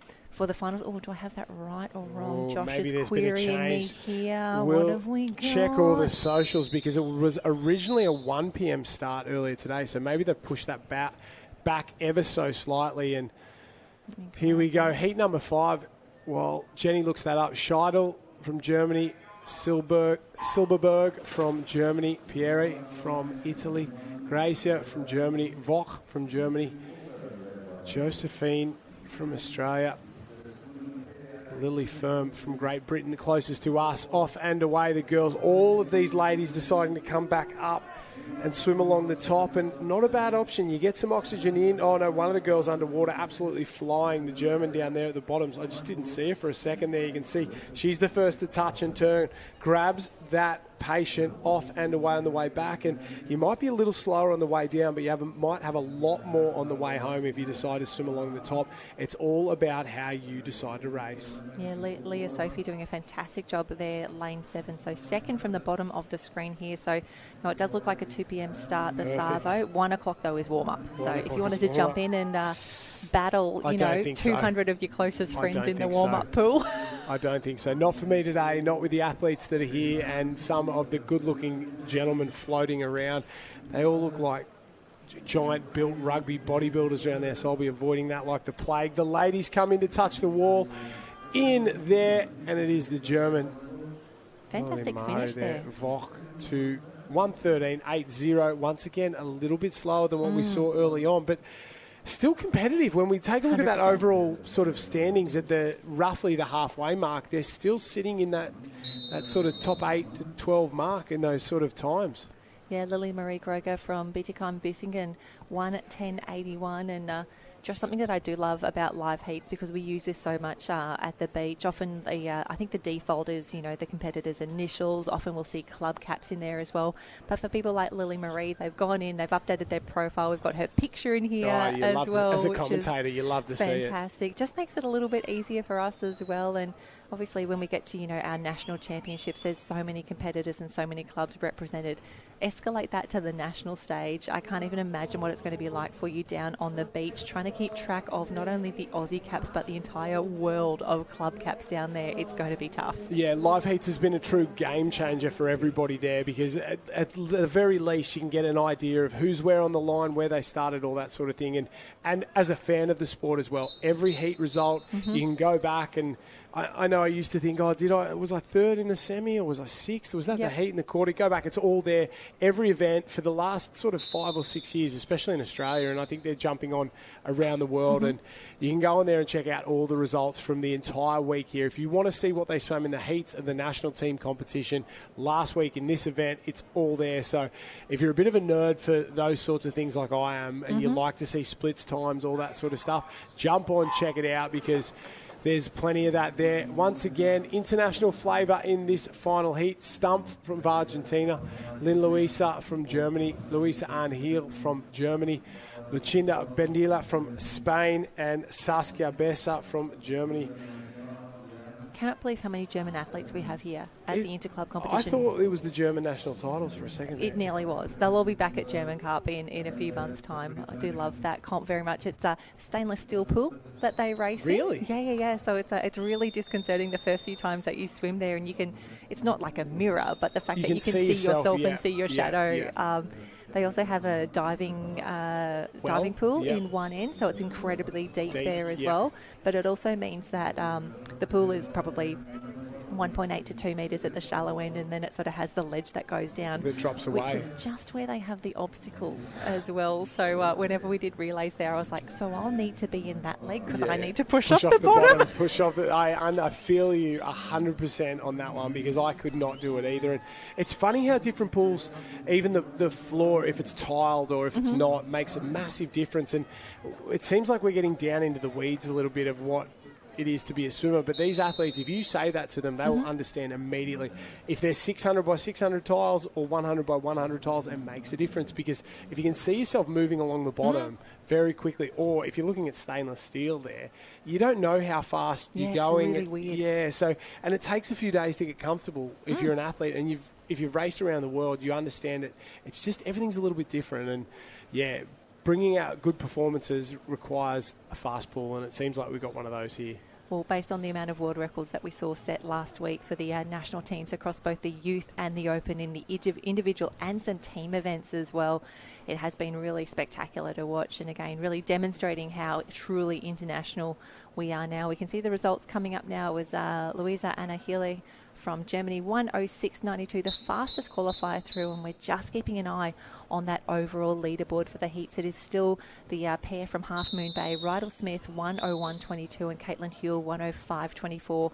They are well clear of the rest of the field, but as we said, those times will continue to drop because we are anticipating We've still got 7 more heats to go. Probably close to the I want to say sub 55, maybe sub 56 will be required for those big finals this afternoon. Yeah, this heat going in now, the German Burling, Essig from Germany as well, Rhiannon Kopsi of Maroochydore, Buckentain from German, Holscher, Germany, Leah Carlo, the Swiss athlete, Schultz from Germany as well, closest to us. Yeah, we've still got so many heats to run. Wonderful. We are moving through them very quickly. So a big shout out to the athletes working so well with the officials to really turn this around, to clear the pool to the side. I know that seems like something that we would just expect all of our athletes to do, but you know, you're so exhausted when you touch the wall. Like it takes so much out of you. The fact that we can clear the pool, they were doing over the top starts at the Aussie Pool Champs as well, just knowing how big the program is and also how many days these athletes and officials have been working for already. You know, just, you know, getting an extra 30 seconds per heat. Well, we've got 15 heats here. We've got 15 at least in the men as well. There's, you know, you're losing 10, 15 or minutes, gaining 10, 15 as well. But what a finish on the wall. That's a great one there. And again, that looks to be a 105. From Anna. Great performance. Yeah, third overall for her, Anna Holschler from Rita Vadenbroek, 105.67. Louisa Arndt from Gütersloh, 106. Rhiannon Kopsi comes through, 108. That'll position her fifth overall for now. So it looks to be, you know, that A qualification still around the 109, 110 mark. That will continue to fall. Yeah, all weekend long. We've just seen it, and it's come in dribs and drabs. There have been probably a few heats that have been a little slow, but I think this is the time when we get into Heat 8, there's sort of 6 to go. This is when the serious athletes will come out to play, and we haven't seen many of the Kiwis so far or any of those sort of athletes, and, of course, the Italians. They're who we're waiting for at the end of this, and I think once we get to that final heat, we'll really know where that mark is. And at the moment, while out in front, the two girls from Half Moon Bay are sitting pretty. I think they'd know deep down that if they could make a B final, that'd be pretty good. And fantastic. If they could be a bit further up than that, then that's a massive bonus. And then we can see 5 Germans in the race that was just completed. More of them coming up next. I think we need to do some sort of deal with German tourism, some sort of exchange program here. The amount of athletes that have made their way across the world. And I remember when the German crew did arrive, you know, into the Brisbane airport, then did the drive up to the sunny coast, and was chatting to Kai Sherma, their head coach, and he's like, it's 30 hours, or a bit over 30 hours door to door. Big trip. Massive. Because I'm assuming if you're coming out of Germany, you're flying to a Dubai, Singapore, like Brisbane, Maroochydore. It's a hell of a trip, and planes, I guess trains and automobiles. We've done it for a long time when the World Championships have been on that side of the world, and I know there's an announcement coming up at the end of the week about the next World Championships slated for Morocco over there, a place that I would love to visit. High on my bucket list in terms of surfing culture, and you don't have many countries in the world that still have a sense of adventure about them, and danger, but in the good way. You don't know what to expect. You don't know where you're going to end up or the kinds of people you're going to meet, and I guess Morocco's got that history, the whole Casablanca and that. So in 2 years' time, if they need a commentary team over there, send me, because there was no place there's no place I would rather go in the world. And I had that conversation with a few athletes throughout the week. I think they're the same. It's maybe not a country that they would go to in their off season because it's so far away, but you put a surf carnival on there and they go, oh, hell yeah, I'm headed that way. Yeah, that'll be an interesting trip. I think the last one that had that sort of flavour was maybe Egypt in 2010. Exactly the same. That would have been a really unique experience. And we know some of the adventures that people had along the time there. It's the time spent afterwards. It's the journey that they go through and the things that they do once they've been there. Not so much the racing itself. That's just the icing on the cake. Yeah, that's the ticket to get there. We can see some great swims there. Kira Dale came through 104.51, but she was behind Amy Lilly there from Germany, 104.03. And I think that could mean that we have some changes in the overall leaderboard there. So we've got Amy Lilly Jaguar Spear from Bietigheim-Bissingen. She now moves into second position overall. Kira Dale from Sunshine Coast Grammar, she is now third overall. So again, that A qualifying spot is starting to come down, 107 mark now. So expecting more of these times to drop as we see the great shots there. And as an athlete, getting access to this underwater footage, like, it's so valuable. A lot of the ladies wouldn't have done too much video training or video review analysis of their stroke, of their pickup, of their tactics within a race, and also being able to see, how does Fergus Eady do it? How does Lucretia Fabretti do this as well? And that's probably the thing that the professionalism of the sport that's changed over the last couple of years. If you're an athlete now who's serious about racing, and not all of them are, but if you're serious about doing well, if you're not going back, watching your heat, watching your semi in between, get on the live stream. It's there on YouTube. You can watch it forever. And going through and seeing the difference and what you did wrong and what you did right in the surf as well, because you can learn so much from that. If you don't go back on immediately, scroll through and go, oh, I should have gone right when I went left. That's probably not the mistake. That's probably not the lane I should have taken. You're not giving yourself the best opportunity to be competitive out there. And in the past, athletes, they had to hire sports scientists and teams and all this sort of stuff, and they had to have printouts and all this. You can do all of that at home on your own now with the live stream. And so it's not just entertainment. It's a valuable tool for these athletes to improve their performance. And I had this conversation with Matt Bevilacqua about 18 months ago, and I said, "Why, if you're not doing everything you possibly can, why? What are you here for? What are we doing?" And he wholeheartedly agreed. He's got the Aura ring. He's got the whoop strap. He's got it all. You name it, he's got it, because if he's serious about being the best Ironman in the world, he will do everything it possibly takes. And watching those races back is part of that. And here in the pool, it's even better, because in the surf, you get a couple of angles on the top. They may not show everything. In the pool, you see everything above and below the water. It is truly perfection. Absolutely. And we're seeing the times continue to come down here in the 100 metre mannequin carry with fins. Julia Steiner from Innerschwitt in Switzerland, 1:01.13. We're starting to drop. Maria Buendana Rodriguez, 1:02.89. Lisa Ferguson, one of our Masters competitors. Yep. Expect to see her feature not only in the overall point score here, but she is so valuable for TH&C in the relays. 1:03.16 for her. So we can see the times are dropping, and again, looking at that overall leaderboard now, that A qualification time, 1:05. That's it, and it'll continue to drop. It'll continue to drop, and expect more of that. We're getting to the business end of the competition here, that is for sure. And while we're talking about the live stream and getting on that, big shout out to the Big Voice team who put on the live stream here. They do a fantastic job. They are the ones who've been bringing us all the action all week long. They will continue. Don't forget, there is the pool live stream and the surf live stream there as well, so you can flick back and forward if you've got certain athletes, certain events you want to watch, or if you're sick of Jen and I and just want to hear a different voice.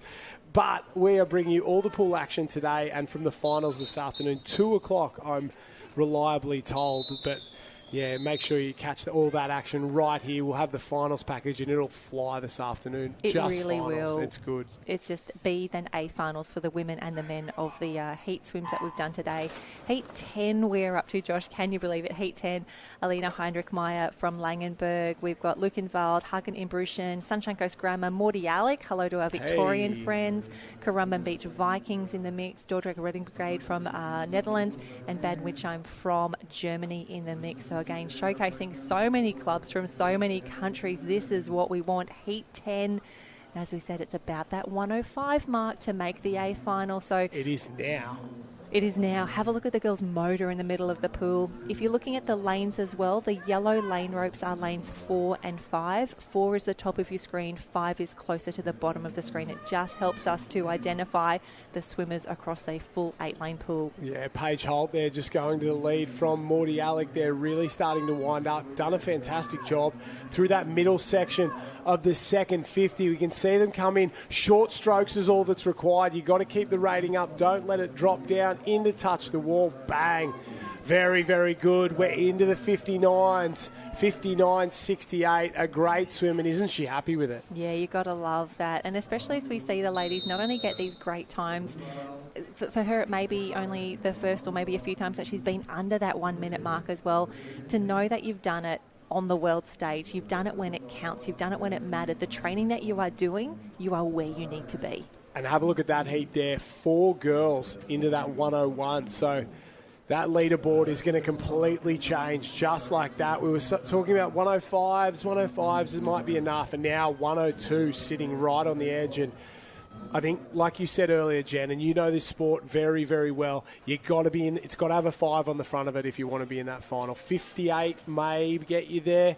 59, you're going to be right on the edge. Yeah, fantastic work. Paige Holt from Morty Alec, 59.68. And just, we can see the ladies getting ready because the next race is on the blocks already. 3 heats yet to swim. Josh, I was thinking about that second live stream that was running for the beach. What I loved for the national teams comp, because we do have that break in the program between the heats and the finals, we were able to pop up on the big screen out on pool deck. They put they put the beach, the live stream, and we didn't have the full sound, but just the quality of the vision, the camera angles, the sand was so white, the ocean was so blue, the caps were so bright. Like it just looks spectacular. And in terms of selling and marketing our sport to an international audience, top tier. Could not improve on that. And I was in commentary, so you could probably avoid that. But it was fantastic to be down there. It was really, really good. The guys do a great job. And, it was a great couple of days there. And this one has looked very quick early on. 19 seconds in that first 50. I've been looking forward to seeing Maddie Kidd do her thing here. She's so good. Probably not the result she was looking for in the final of the national teams competition. She was...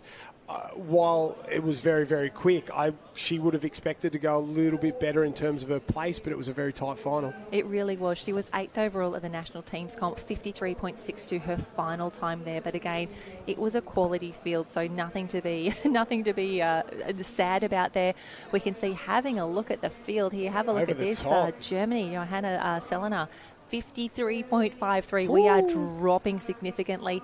And one lady to watch, Kyra Bender. She's been on the youth Australian team in the past. 53.99 for her. She was knocking so hard at the door of that Aussie team selection. Madison Kidd racing now for Northcliffe, 54.28. But Johanna... got my tongue tied. Slino there. 53.53. Yeah, very That quick. is a drop. That is a world-class time. And just like that, 8 of the girls or 7 of the girls go faster than all of the other fields. So almost immediately the final changes. Paige Holt goes from fastest qualifier to 7th fastest and right on the edge just like that.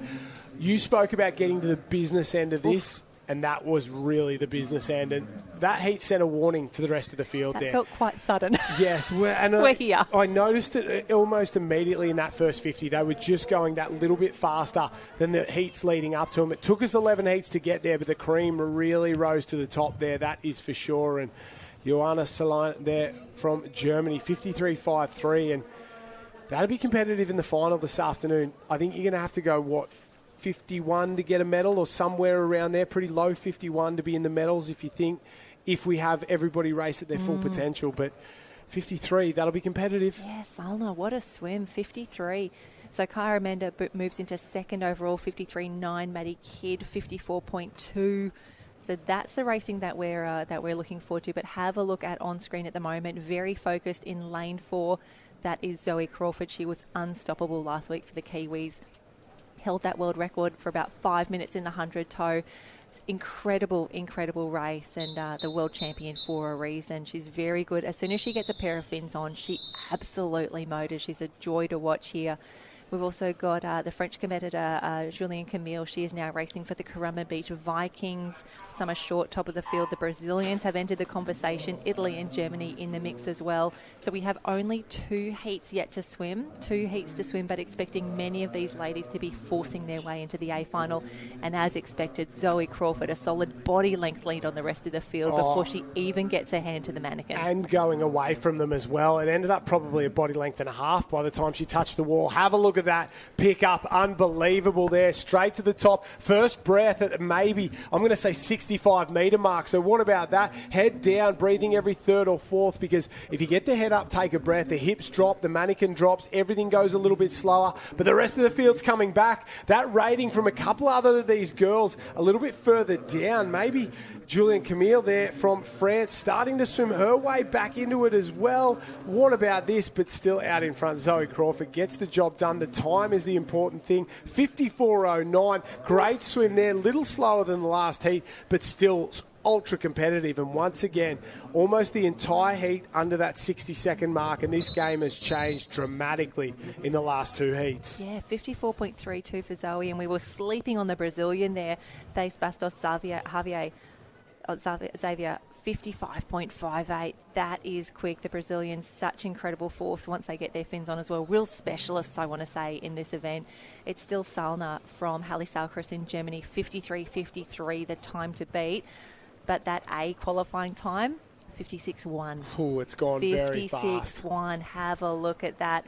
Still one heat yet to swim, and now the girls will know the time's on the board. They'll know how hard they need to push it. But to be perfectly honest, you can't do 100. 100 carry hurts. Yeah. It hurts whether you do it easy, and it hurts if you do it hard as well. So I think the ladies will be really keen to really push through here. But at the moment, Northcliffe have second, third and fourth. Good points. Very, Great very points. good points. To get 3 into an A final that's just a wealth of riches for the Northcliffe Club. And that is impressive. Yeah, very impressive there. And sometimes in these events, we call them like critical events. And in that national teams competition the other day, the beach flags was one of them where big points if you can do them well. And this one looks like one for Northcliffe. 3 in this final with 1 heat to go. Hopefully they can hold on. Well, for their sake, hopefully they can hold on. But for Breddy, this is what you've been talking about all morning. I haven't seen her in person. This is going to be my first time. And if it's anything like the other day, we're in for a hell of a show, off and away. Yep, the girls are away. The world record holder in lane 4. Also, watch out for the 2 German competitors in the mix here. Undine Lauerwald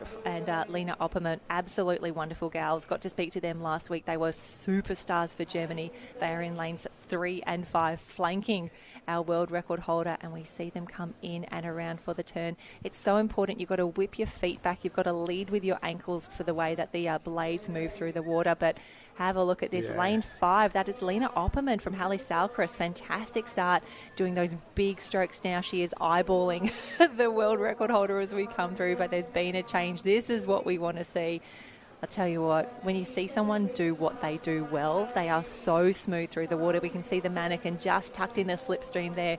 Beautiful and solid and smooth on the carry. This is going to be a fast finish on the wall. Bang, 52.14, fastest time of the day. The world record holder shows everyone she is still a force. She was challenged by Lena Opperman most of the way there, but the cream rises to the top. Lauderveld as well, third at the national teams competition, third on the wall here. It'll be tight for her into that final, but I think she'll get there. But in being one of the outside lanes, and well, that one really shook things up as well. But cometh the moment, cometh the lady for Breddy from Italy. So proves good. She's still number one. So good. The only 52 swim of the morning, 52.1 for Lena Opperman, will be second in 53. Johanna Salner, that we saw earlier, teammate actually, both from Halle Salcrest, 53.5. Kyra Bender is fourth. Zoe Crawford in there. Undine Lauerwald as well. Maddie Kidd, 7th, so still in that final. And then rounding out the field, Lara Lopez Fernandez from Spain, 55.3. Yeah. 55.3 is a final now. How Very, good is very that? close. And you've got to feel sorry there for Kendra Dutoit from South Africa. Misses out by 0.1 of a second on that final. So heartbreaking for her in there. Very, very tough. A couple of the other girls are very close as well. So very difficult for these ladies. When you get to that sort of 8, 9, 10, 11, it's very tight in there. It took a time of 58.25 to make the B final. So in that one, Martina Bastos, Xavier Dutoit, Julian, Melissa Giordano from René Rosso, Jess Oates, Giordano Marsha from René Rosso, Gina Zeik from the Halle Salcrest, the German club, and Julia Henning in there as well. Very, very tough racing. Fantastic racing, and actually, just when we think of the overall teams here, we talked about Northcliffe earlier, but for the team from Halle Salcrest, they've got Lena Opperman qualified in 2nd, Johanna in 3rd, they have Undine in 6th, and then their 4th competitor, Gina Zeck, qualifies final position in that B round. So all 4 ladies entered in this event will be featuring in this afternoon's finals. Fantastic work. And that is big points for them as well. The Germans, they will be in this one up to their eyeballs in terms of the overall point score at the halfway mark for sure. What they can produce on the beach, who knows? But wow, big start on the boys' side of things there. 18 seconds in the centre. Very, very quick first 50 from Paul Bjorn, making his way down. A great swim so far from Nita Olm, Wartstadt in Germany there. And the thing I noticed about at the end there about for Breddy compared to the rest of the girls is the final 25, her rating. They're doing the butterfly kick underwater, and like you said, and I know you said it, but I didn't really think that it was just genuinely one-arm butterfly on the way home, but it was the rating so much higher, and if you can't if you don't have a lot of power and like some of these ladies compared to the men, the rating is everything. Keep it going, bang. Don't give yourself an opportunity to drop down, and super tough for the girls to do, super tough for the guys to do as well. But keep the rating up, keep your body up, keep your hips up in the water, and keep that weight up. And rating was everything in the final 25. Yeah, I'm so impressed with Paul Bourne. 48. Bangs out a 48.05 by himself in the very first of those races there, doing an incredible job, and I think he's really happy with that one as well. He's giving a few waves to the crowd, as well he should, because I reckon...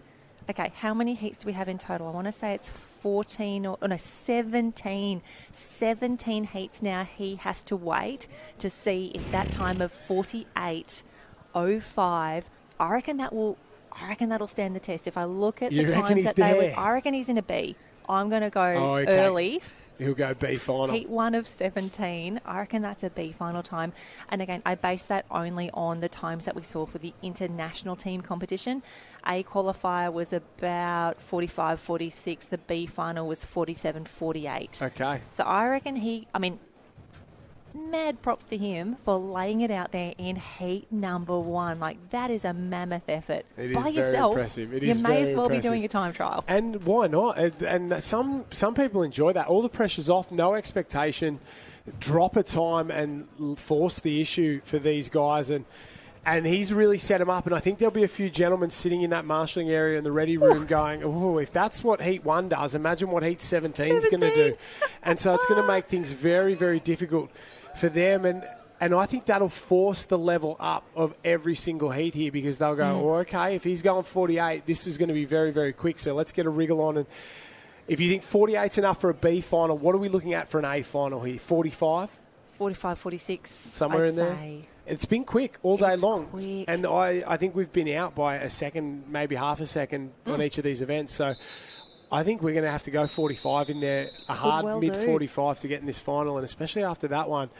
Way to ruin it for the rest of us, mate. That's what they'll be saying in there. Let's go heat number 2. Heat number 3, actually, on and away. We had no heat number 1. Yep. They moved a few of the guys out of that one. Waipo of Singapore, Heimel of Germany, Carroll of Noosa in Australia, Histov Kranchev of Bulgaria, Patrick Wale of Germany, and Hodges from the Hills Swimming and Lifesaving Club in Australia. Very quick down as well, all under that 20 seconds. And that's what you need. If you want to go anything in that 40s, you cannot be down over 20 seconds. Yeah, I'm actually going to look up really quickly. What I do enjoy, one of the events that we have at the Australian Pool Rescue Championships, we actually just do a 50 with fins. Just a straight that is one. just Let's a race. go. Like, one lap, pop your fins on, do whatever it is that you think you can do here.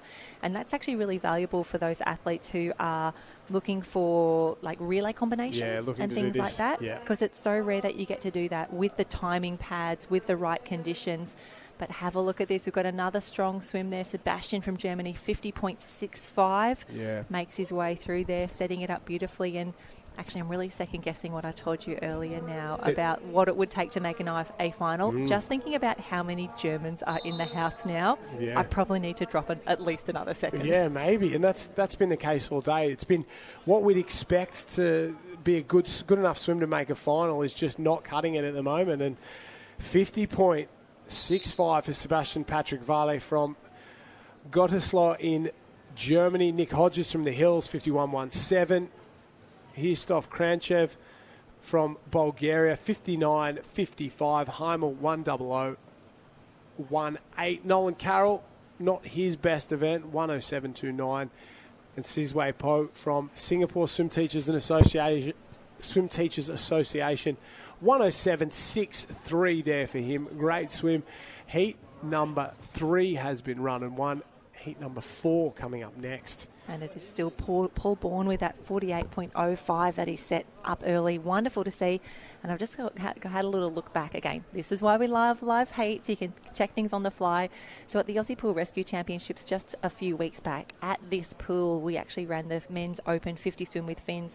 Harrison Hines, the world record holder in the tow, 16.19. 16.19 start to end. Jake Smith, 16.32. And James Kosh, all of those 3 men, Aussie teammates, 17.1 for him. So he could do 2 laps in the time it takes me to swim He could swim, 2 laps in the time it takes me to swim 1. He's that even quick. Even if we did a relay, back, we're not in the not mix even here. Close, not even close. It's incredible. Absolutely incredible. That's speed to burn, that's for sure. The Olympian Brendan Smith in lane number 5. Stephen Kent getting up and set and ready to go in lane number 1. Great to see these gentlemen here. Off and away. They'll have speed underwater.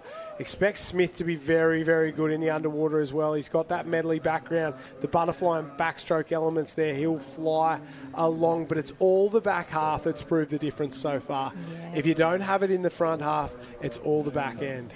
Yeah, good luck finding that towards the end. It's always going to be tough. And I do love that for the Trig Island crew. We can always pick their cap so brightly through here. It's the Christmas tree colours. It's the red, the white, and the blue. But here we go. We've got a bolter. We've got Brendan Smith in the middle of the field. I think he'll come home really, really strongly.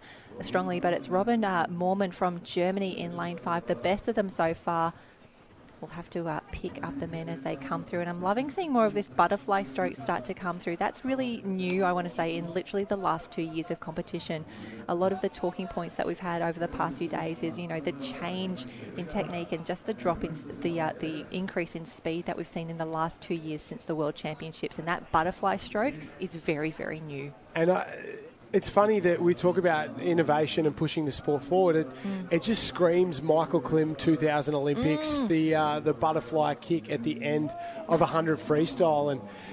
And he'd been doing it a long time because his legs were tired and he had that straight arm technique as well. So instead of the butterfly, maybe it's the Klimmy for the final 50 out here, because he was a great swimmer and could move through that water very, very well. Brendan Smith in first place in that last heat. You can see, look how hard they're working up underneath and bang, straight into it there. You can see those legs together, a little different from the lad in second place there. And big stroke onto the wall there. Brendan Smith does a great job, touches that. A big, big performance. I think there's a bit of a mistake on that one there. I don't know if it was Stephen Kent going around in 6th place there. Might have been one of the other lads in that one, because I think Stephen Kent a little bit quicker over that distance. I think he's gone faster than 1:14 before, but so great to see Brendan Smith back from Half Moon Bay, 55.71. And again, if you've been in nippers, if you've been in clubbies, we will always welcome you back. If anyone who wants to come back and have a swim, wonderful to see him reuniting with that Half Moon Bay team. And excited to see what they could put together for some of those ocean relays as well. Their Ocean Man relay, I think, can win. It'll be tough for them, but I think they can win. And because they've got some great ski paddlers, Tex really Dixon and former Australian board race champion Brendan Smith on there as well. And their mixed relay. You throw in a Carly Northern, you find yourself a beach sprinter in there, Brendan Smith, Tex Dixon, maybe a ski paddler, whoever you've got, you are a shot at winning that at Half Moon Bay. And Mr. Goulding down there, Cliff Goulding, who is in charge, well, not in charge, but he's sort of the heart and soul of the Half Moon Bay team. It would be a very famous and very popular victory if they can get a world title for the Mooners down there. It's a great part of the world in Victoria. Heat number 5 in the water at the moment. Shin Yon Lim from Singapore, Greiner from Germany, Lemboromov from Bulgaria, and Seo of Singapore there. Up very quickly, a few of these lads. They sort of immediately up, and that Mannequin can feel very, very heavy after a full lap underwater. Oh, so much so. Really impressed with the work of the Singaporean Shen Yong Lim over into leading the way at the moment. But I think we've seen a real challenge come through from the Bulgarian in lane 7 now. Leobia coming through that big black cap and that big, big loping right arm coming through. So smooth through the water here. Great head position. I think it is going to be a Shen Yong Lim, though, that's going to come through. No, I'm wrong. He just loses his grip there as well. But a fantastic finish there. Singaporean, it'll be 1:00.09, 59.4 for the Bulgarian. But again, Paul Bourne, 48.0. Still hanging in there. He did a great job. Still hanging in there. Still thinking about that race. He is on fire at the moment. A fantastic performance so far. To just be, at this point, still in the mix. And you love to see it. These athletes who send it at the start. He's still a good 2.5 seconds ahead of second place.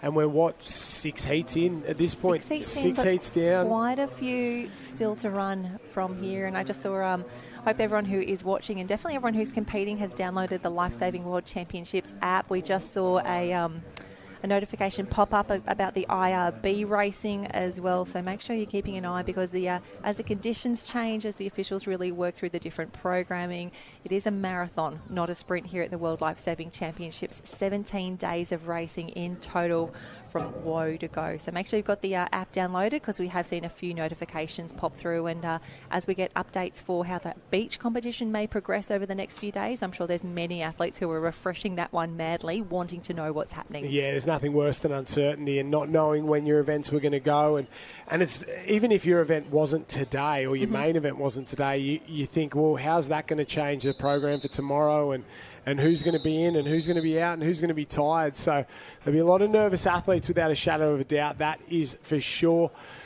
Off we go again. Heat number 6 so far. Cooper Armistead in this next one. We'll watch for him. He's a very, very good swimmer in here. Wait to see how he goes underwater. He'll have plenty of speed to burn from Maroochydore. Eric Oden Hubner from Odesprit. Marc-Andre Mueller from Lys. And then the two boys from Met Caloundra on the Sunshine Coast, Henry Nelson and Pat Holmes, closest to us. Armistead up and then back down, but the leader, Eric Oden Hubner from Odesprit there, absolutely flying. He's got 2, maybe 3 body lengths on the rest of the field just after that initial first 50. I was going to say, he is pulling away from the field now. He is so consistent through the water there. If we think back to, when you're doing your swimming training and all the rest, and we think about the head being the conductor of the orchestra, that has to stay very still, very serene in the middle there. And because you are towing that mannequin to the side as well, you don't want to be moving your shoulders too far either way. You don't want to be moving around in the water, creating that drag. And I think we're shades of Paul Bourne at the moment. Yeah. This bolter out the front. A 54.61. Fantastic work there from Eric from Germany. Good times on the board.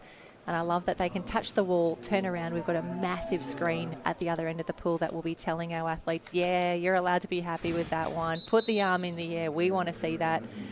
And Josh, something that Harold and I spoke a lot about earlier in the competition, because we were seeing some fantastic finishes, some great times, those new world records be set.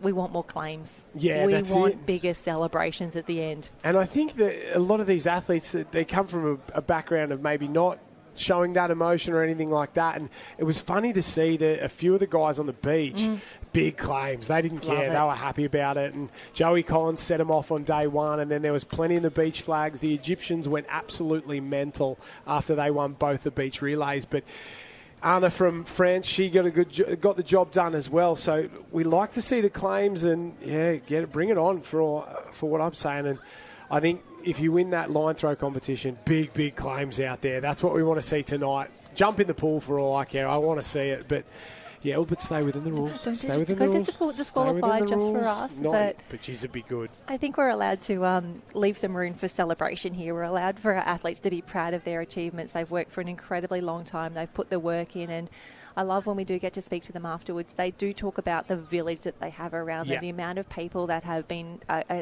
crucial to their success. We actually had a few moments with the interviews over the national teams comp. We had athletes tearing up, and Harold and I are just trying to stay strong. We're all sympathetic criers here. As soon as you go, I'll go as well. But just seeing what it meant to them to get these results, and often it was, we made an A final. I was so close to a podium. It was just phenomenal. And to be able to celebrate with the athletes, to bring you this incredible vision. And we can see now these heats are filling up as we get into the business end of these. And again, we're only up to heat 7, but it looks to be nearly a lane 1 through lane 8, a full house. Yeah, and in the words of Bon Jovi, we're halfway there.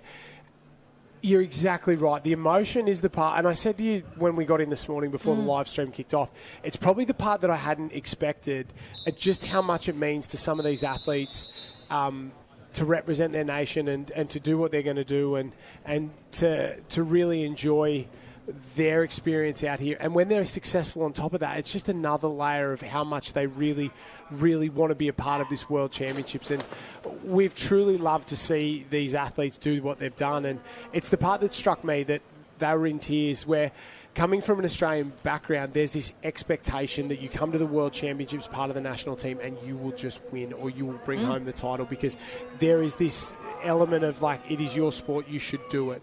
And to see the French athletes and the Egyptians and the Iranians and the French and the Americans and the Canadians who win, and all of a sudden it is like they Anna said it best. She said to come to Australia and to win at an Australian event and to beat an Australian is something truly special, and she will never forget. And until I saw that, I hadn't realised just how much it meant to her and it meant to them. And it was truly something special to see. And so that's the beauty of the World Championships.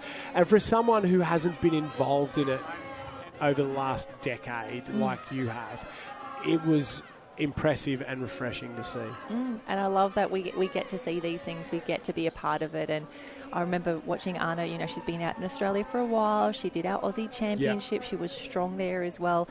And now that she's done that, now that she's had this incredible achievement, there will be nippers in France being like, I can do this. I can do that too. It's not impossible. The Aussies are not unbeatable. It's not an Aussie-Kiwi stranglehold on World Lifesaving anymore. We are incredible. We work just as hard and we can be rewarded with these results. Yeah, that's exactly right. We're just seeing Chu Chong Chai there from Singapore. The big fella doing a great job in there, very strong on the way home. You're spot on. If you can't see it, you got to see it to be it. And that's exactly what we're seeing from these internationals. And the French are coming. Don't pretend like they're not a force to be reckoned with in world surf sports. They beat the Kiwis in both the men's and women's youth surf competition. They struggled to hang on in terms of that third place, but they got there in the open men's competition, and that's just because it was so competitive at the top end. The British, the Americans, the Canadians, the South Africans, they were all fighting it out for that third place, and they knew they were in that fight up to their eyeballs down there. And so the French will be a force, and it wouldn't surprise me if they get together and Renaud Rosso may be unbeatable at this event in a couple of years' time, because they will have the pool competitors and those Italian kids. They saw what one or two of them did and jump up. And then you get one of those French clubs who see what the Italians do and go, well, we can get some pool competitors and jump across. And they're getting better and better and better. And it's up to the Australians to improve in the pool. It's a reality of that. Yeah, absolutely. It's quite exciting to see. Yeah, and we love also, a challenge. What I'm excited for as well is that transition for some of our incredible youth competitors who've been over here. They've done maybe, you know, the youth for the international or the interclub. As they transition into that senior ranks, it's a big jump. Yeah. Like to break into the black fins. Yeah, tough massive. ask. Like how do you get ahead of Maddie Kidd and Zoe Crawford? But then we saw Zoe Peterson, one of their juniors, broke the world record in the medley. Surprised herself. And that's what you've got to do. Like that's what it takes to make a national team. Yeah. Exactly That's right. ridiculous. And to be like, and on the other side of things, to use the Blackfins as an example, you have to be in the top 5 Ironmen in the world to make the Blackfin side. Joe Collins, Corey Taylor, they could be. There wouldn't be a country on earth that wouldn't pick those two. Maybe Australia, but even then, you might have Joe Collins in there in the Australian team. And did you see him do flags? Yeah, he's quick. Oh, that was easily by far and away, bar none, my highlight of the weekend. That kid surviving so far into that flags competition, and he should a massive shout out to the Spanish, the Egyptians, everyone who protected him through that one. They just loved him. They knew he had no business being there, and he got a couple of alliances. So the big fella, I think he owes a few people a few beers over the week.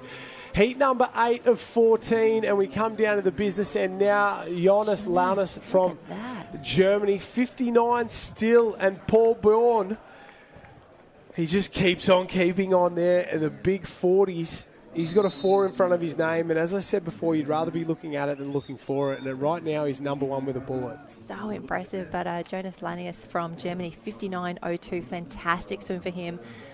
We've got Sean Muganius, 59.7. Zach Waters in the mix as well. But, yeah, back to that leaderboard. I just keep on refreshing it. It is still Paul Bourne from Nita Olmore start, 48.05. Sebastian Patrick Wale from Gütersloh. Nick Hodges, 51.1. And then Eric Hoda Hubner from Odesbury, also in Germany. Brendan Smith, still in that A final for now, 55. But I think it's going to be rough. We're thinking it's got to be mid-40s, high 40s. Yeah, I think so. Mid-40s. I'm going to go mid-40s. I reckon we've got, if I look at the top 8 from the international results, Fergus Eady, Harry Hines, both here. Dorso, still here. Jimmy, Fabio, David Cremonini, all here. So our top, basically our entire final from the international competition, still to go. If we can get to Heat 12 or the start of Heat 13 and Paul Bourne's still on top, he'll at least get a B final. That's so good. You've got to think. But it's a bit of a mission between now and then.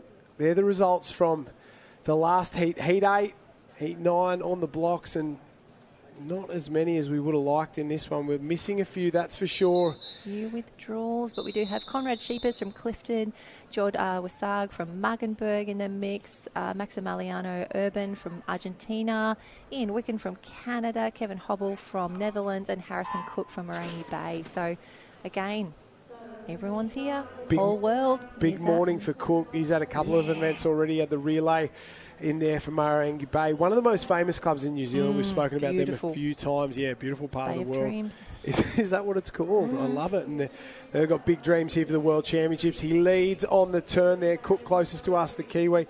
We'll see him up very, very quickly there and into his work. Doing that butterfly technique as well. He's doing a great job. High rating. I think that's the key. High rating. Keep it going. Keep it moving.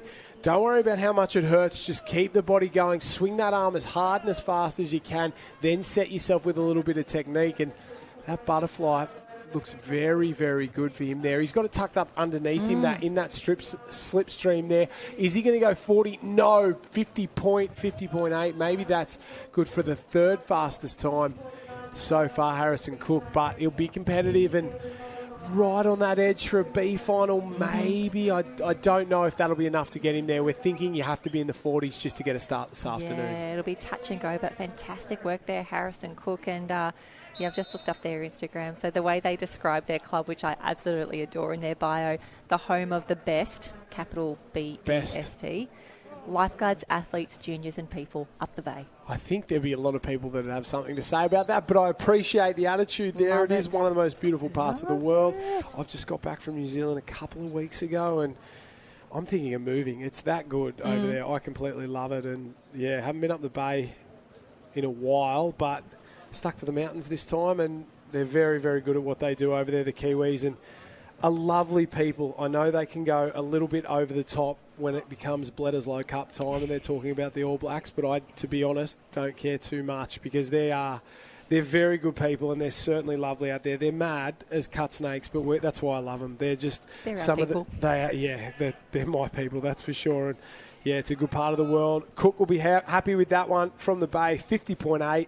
Sitting in third overall after that result. Wicken from Canada, Hobble from the Netherlands, Sheepers from South Africa, Visag from Germany, and Urban from Argentina. They're all our people. All our people. Clubbies are clubbies everywhere. That's exactly right. And we can see, we are up to Heat 10 already. This is what we want to see, and it looks to be a pretty full one from here, maybe one or two missing. We've got Julius Osterman from Arada Vadenbroek in one. Trey Ratcliffe, we mentioned him earlier, he was fifth in the 45 to 49 Masters category in this event. So expecting him to back up now. He's had a little bit more rest. He's back in the mix here. Lucas Miller from Sunshine Coast Grammar, Benjamin Gaia from Bietigheim Bissingen, Mario de Andre Nunez Romero from Spain, Patrick Torv from Halle Salcris, Marius Olshaman from Luckenwalde, and Mark Hobler from Halle Salcris. Full heat, full house. We want to see more of these. Heat 10 on the blocks right now, 17 though to run in total, and we're expecting the times to drop. However, Paul Bourne still in front, 48.05. I love it. He is on fire, the big fella. He's sitting back, relaxed, say, catch me if you can, gentlemen. And very even this heat there. We're starting to get into the real business end, and these heats are going to get tighter and tighter and tighter. Second from the bottom there, Sharman. He's done very good job. First to the wall, 19.5, I think, on the touch. He's quick off, up, and already into his stroke. Just labours ever so slightly. You can see that. The reason they tend not to breathe all that much. Oh, he's dropped it. He's dropped that mannequin there. It's not only slowed him down, but it's almost stopped his momentum. And he's gone from first back into, I would say, fifth or sixth. Do you reckon he got caught on the lane? A little bit there. He's really close on the side there. And unfortunately, close on the side that he carries the mannequin. So he may have even got tangled up there. Remembering that anything Josh and I say is unofficial until you see a gold medal. Super unofficial. Until there are gold medals on necks. Still 55s for Osterman there of Germany. Fastest across the line. And we got distracted for a little bit because Sharman, he really battled there. The poor fella, he did a great job, but yeah, not what he wants. Oh, and Ratcliffe. Sorry, I thought Osterman was first, but Ratcliffe just got him on the touch. 55.62 and Bourne.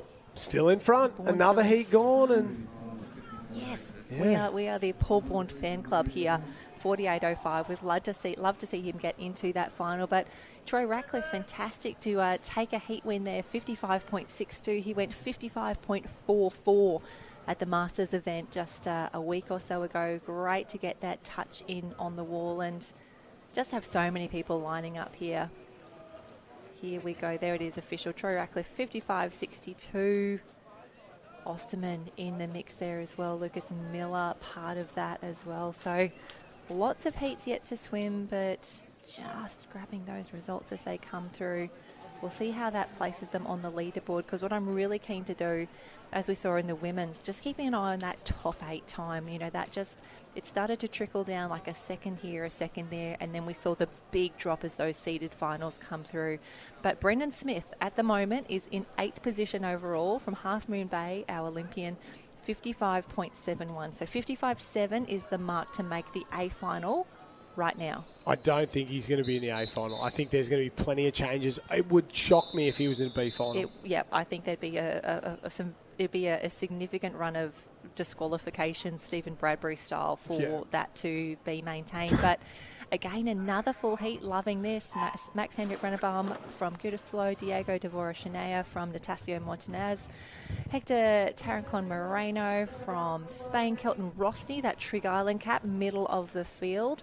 Samuel Pocking from Morangi Bay, Julian Gebbe from Langenberg, Lockie Zink, Met Calandra, watch out for him, one of our young up-and-comers, and John Merton from the Netherlands. They are up and away. They have turned for home already, and have a look at the leg rating we're seeing from some of our athletes. Lane 4, Kelton Rosny.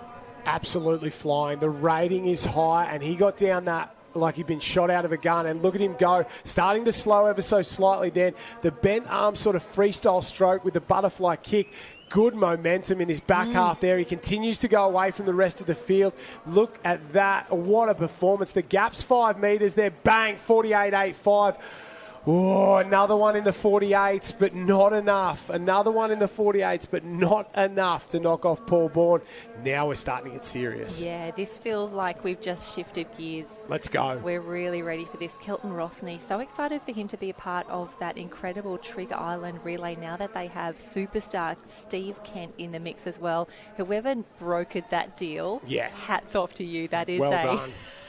Strategic masterstroke there. But Kelton Rosny, a long-time Trig Island competitor. We've watched him come through the juniors. We've been keeping an eye on him for a while. And now a 48.85. Fantastic swimming there. Samuel Poaching, New Zealand, 52.21. So this is where we start to see the drops. But for Kelton Rosny, hope he's really pumped with that swim, because it's one thing to win at your local events, to perform well at the Aussie Champs, but to step up again. I know it's a home Aussies, which makes it a touch easier, but you're on the world stage now. You're sitting in the marshalling area. You're hearing different languages. You're seeing people that are different to you. Like, it's quite overwhelming. Yeah, it is. And it's touch easier to deal with, but he's still 5 hours away from home and Trig Island here. There'd be Kiwis who'd be closer to the Gold Coast than he would, that's for sure. So it's a big jump across from WA, and the boys do a very good job. They find themselves over here a lot at the home of surf sports, so they tend to sort of stand up and make the effort to come across, and it pays off. Trig Island, they're as good as it gets in terms of a surf club anywhere in the world, but I think they're slept on a lot of the time. Just like every 2 years we come to a world championship and we go, René Rossi, they're damn good, and they could probably win the title, but you don't see them every day, so they drift out of mind. And Trig Island's exactly the same. If you sleep on them, they'll come at you fast, and they've got a good support base there. They've got great programs. They've got some of the best in the business in terms of people over there. There is not a group of humans I enjoy hanging out with more than some of those guys from Trig Island. Absolutely fantastic, and it's good to see the success they're having over here, and they have a plan. They don't just wing it. They come with a plan, and Steve Kent is part of that plan. Love that. I am very keen to see what progresses from there. But for now, we have Heat 12 in the water. Jean-Philippe Nad from Bietigheim Bissingen, Matthew Gibbs from Sunshine Coast, Taj Ward. He's back. He's back from Seacliff. Don't use too much, Taj. You've got that final coming up. Sit the next one out. We've got Lasse Peterson from Germany, Callum Lowe Griffiths. He was also great in the line throw. Henrik Dick from Hassevinkel, Charlie Walker from Currumbin. Corbin Zahn. Yeah. 8. So here we come. The boys are away and a big start. That pink cap, you can pick it from anywhere. Yeah. Not a stat. Wonderful to see them here. Their girls were fantastic as well, strong across the board here. Yeah, absolutely flying out in front. Really straight arm there. Not the greatest technique, but damn, it's effective, that's for sure. Full body length. This heat's very, very quick. 47, 48, 49. He'll be over the 50 mark. Paul Bjorn, I think he's going to make some kind of final tonight, whether it's A or B. 51.93. So maybe it's a little slower than we expected, and 51 will be enough to get something this afternoon, but I don't think it'll be an A final. We'll have to wait and see. It'll be close for Lasse Peterson of Germany. Low Griffiths not too far. Gibbs not too far away. Low Griffiths there as well. Corbin Zahn, Charlie Walker, all good swims. Big Aussie contingent in that one and all around that mid-50 mark. Yeah, loving those pink caps. Any else we can see? Off the bottom. There, off the bottom. Little bounce off the bottom for Corbin Zahn, and they're still... I can see them going in and out. The Sunshine Coast Grammar crew, they're still having meetings with the officials about his line throw. So he'll have been upset after that one, but that's life, that's racing, and nothing you can do about it now. But our winner, fantastic performance. You can see the disappointment. Oh, I think that was French. He said, the French, they got me. So disappointed with his result there, but you can see how much it means to him. Yeah, that is what we are here for, 51.93. And then a cavalcade of Aussies in the mix there as well. So that is heat number 12 is done. 13, 14, 15, 16, Oh, we've still got a few more to go. I am excited by many of these races. I'm seeing a lot of familiar faces start to come back into the mix from that national teams comp, and really keen to see who's looked after themselves well in the time since that national team comp. Not all of them did the circ yesterday, so that's essentially a day off between comp. But who's taken on the right hydration, who's been eating right, who's been getting sleep, the transition from the national team to the Interclub. I remember it was always such a downgrade as well, because you generally stay in really lovely places for the national teams with a bigger budget. I wouldn't know. I wouldn't know what it's like to be at the top, one of those special teams. And then you get into Interclub and you're like, I wish I grabbed some bananas before I left. There's no food here. And you're in like a different place there. But I love again, this is why we come to the Gold Coast as well. Like, as perfect. you said, spiritual home, beautiful beaches, but like there's so much accommodation. The options, the there's options. So much here. It's so good. And sometimes, hey, we've stayed in backpackers before at carnivals and stuff fantastic. Like that. But it is, and it's a great story afterwards, but at the time you'd much rather a nice hotel room, and there's plenty of those around 100%. Available on the Gold Coast, that is for sure. And it's funny as well, you talk about who's slept and rest and that, and there's restaurants to go to, there's things to do, there's things to see on the Gold Coast. And there used to be a saying in swimming that only tourists do things during the day, not athletes.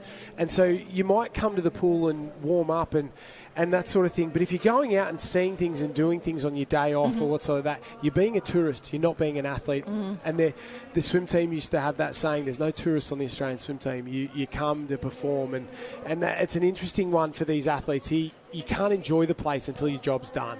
Yep. Job done there for Philip Asterman, Germany. 51.31, 51.31 the time on the ball. Paul Bjorn. Still hanging Still there. Let's go, Paul. Great to see Luke Lynham in there as well from Australia. 52.60 for him. So you can see the boys just taking in the big breaths, looking back towards the scoreboard, seeing how they went from there.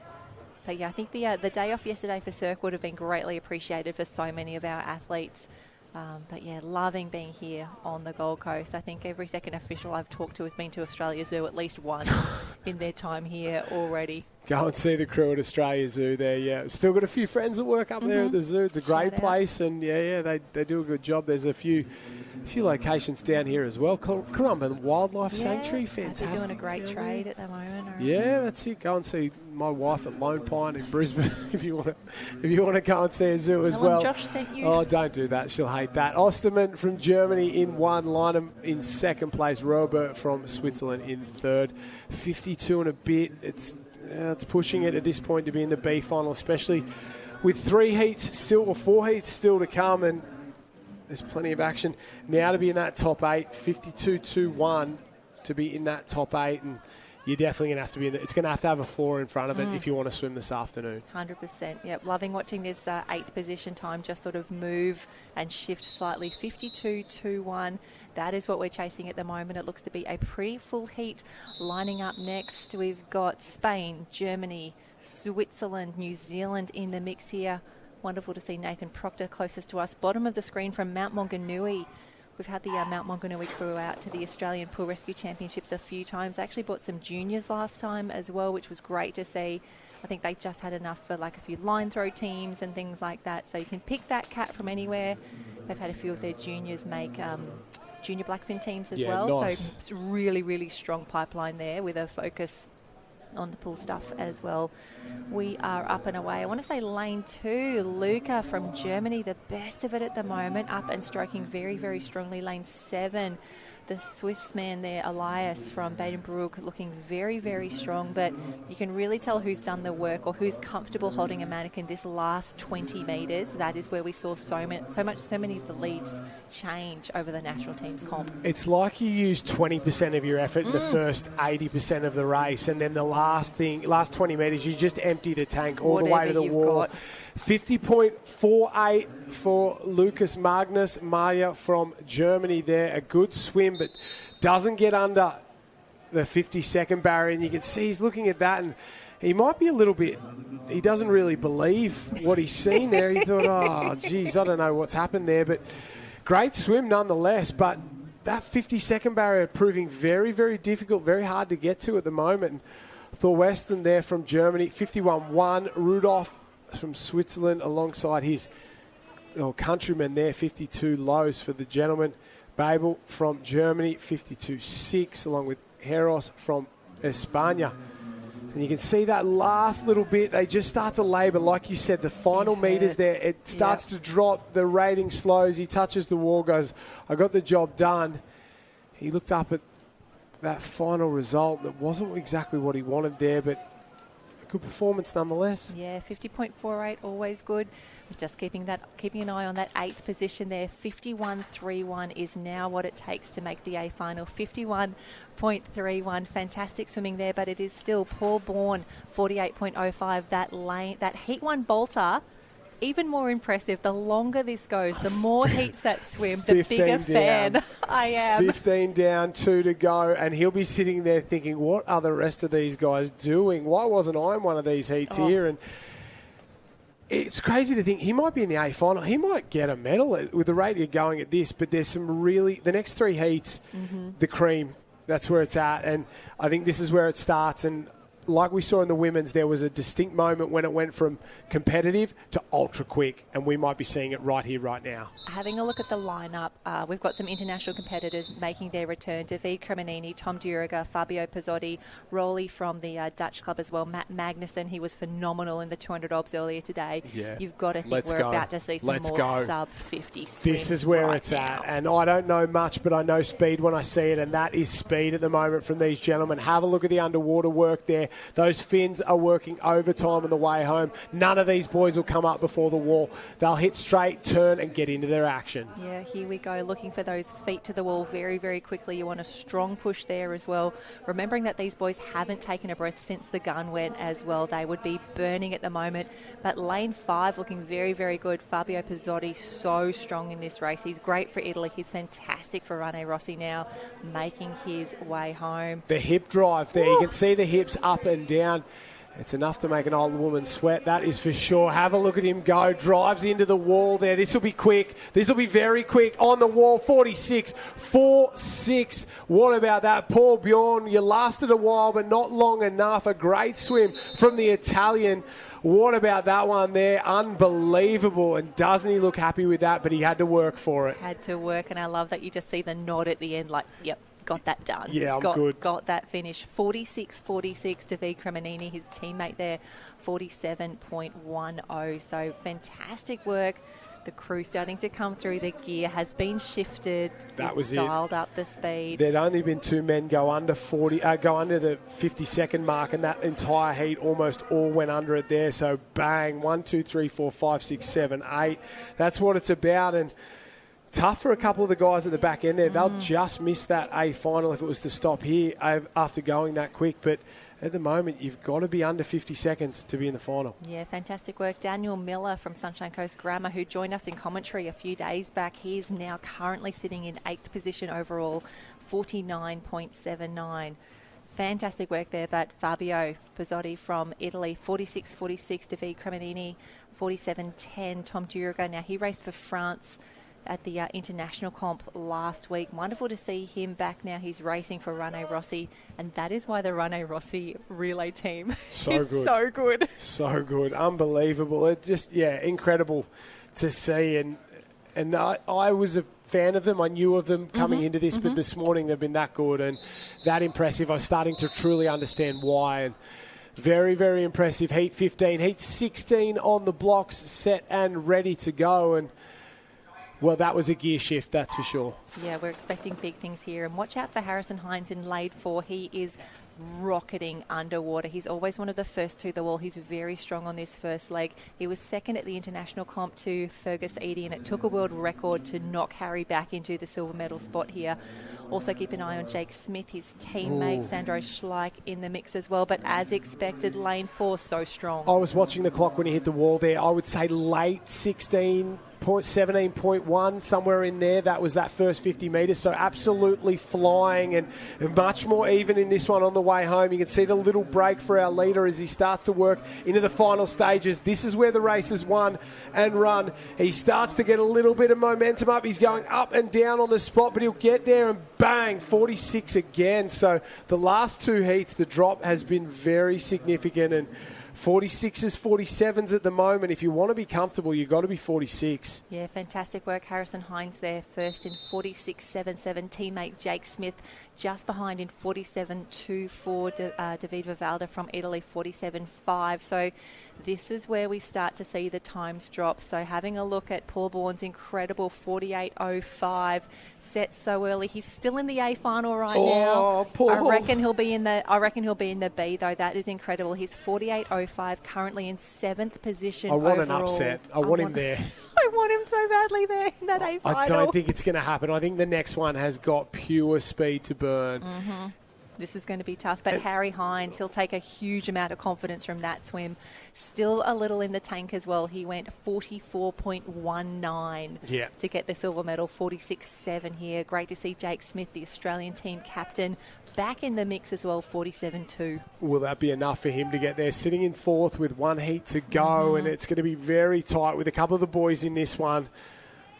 Fergus Eady, world record holder, up next, and this is what we come for. We come to see the big dogs do their thing in their specialty, and they don't get any bigger than this man. Fergus Eady, he's a lump of a lad, but very, very quick. Yeah, we can see on screen now that is Chris Dawson. He's been a long-time Blackfin, fantastic work.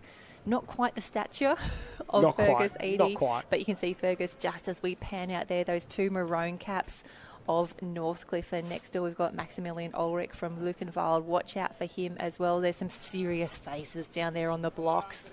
Yeah, very serious. When they sit on the blocks like that, you think they're relaxed, but once you sort of zoom in on the face, the focus is there. Yeah, very, very, very important there. And the boys will be set, ready to go.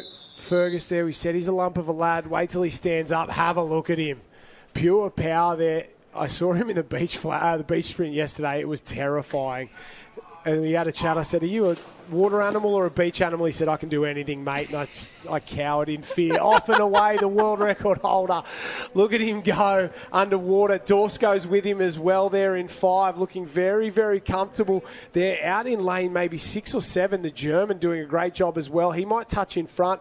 17 point on the turn, a little slower than Hines, but this is where the real action is on the way home, and it's the German who goes to the front at the 70-metre mark. Yeah, Maximilian Ulrich, have a look at him in lane 6. But this is where Fergus Eady really made his mark. His last 20 is just phenomenal. You'll see those big arms start to come through.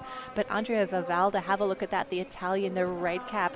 We've seen Rene Rossi do such an incredible job. They come through now. The big touch on the wall. And it is going to be Chris Dawson who comes through there. Great swim from Dawson there. Another veteran of the New Zealand team for a long, long time. Spends a bit of time, he's out here on the Gold Coast as well. A great swim from him. So 6'8", and it's probably going to take a 47 really low to be in this final, and we've seen that. So it's going to be very, very tough for a couple of these guys. 47.5 it looks like. The ones in the final. Bjorn misses out on the final. Very, very tough. So that one was tight, but it wasn't as quick as we expected in the end, to be completely honest. And very tough. Take a look at these final stages here. Very good from Dawson. The touch on the wall gets it in there. That's what you want. I reckon his last 6 or 7 metres, he was third through to first. Yeah, great performance there. Finish. Good swim, that's for sure. 46.8. That was those final sort of 5 metres, like you said, Jenny Parry. Fergus Eadie, Andrea Vivaldi there from Italy, 47.1. He'll be in the final. And Ulrich, he'll miss that A final with a 47.7, and that's how tight it can be. We'll run you through the finalists. Pizzotti from Italy, Harrison Hines, Dawson and Eadie. We just saw those. Cremonini, there from René Rosso. Vivaldi from Italy as well. Jake Smith, the Australian from Trig Island in 47.24. Gets there. And Vivaldi from Italy gets in 47.51. Maybe slower than we thought, but still very quick. Still quick. And in the biggest news, what everyone has been waiting for, Paul Bourne is 11th overall. He will be in the B final. So, get your shirts ready. Get the cheer squad. He's my favourite athlete by a country mile. So we love to see it. And this man on screen, he'll be in the final. Dawes did a great job in there. He's a very good athlete, and we'll expect big things from him this afternoon. That is for sure, without a shadow of a doubt.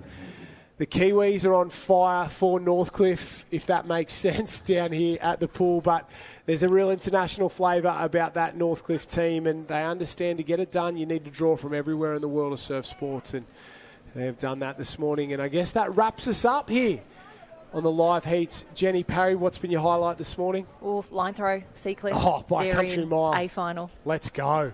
I love to see it. Fantastic. And we'll be back this afternoon at 2 o'clock for the finals package. Don't go anywhere. A big thank you on behalf of myself and the entire team here at the 2024 Lifesaving World Championship. This has been day 1 of the Interclub Pool Rescue Competition. A huge thank you. We'll catch you right back here at 2 o'clock this afternoon. Thank you and have a nice day.